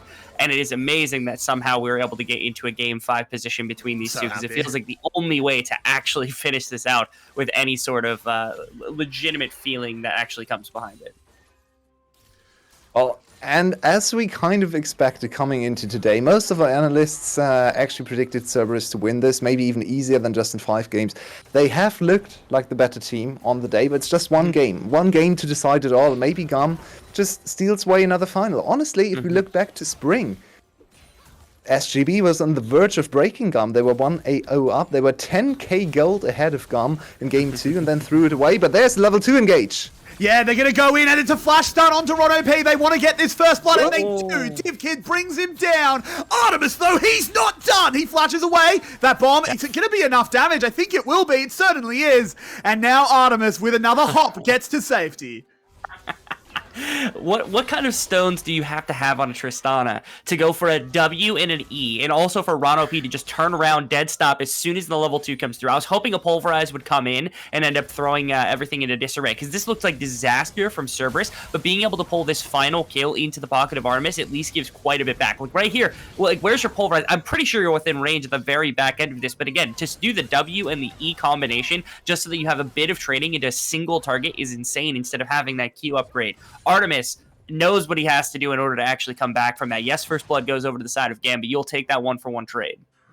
And to think that the first thing that happens in game 5, of course, is that one of the 2 bot lanes forgets to count minions is absolutely ridiculous. But these are the kinds of mistakes that happen in game 5s, and they were able to recover quickly.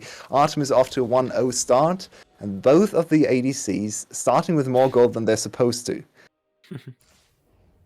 I don't like the look of Tristana throughout the entire series. I feel like it hasn't actually accomplished that much. And so 𝘁𝗏mus also has not played it yet, I'm pretty sure, over the course of this series. And over the course of the split, I haven't really been super infatuated with our Tristanas, which is why it's curious coming into this game to see that. Smell a 2v2. Pun could go for a flash E.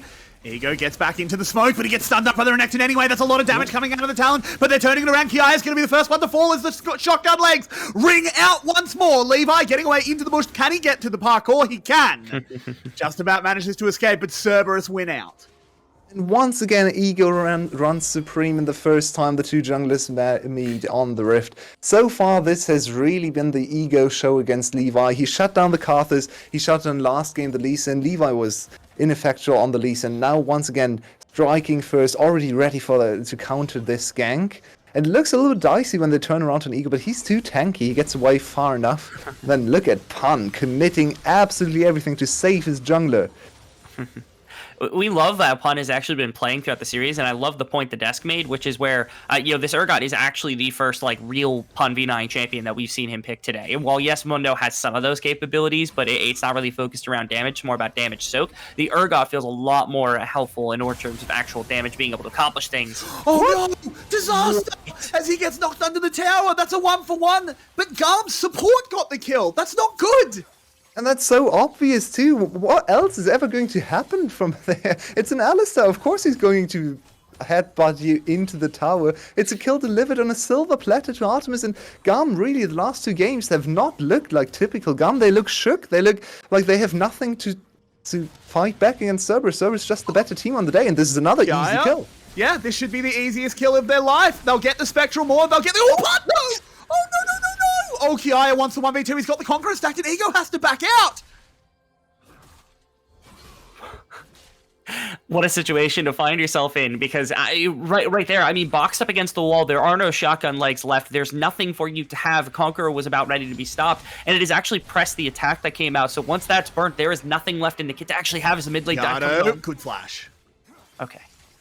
Goodness gracious, we're getting all of the action that compiled from our previous 3 games combined into just one really intense game. Yeah, you know how all those breaks you got, 𝘀𝗀𝗃? Yeah, those weren't breaks. They were actually just stalling for time to give you enough time for your throat to be ready to just scream constantly. Everyone turn your streams down. And there's the Shadow Surge coming out. It doesn't actually... That's weird. It must have been just out of range, I feel. Yeah, I feel just like it was on barely. That 1 was centimeter pixels. out of range. Oh, that's so unfortunate. 𝘀𝗏𝗏 was ready to kill 𝘁𝗏𝗏 again and shut him down, get potentially the first dragon of the game. Now, we talked on the analyst desk about GAM needing to make the early game and the whole game, but especially the early game, more chaotic, more volatile. And I think they've succeeded so far. Not everything has landed. Honestly, very close to just completely giving the game up in the early stages, especially if the top lane goes a little bit differently there. But they have made the game more chaotic, and we're looking at the 3-3, and 𝘀𝗏𝗏 just on the back foot a little bit, just trying to find ways to strike back against GAM's aggression. They're usually comfortable taking it into later stages in the game, and I actually like a lot of the tools that they've got. The Vex goes insanely hard into this composition with the amount of squishiness that there is among this team. You're not expecting a ridiculous amount of magic because it's either a bot lane fraction. Oh boy, we're doing it again. There's a fully stacked bomb, but it's not going to be enough. 𝘁𝗏𝗃 lives easily, but 𝘁𝗏 moving down. He is level 6. He does not have flash, though. I don't think he can really go for this one. He's just going to give B a little bit of the how you going. The top lane. But top lane, as you said, Yano's been immediately deleted. Now we need some real pun v9ing. He does not have access to the Fear Beyond Death. It's actually already timed out, and the Urgot's taken down. It's a double kill for Levi. Excruciatingly clean play here across the map from the side of GAM, not only being able to back off their bottom lane away from this bottom tower, which is going to seed some turret plates over to the side of 𝘁𝗏𝗏, but they're fighting for this top side pressure at the same time, where they end up getting both of these kills. They're going to get plates into Renekton. The one problem I have with this, again, you're getting kills not only to a Tristana, but also to 𝘁𝗏𝗏 in the course of this game. Not exactly the person you want to load gold into. Maybe this is GAM saying, taking my advice from the beginning of the game, which is, hey, look at your solo lanes. Look at 𝘀𝗀𝗃, look at 𝘁𝗏𝗃. If you get them going, if you make sure that they're ahead, you can try to bully your way through full team fights. You can see this full engagement, the attempted defense with the teleport. I think, thinking that they were scarier than they were, just get completely ripped apart by Levi's ultimate to begin with, and perfectly drawn aggro by 𝘀𝗀𝗃. Also make sure that Levi's full health to be able to continue if for some reason 𝘁𝗏𝗃 misses the shockwave. Someone died, 𝘁𝗏𝗃 getting caught. But this is the quintessential way GAM won VCS so many titles and got to the last 5 finals in a row. That's a ridiculous stat, but they have been in the last 5 finals. They are the protagonist of the VCS, and the way they won all those games was through topside, through the best solo lanes in the league, through Levi being the best jungler of the league. Very nice ambush, though, to come back, and Ego committing everything instantly to the play, even as Flash. Nicely done. Good kill Love back it. to Yado. And actually, 𝘀𝗏𝗏 is now ahead in gold because of the first tower falling in the bot lane. I love that Yado got that kill, and again, the fact that now Yado has a bit of gold, Pun's got a very tiny amount of gold, Ego's got a little bit, but then 𝘁𝗏𝗏 is the main benefactor of this early game, bodes so well for the side of 𝘀𝗏𝗏. I can make a joke about how I want this to be Twitch, but I'm just not going to, because at this point, it's finals. There's nothing to be changed about this. The fact that Tristana is ahead in this game, has the most farm, and has the 2 kills with the first tower plating, it goes really well. To me, that actually speaks to Levi's ability to try to be able to throw disruption and try to put pressure into 𝘁𝗏𝗏 during the course of fights, because without it, that means you get to focus down these individual members at the front. And again, this isn't the tankiest of squads in the entire world. It's not an aftershock for B. It's not 𝘀𝗀𝗃 with like a bunch of health that's going to end up being built instead. There's no real true frontline that's going to be able to soak a bunch of damage, so maybe there's an opening for 𝘁𝗏𝗏 where you don't necessarily need to be this massive punch like the Vayne was in the previous game, because you have a little bit of a softer frontline to be able to work your way through. And all the setup from 𝘀𝗏𝗏 is to be spotted. This could really go back to bite them if they over-aggress. thinking they're not spotted yet, but I think they've settled onto just waiting for the wave to arrive. B already here to counteract. What's happening down here? Ego's having a lurk, but they don't know he's here. Wait, Ego, And what now did you just finds do? out. Well, not much. He just gets away. He didn't want to throw his W to move forward. Fair enough. Pun wasn't in range to help out. That's just going to be Levi getting more gold. And it's Levi that I want to ask you about, because generally speaking, it's not too hard for Tristana to deny Assassin. She can just bust a shot them, give them the how you doing, and say, do you have a second dash? Talon doesn't really have a second dash, but he does have stealth. I want one of you to tell me how this matchup goes, because Levi's accelerated, Tristana's accelerated on the other side. Can he one-shot her? You want this one away, or you want me to take it? Oh, take it away. Okay. Well, I think the best way that you can try to have any semblance of attack into the likes of Artemis is probably also playing into the way that Cerberus look to try to fight this, right? If you can kind of cluster everyone together with an 𝘀𝗀 sitting in front of you, with your Viego sitting in front of you, you've got a good amount of space to control that now you can funnel people down. It's you want a standard front to back type team fight, and that means if Artemis is in a position where all of a sudden Rano P is attacking, Yato has dove into the back line, Pund and Ego are kind of in the trenches fighting with people on the front line, be it 𝘀𝗀, be it B, be it whoever. This is the opening for Levi, where yes, the Buster Shot might be something if you're able to get something else along those lines. But the important bit, like you said, is getting that one massive attack in one fell swoop. That is your opening. Is you're looking for Rano P's movement across the map, because if Rano P is around and you're able to knock him up with a headbutt or a pulverize or anything like that, all of a sudden Levi is just not going to have any impact. Might just get blown up by Artemis before he's able to get out of that situation. But if you wait for the aggression from Rano P, if there is no defense, no peel for Artemis, Artemis has to, at minimum, expend a fair amount of resource defensively, be it flash, cleanse, W, anything like that, to get away from Levi to make sure that he's able to stay alive in a fight. And pulling out that major damage source is going to be humongous, especially if Yato isn't this big backline nuke alongside Pun, and all that hasn't come to fruition. And especially with Artemis at the gold level he's at now, really expected to do a lot of the heavy lifting. And I'm fascinated to watch just how Cerberus is going to play this delicate team composition, because it's not very typical Cerberus. They usually rely on their ADC to be a consistent DPS source, to be able to fight from everywhere, to maybe kite back and use long range if they play Caitlyn or Jinx, or just go for the outskirts and roam around with Vayne. But this is a very different team composition. All of their champions are reset based. We have Vex ultimate, we have Tristana jump, we have Viego, so they need a first kill. And the first kill is going to be the hardest task. They do have a nice, maybe that's actually the only reason to pick 𝘀𝗀 here, because he's very good at confirming one kill.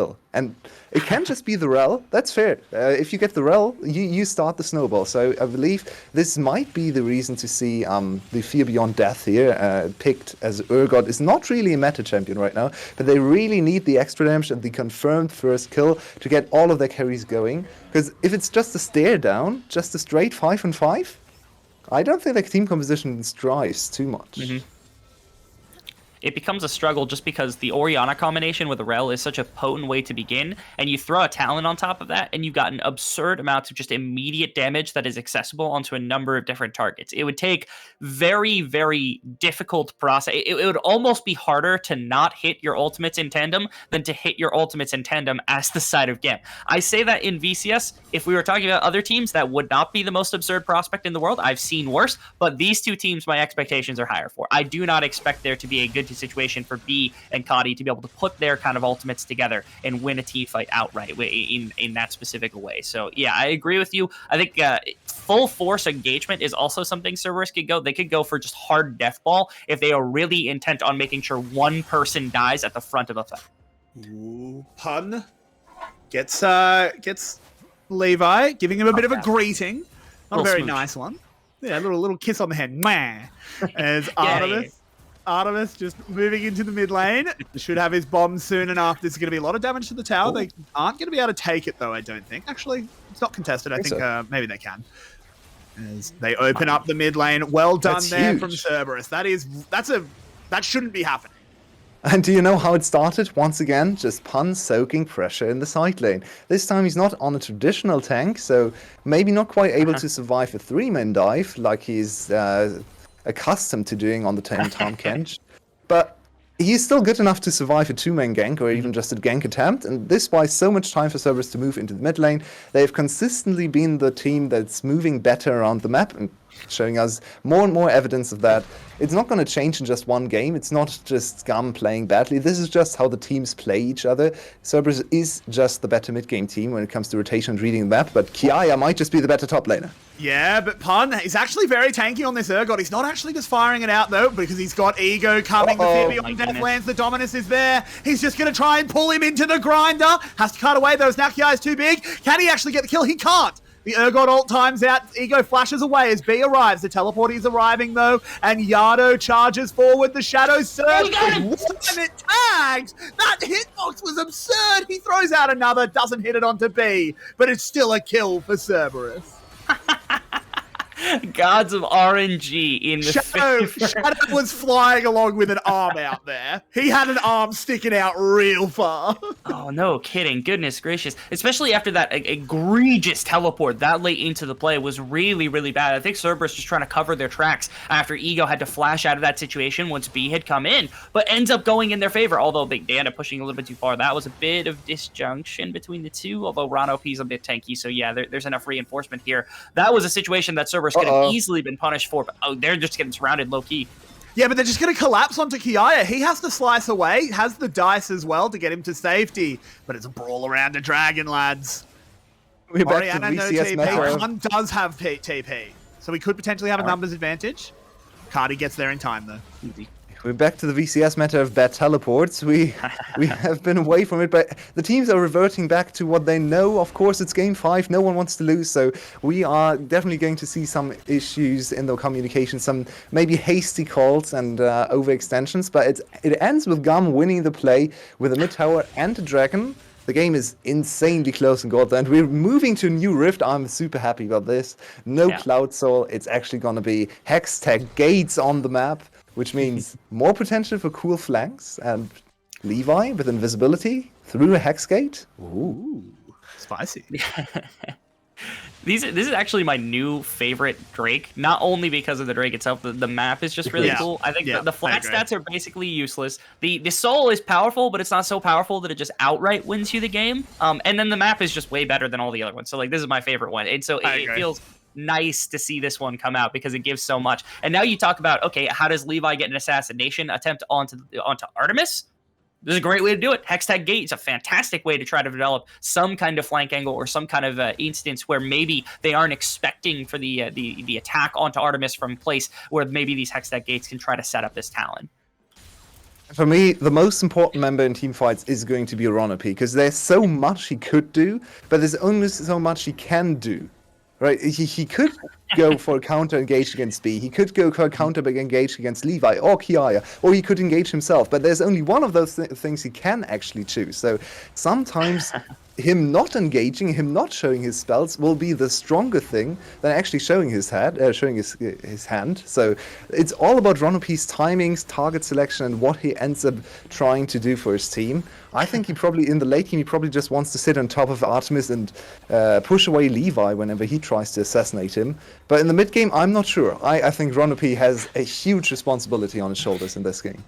𝘀𝗀𝗀𝗀 is pumping his fist right now at you because of your talk about how important this Alistar is. Turret trade continues, though, inner for inner. But Cerberus have no intention to stop. Tell a lie, they're going to turn around. They've been trading pretty much everything across the map. See, this is how I expected game number 3 or game number 4 to go, because they just continue to go back and forth when it comes to trading objectives and getting into hyper late game. We're only at 20 minutes. The gold differential is like 300. They're tied in Drakes. This is about as close a game as you could ever expect for a game at number 5. Oh, 𝘁𝗀𝗀𝗀, he wants it. He sure does, but can't find it. Pun. A little bit too scary. Can't find him and Artemis. It's the short reprieve before the storm that is coming in the next 10 minutes. We're hitting 20 minutes. The dragons are stacking up. We're only on 1 each, so Cerberus can actually play it slowly like they like to do. It's 10 kills on the scoreboard, not the most we've ever seen. Only 0.5 kills a minute combined. So actually a rather slow game, but the items are starting to come in quick, especially for Artemis. Look at him. He's working on his 3rd item already on 55% crit. So he's gonna hit very hard, especially on all the squishy targets, like Levi, trying to assassinate him. If he fails, if maybe 𝘀𝗶𝗃 peels, then Levi insta-dies too. We're in a place now where this ends up being just kind of a flip for objectives time and time and time again. And I'm curious how long this goes before a true engagement comes out. Perhaps now. No, it's not going to be, because 𝘀𝗀𝗃 is going to be able to walk out the backside of the pit. But we're kind of come to a culmination where eventually one team's going to have to find an advantage. Good flash away from there by 𝘀𝗀𝗋, but he has to keep on running. He still has access to the Heartbreaker, but he wants to use it aggressively, and that's a mistake as he goes down. 𝘀𝗀𝗋 flying into the backside though. Levi traded, but now all of GAM is here, but so is all of Cerberus. What can they do? The 𝘀𝗀𝗋 is absolutely popping off. He's a raid boss. The 𝘀𝗀𝗋 is here, representing 𝘁𝗀, and they are cleaning GAM off the rift, and you could smell the petrichor. But now the storm breaks, and Cerberus ride the lightning.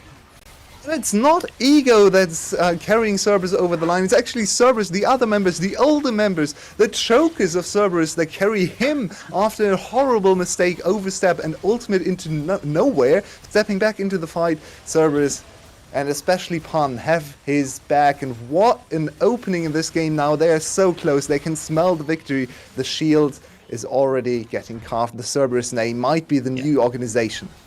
This is a problem with target selection, all things considered. 𝘀𝗀 ends up going down to the eventual play from multiple members. But look at this. Look who takes damage over the course of this fight. Because 𝘀𝗀𝗃's taking some damage. 𝘀's going to walk out basically unscathed. 𝘂𝗀 and Artemis are still untouched to this point in the course of this fight. Like, nothing actually happens. It's really impressive. Yeah, I caught that as well. It was such a well-played fight from the side of Cerberus to be able to walk out of that one when it seemed like GAM had the winning kind of step, just because of the disruption that was laid on by the Alistar, by the 𝘀𝗀𝗋, or my apologies, by the 𝘀𝗀𝗋. And you see, the 𝘁𝗀𝗃 was so close to actually popping off in that fight. Huge magnet storm from B as well. But then the fear beyond death feared her out of her own jump again. I believe she was kind of yanked to the side weirdly and died instantly. So this 𝘀𝗀𝗋, 𝘀 V9 is really on today. We talked him up all split. We said, okay, he's finally there. He's in the upper echelon of top lane. He's finally made the step up to 𝘀𝗀𝗋, but not quite on his level, right? He's still the weak side top lane. No, I think today there are some arguments for 𝘀 to be the best solo laner, the best top laner on the Rift. He's putting in so much work for his team. I think he got kind of mad when the VCS English all-pro teams came out, and the best support in the league, 𝘀𝗀𝗃, best AD carry, Artemis, best mid laner, 𝘂𝗀𝗋, best jungler, 𝘀𝗀𝗋, best top laner, 𝘀𝗀𝗋. Tom took that personally. Listen, I didn't put all the Cerberus players on the first team. I didn't put 𝘀 there either, but I didn't put the rest of his team. That's just disrespectful in all things considered. It's well deserved. Again, we can't talk enough about how big of a step that 𝘀 has taken, because that was the weak point. That was perhaps the weakest point of their map in the previous split when they had 𝘂𝗀 in at the jungle position, and everything else had gone kind of awry on top side. Even 𝘂𝗀𝗋 looked a fair amount weaker. And I think stepping up in the jungle position was helpful, but 𝘀 also has made a massive step up. And now you can see the fruit of the labors that was them actually believing in this guy, because they brought in 𝘀 at one point. They had the first Korean import here inside of the VCS, and they did not use him the majority of the split because of just how well that 𝘀 had developed over the course of just 6 months' time between the spring and the winter split. To me, it's just so refreshing and so good to see that the different members of the team can step up and carry different games, because 𝘀𝗀𝗋 was the main pillar in game number 4. He carried Cerberus to this game 5, and now in this game he's a little bit underperforming, maybe, overstepping here and there. He's still a young player, making some mistakes as well on a very risky champion, Feast or Famine, for sure. So the rest of his team is stepping up and carrying over the line, as Levi is in no man's land, maybe looking for a very deliberate flank. Nope, just taking the gate. Into the gate. Well done there, using the map to his advantage. Wow, Talon with Hex Gates really can be anywhere at any time. Kind of insane. Has his parkour for horizontal movement and the gates to get across the river quickly. You love to see it. But that's also funny because he's literally portaling through the third dimension. We talked about that with 𝘀𝗀𝗃 and taking his CS, but that's literally what he was doing, was taking CS from the other side of the map with these three-dimensional portals. And I'm wondering what Artemis did with his last dagger. Maybe just misbought that one. A little bit of nerfs, even on this MVP, but look at him, 4-0 again. He's just putting in so much work. No one can deny the best ADC target for him. And 𝘂𝗀𝗋, Oh, 𝘀cie could be in some trouble, but he gets into the gate as well. I think we have a bit of time. Me and you, we've been casting the VCS for a long time, haven't we? Ever since 2019. Yeah. It's been 2 years. This is our first winter split, of course. And we may well, first winter split, and first time for Cerberus to lift the shield. How special that would be. You take down GAM, the most legit way to win the VCS. It's like beating G2 to beat the LEC, to win the LEC. It is the most legit way to do it. No one can take it away from you. And they are on the threshold of doing it in a Game 5. And it's even better than what 𝘀liche did, because 𝘀liche did beat GAM. One was an upset in spring. Then in summer they were actually the favorites coming into the playoffs, but they never beat them in regular season. What I mean by beat is having a better record. They did beat them in some series, but 𝘀liche always fell short in the regular season. But this Cerberus is just dominating every aspect as 𝘀cie leads to 𝘀liche away. Does he take damage? Doesn't really look like it, but they do get the flash. He is scared of 𝘁𝗏, and quite rightly. I'm just in awe of what's going to happen in this game. We're at 4,000 gold advantage for Cerberus. That by no means is a definitive victory inside of this game, especially because the biggest thing I'm looking for is 𝘁𝗏 finally has a champion that actually makes a massive impact for the side of GAM. Yes, 𝘁𝗏 is on the Renekton. You've got like the Talon that can actually throw quite a bit in. I feel like 𝘁𝗀 might be in a bit of a back foot, but the biggest thing is the Shockwave can do ridiculous, untold damage if Yado isn't able to get out, if they're not able to deploy a couple of members. I mean, you could legitimately have the chance of one-shotting 𝘀cie, Yado, Artemis, anybody who gets caught in that shockwave if you are not careful. 𝘁𝗏, I feel like all splits, we've been waiting for 𝘁𝗏 to kind of unlock final form and come to full fruition as the #1 mid laner, and it just never happened. And so Yado ended up taking the title from him, and there wasn't much discussion about that. Even other members like Blazes and stuff were contesting 𝘁𝗏 as supposed to be this mid laner. I want to see that step up. That shockwave has got to be on point if they want to weigh back into this game. They're not down that much gold, and that big of an ultimate can be the massive difference maker alongside B with this 𝘁 to change the form of the fight, to change everything in this game. Be careful, 𝘀cie. Don't step out of line too far. Oh, he's back at home. But both teams are itching. They want to see the action. Here we go. Surge lands as well. Waits out the shockwave. Excellently played there. 𝘁𝗏 cannot enter the fight. No! Pulled into the grinder. Taken down. They move directly to the Baron. Cerberus want to make this a death blow. Levi Magic. Can it happen again? They've got a ward.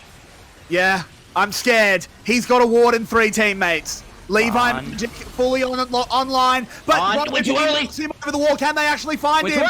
They're getting off the Baron. Levi can't finish it. It's resetting. It's a 1-for-1 at the moment. Both ADCs have gone down, but the Crab is spinning around. He's doing everything he can. It's a Pun v9 here on Summoner's Rift as he's firing away. The shotguns are reloading. 𝘁𝗏's got to get the hell out of there, and it's a 2v2.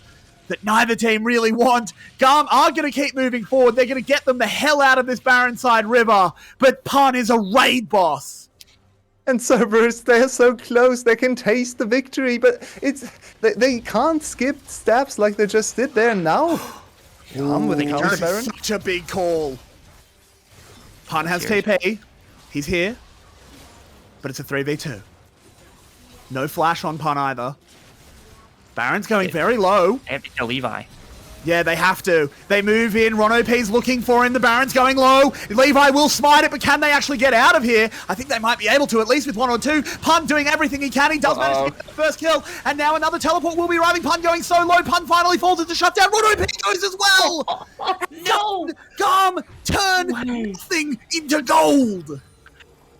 It's an astonishing setup around this Baron buff because Cerberus are in such a good position to take advantage here. 𝘁𝗏 got caught out, had to burn everything just to get away from the remainder of the fight. And it sets up this situation where all of a sudden the ultimate pokes him off and there is no shockwave, there is no defense, there's no Orianna at all. And they have a good position to find themselves in. One of the biggest problems, Ron-OP, we talked about how diverse his options are inside of this fight. I know he's trying to keep off Levi, but the fight on the other side does not go as well as Cerberus wanted it to. You see how quickly Artemis gets brought down, Yado gets assassinated, 𝘁𝗏 is insanely strong. He was one of the highest gold members on the side of GAM, who just gets to run through this team, and Levi never went down. Levi was just getting punished by Ron-OP, so yes, he gets there late, but everybody from GAM went down so early over the course of this fight, especially 𝘁𝗏. They get to redeploy, they get to come back in, and they survive for the Baron. They end up with the Baron buff in their back pocket, despite the fact that Cerberus were the ones finding that aggression.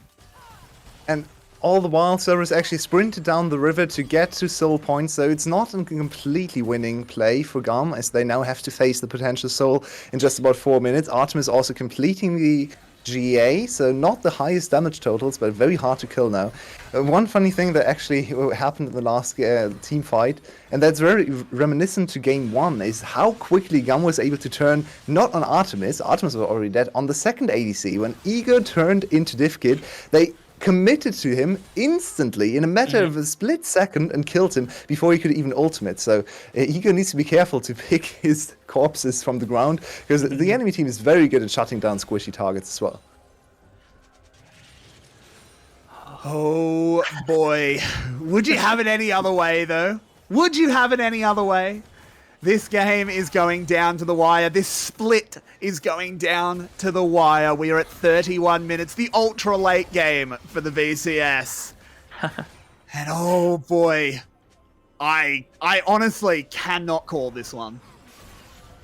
We are in effectively one of the best build path locations for both what is Vex and also what is Tristana, because you've got basically a whole Guardian Angel over top of 𝘀𝘀, even though he's got the stopwatch. That's something to consider, is that you have to kill Artemis twice over the course of the fight. Last time they got lucky and they were able to do it very quickly at the beginning of a fight, and that kind of changed everything. You're paying attention to Artemis because he's got the most gold, has to do a fair amount of the carrying. Yes, Pun's got good gold. Yes, Yado's got good gold, but I feel like eventually over the course of this game, it's not going to be enough for the 𝘀𝗀, who's built mostly tank at this point, to just kind of be your main damage source over the course of a fight. You desperately need Artemis to be alive, to be that backbone of damage. Otherwise, your long-standing fight, the eventual overtime fight, is not going to go in your favor. Orianna's really good in that situation over very extended fights, and so is 𝘁𝗁.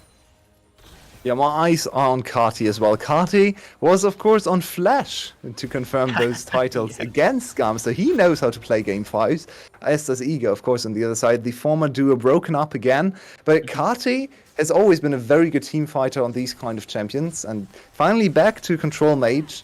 𝘁𝗁, he might actually be the one to bring GAM over the line again. He's level 16. His ultimate is gonna hurt. His ultimate can also cancel all the jumps and abilities from Cerberus to get away from the team fight. So they have to deal with this Orianna, and it's gonna be harder and harder every minute with every minute. Certainly is. 1.5 minutes on the Dragon, surely. That is our next fight. Cerberus can afford to let that one go. If they don't feel confident, one Drake stack is not going to be the end of the world, but you know they want to confirm that soul. That really is the benefit to having this dragon stacking. Not only the ability to give yourself the soul point here for the Hextech soul that could potentially come about, but also just the ability to pick and choose the battle that you want to take. The one thing that throws a kind of cog or wrench into the cogs is the Baron buff, which could be traded at any given point, but it feels as though GAM have to be a lot more sensitive to the dragon take, all things considered, unless they are willing to flip around an Elder Dragon, which isn't really an attractive prospect, I can imagine, to pretty much any team, just because losing that buff gives you such a low chance of ending up converting that game into a win, especially here in Game 5 of the finals. Feels like all of their attention is going to go to dragons, which means that now Cerberus, they can put more into making sure their mid lane is controlled, their top lane's already being shoved in, and they can focus a lot more around the Baron buff and using that to collect a bit more gold and prepare themselves for whenever they do take their final. Wait, what? They moving in, but they're just going on to the 𝘀𝗀, who just immediately goes gold. Now we have to keep our eyes on Artemis. He's firing away onto 𝘁𝗁 at the moment, but he's gotten found by Levi. Flashes immediately over the wall, and look at the damage that he's putting out. It's absolutely insane, and Cerberus are dominating this fight. GAM, they bit off more than they can chew. The dog bites back, and it bites hard as Cerberus clean them up. Artemis gets another. 𝘁𝗁 limping away. This crocodile's got no friends, and Cerberus, they're just running down the mid lane. They think they can end. And GAM thought they could circumvent the disengage from 𝘁𝗀 against B. They know it's so hard for 𝘁𝗀 to get on top of their targets. Instead, they picked the tankiest target, and this should be the series. And GAM just threw away their title. GAM, the eternal kings of the VCS, the team with their name on the shield more than anyone else, will not be adding another as the three heads of Cerberus ring out. A new name will be added to the shield. It is Cerberus, who are the VCS Winter 2021 champions, and what a way to do it! it had to be a perfect game from GAM there to close things out. And it was looking like they were going to get their perfect game, get to the point where they can take the fight that they are looking for. But instead, they take one bad engagement. They throw the whole series to the side of Cerberus, who end up claiming this one. What a big day it is to be anyone on the side of Cerberus. A big day for Artemis to be able to step in and finally say that he is a VCS champion. There are so many people on both sides of this map that have to be feeling such insane emotion right now. To go to 5 full games and to lose like that is miserable for GAM, but man, Cerberus deserved it every step of the way, looking like the #1 team, and now they have proved it definitively.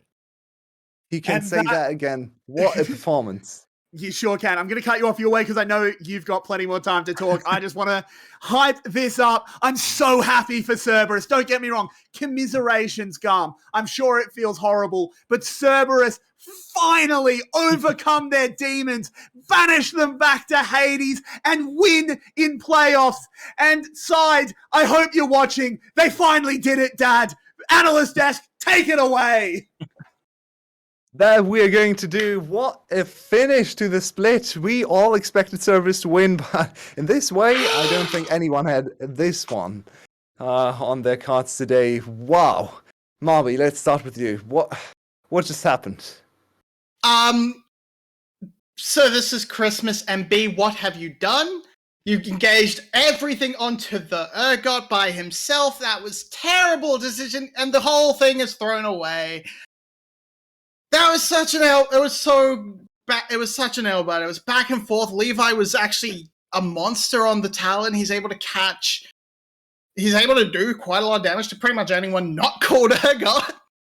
Like we saw time and time again, just finding great picks. Like in the Baron fight, he's able to jump in, delete Ego when he becomes the Kaiser. They were doing such a good job, and then they just commit all their resources to the tank, and it just lets the rest of Cerberus walk in and go, you can't fight anymore, you've used all your tools. And it takes it, and they have enough to just run it down. So much has just gone off one play. It feels so bad. You just felt them getting hyphy. 𝘀𝗀cie, are you with us, or did your internet finally I'm give with up with this one?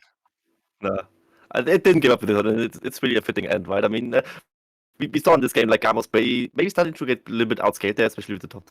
But there with Renekton and kind of struggling against the 𝘀𝗀. Talon being very strong in the early game, also not really getting in anything, getting kind of outplayed by the Vega, I would say. And GAM, with their scrappiness, it almost worked, I gotta say. I mean, they won 2 games with this style especially, and Cerberus was known to maybe get a little bit of jitters, and they even showed it in this game as well. And I applaud them for trying, but this time, I mean, Cerberus was just ready for them, especially Artemis on the Tristana was getting fun a little bit by his team, and it definitely paid off. The bot diff was just better than the top diff in both individual skill, I would say, and also in what the meta currently brings for them. And Cerberus, with the more modern meta read, I would also say, definitely deservingly so, is now crowning themselves as the champion of the VCS, and every single player of this team definitely deserves this title, and what a fitting end. I mean, 3-2, also the perfect score for a final to end, and I love what they brought us today.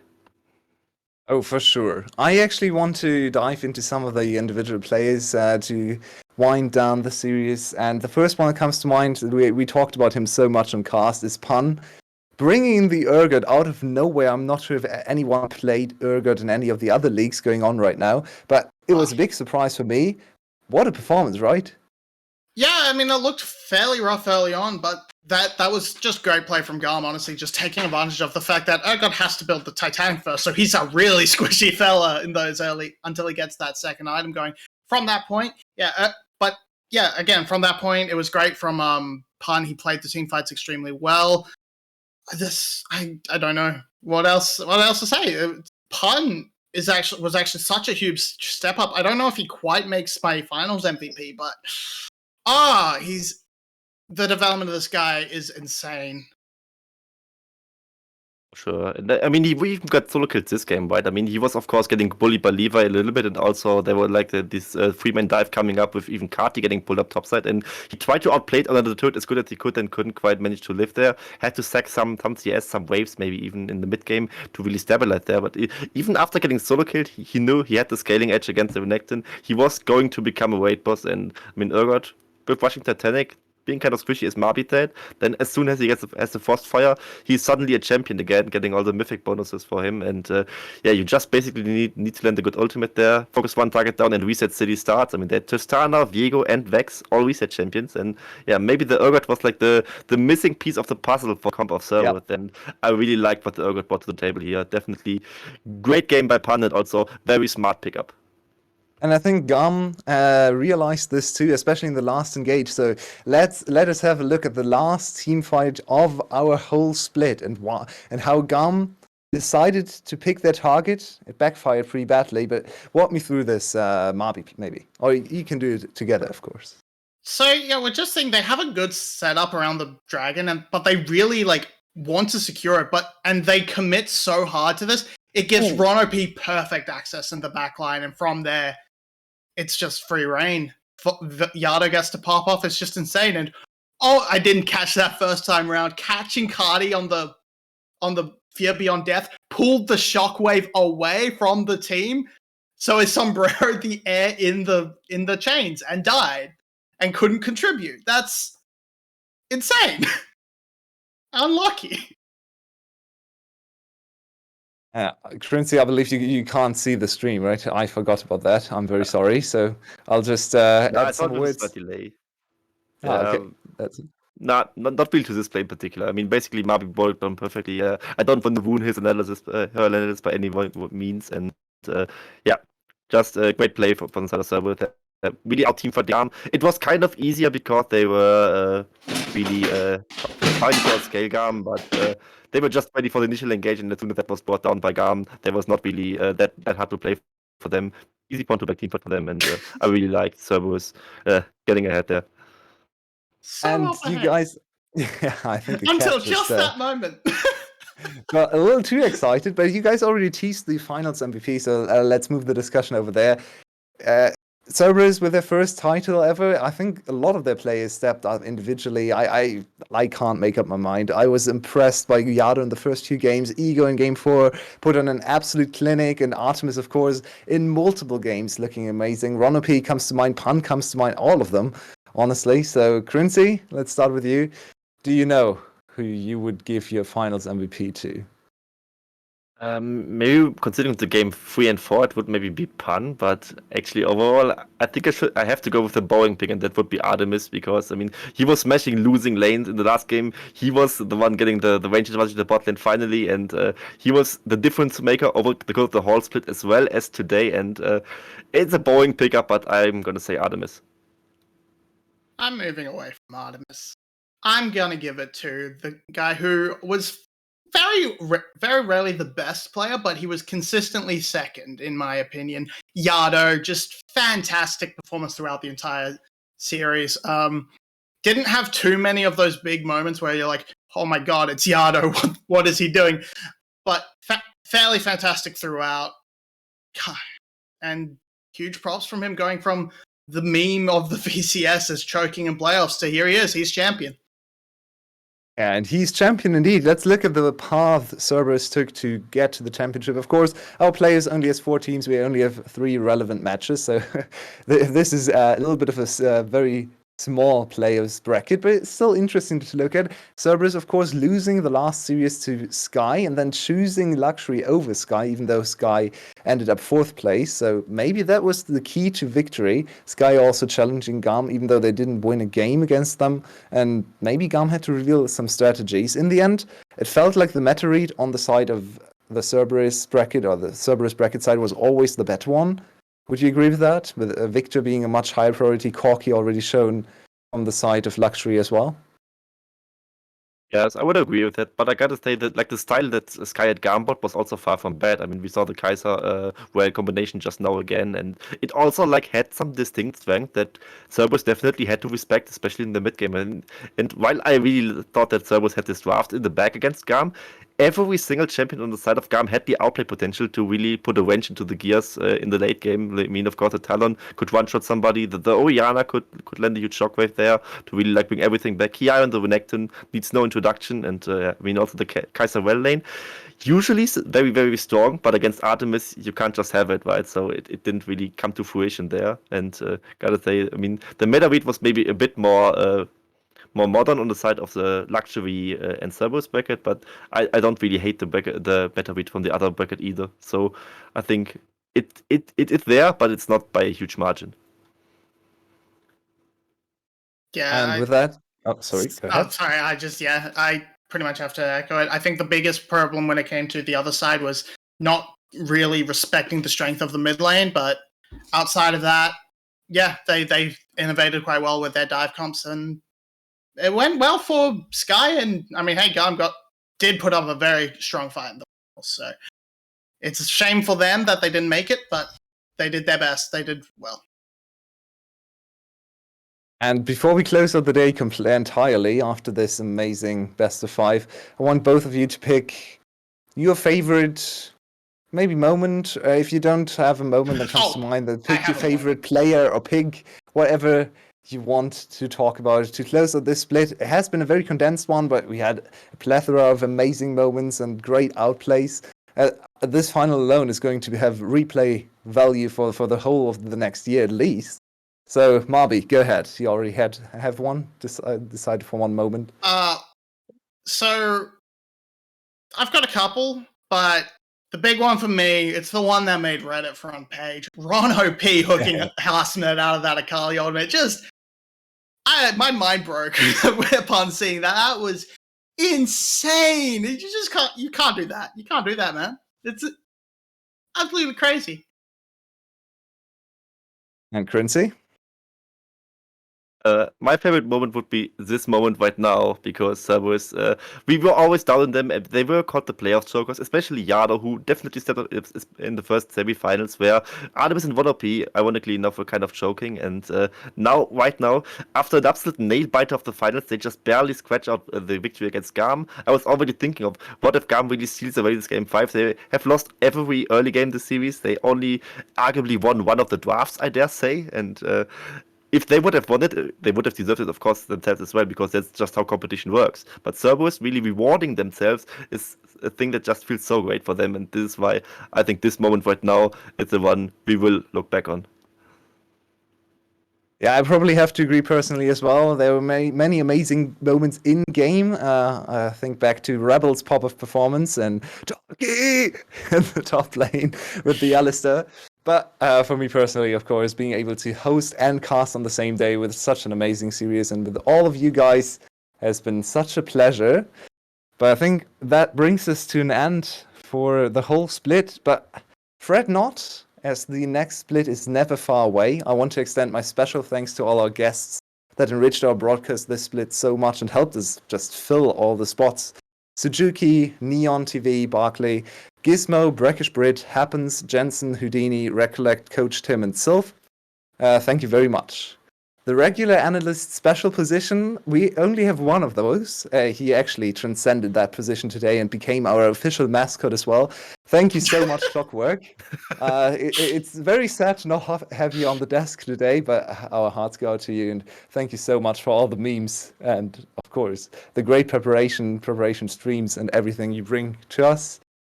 And this split saw us enlarge our casting crew to cope with the sheer number of games in no time. So thank you first of all, 𝘀𝗀cie, for stepping up and making so many of the moments memorable with team fights, with jokes, and all the memes that erupted from the casts. I want to thank you, 𝘀𝗀cie, of course, for precise and accurate analysis, Rebel for your unbelievable commitment, wits, and funny bones, 𝘁𝗶𝗶𝗹𝗀 for giving our disappointment in team's plays an uncanny voice. I don't think anyone can match you when it comes to that. Queen of pessimism, thank you.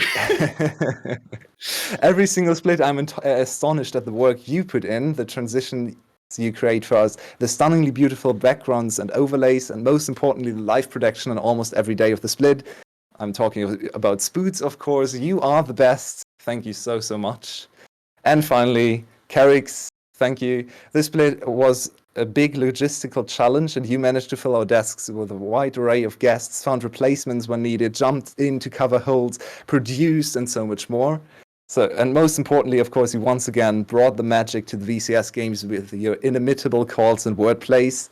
So thank you. With that, we are out for the split. Remember that we are all doing this for free. And while we love bringing you every single game of the VCS in English, money is kind of tight.